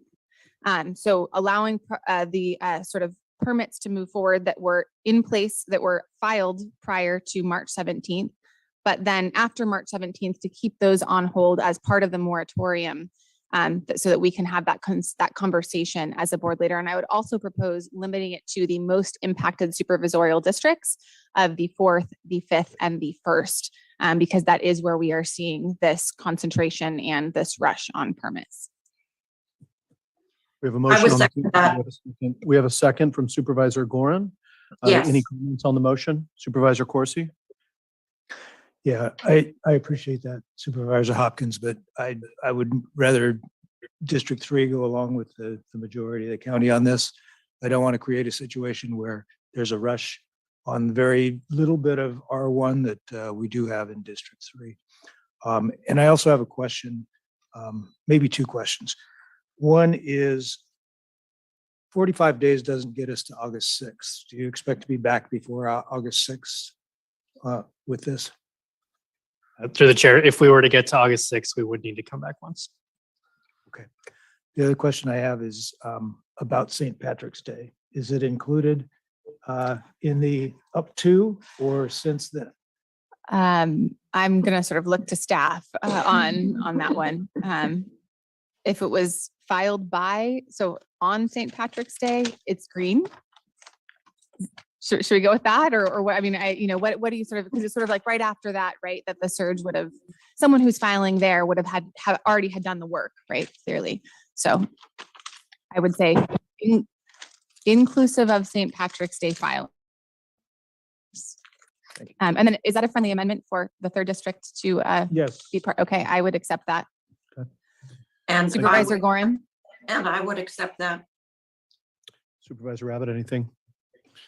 Well, I reached over to county council, and so what we're actually doing is going back 45 days, because if you, a 45-day moratorium with the amount of time it takes to get approval, there's been applications in for 45 days already, right? So those newer applications could expect to be having an additional 45 days. I guess it goes to the, once the moratorium is lifted, how quickly those can be processed. So it isn't just adding 45 days to their 2 months that they're in the queue.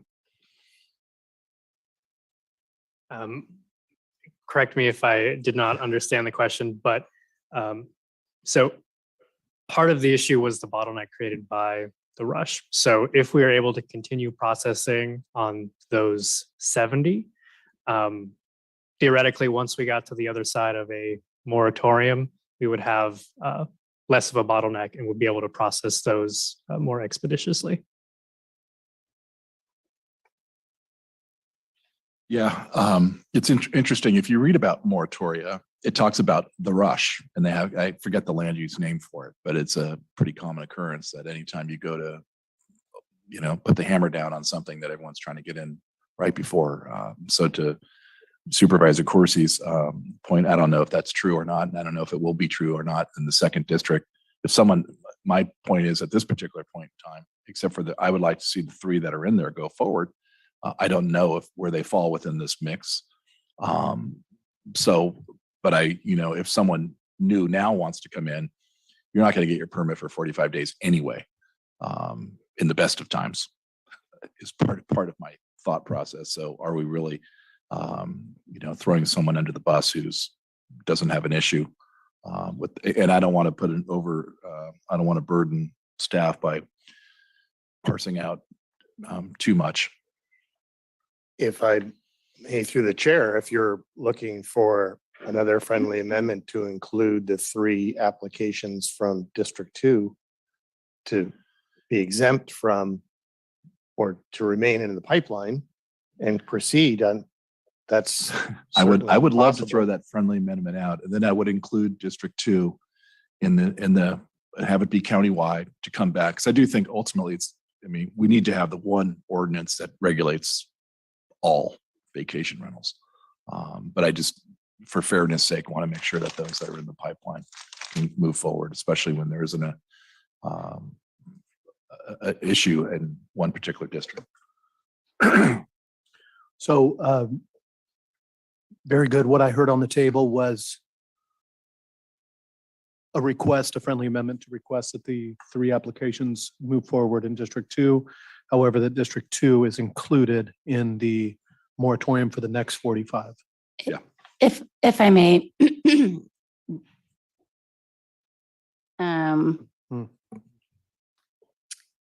Do we think it might make sense to take a 2-minute break? Because I would actually be curious if by chance those 3 were filed prior to March 17th, it wouldn't matter. Do we know the timing of that?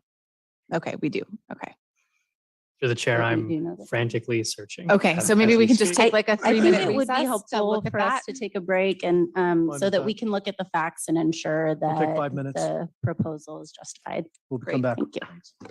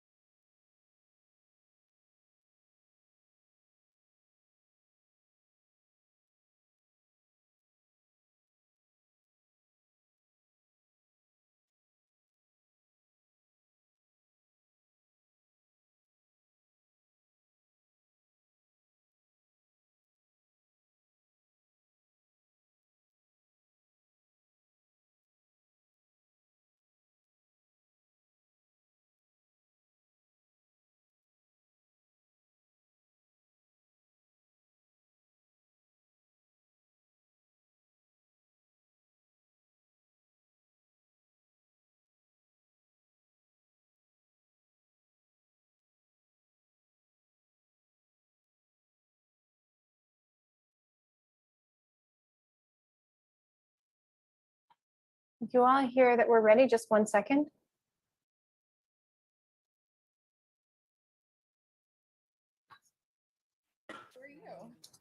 I'm unmuted.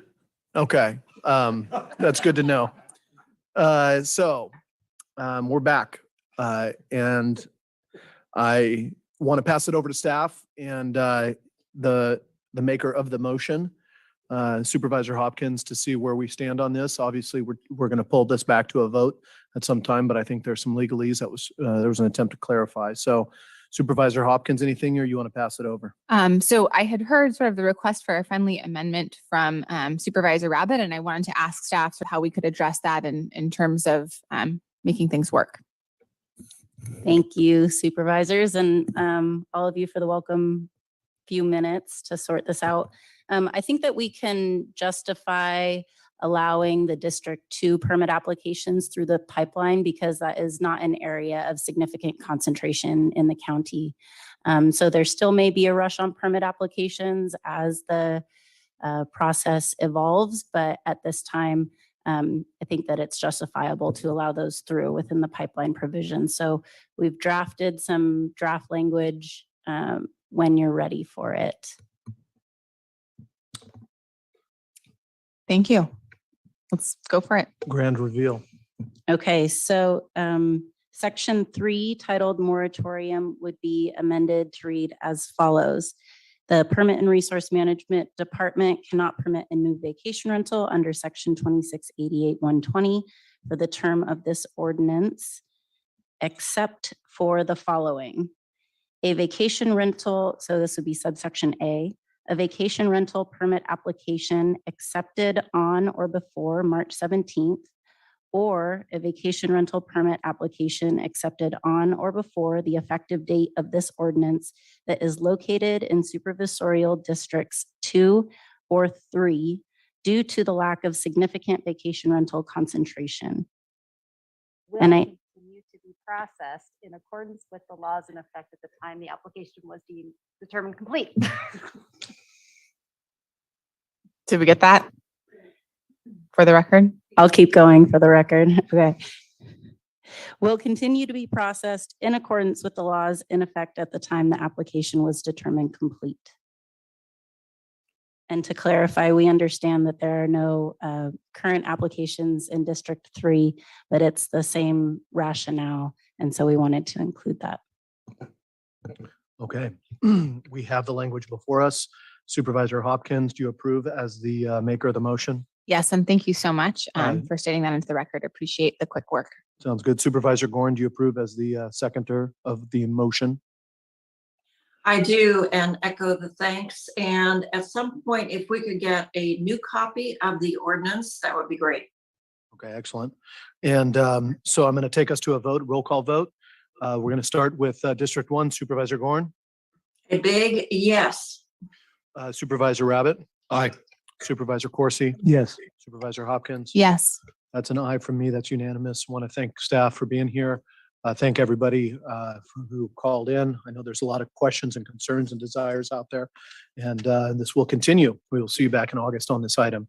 So with that being said, I'm going to take us to the end of our. I'm going to pass them 1 sec. The end of our day, and we have board member reports on assigned boards, councils, commissions, or other attended meetings. Supervisor Gorn, I don't know if you have anything to say, but you might. I know you're Russian, so you we'll allow you to speak first and sign off. And thank you. I do have to get to the airport, so if I have anything to report, I'll do it next week. Thank you. Thank you so Have much. a good night. Appreciate it. I'm going to go to District 2. Supervisor Rabbit, anything to report? Smart on the 4th. We did have our Sonoma Valley GSA that I know that Supervisor Gorn was at as well, a fee study on the 5th. And I believe that's it. Okay, thank you. Supervisor Corsi. Okay. Smart board on the 4th. SCARA board meeting on the 5th. North Bay North Coast Broadband Consortium on the 5th. Aging Together Leadership Committee on the 5th. and SCTA, RCPA yesterday. Okay, thank you. Supervisor Hopkins. I had a Bay Area Air Quality Management District Board of Directors meeting. I also had SCTA, RCPA Board of Directors, as well as Executive Committee, and also a Bay Area Air Quality Management District Legislative Committee meeting. And along with a representative from Supervisor Corsi's office, Jasmine, and Supervisor Gore attended the Junior Commission on the Status of Women Graduation, which is always a beautiful time. And one thing that I wanted to mention and share with an update from the Bay Area Air Quality Management District Ledge Committee was that AB 1944, which is the sort of Brown Act reform bill, did move out of subcommittee and is headed to the assembly floor. There were some concerns that have been expressed by legislators in Southern California and sort of more rural counties about it moving forward in its present form. But apparently there was a lot of passionate testimony about access to public meetings and sort of the ability for working parents to manage kids and being able to sort of, phone in without having your private residence address published. And so there may or may not be some amendments, but that's kind of one I think that's important to closely watch, because that impacts how we do business every day and our ability to participate in meetings, for instance, if one of us is sick. So just wanted to mention that as an update. Excellent. For my part, just ditto on the Junior Commission on the Status of Women, just inspiring and great motivation to remind ourselves that despite what we hear through our jobs, there is a bright future, and it is in our children. And then outside of that, we hosted the State Wildfire and Forest Resilience Task Force meetings here on Thursday and Friday. And they were very good. Also, one of the things that just continues to come up is how much funding is available, but how that funding has to follow plans. And very similarly to what we've seen with the drought actions, is that because we hit conservation targets, we ranked higher. But it really brings up the question for our board when we come back with the vegetation management PG&E item is that if we're going to pull all this together into some kind of a risk reduction authority or organizing concept with multiple jurisdictions. And so I think that's one thing that's on the table for us. I just want to state, I know there will be some of the ad hocs. I know the ad hoc, the Healthy Forests, is not going to get too far into that. We're going to probably bring that forward to the board for discussion. But I just want to state that was a big part of the discussion, is how you actually get the funding in through fire districts or through county departments. And we have 5 different county departments who potentially are putting in different grants. So good stuff. So with that being said, I want to take us to the adjournment. First of all, County Administrator, is there anything that you want to report out on? Not today, thank you. Oh, yeah. I do have a reminder from Supervisor Corsi that we cut off John Jankel at the, I don't know if we cut him off or if he got cut off, but I wanted to see Mr. Jankel, if you were online, you and you alone, to do 2 minutes of public comment.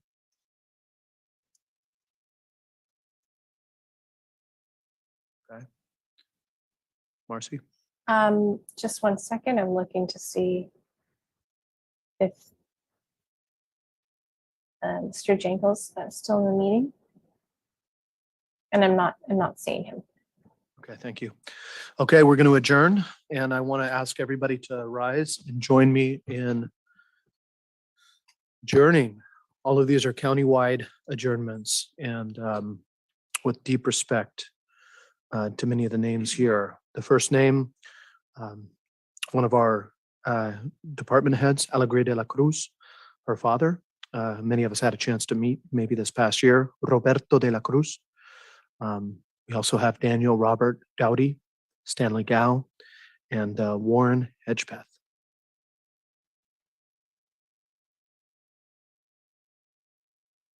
Thank you very much. Muchas gracias. Que le vaya bien.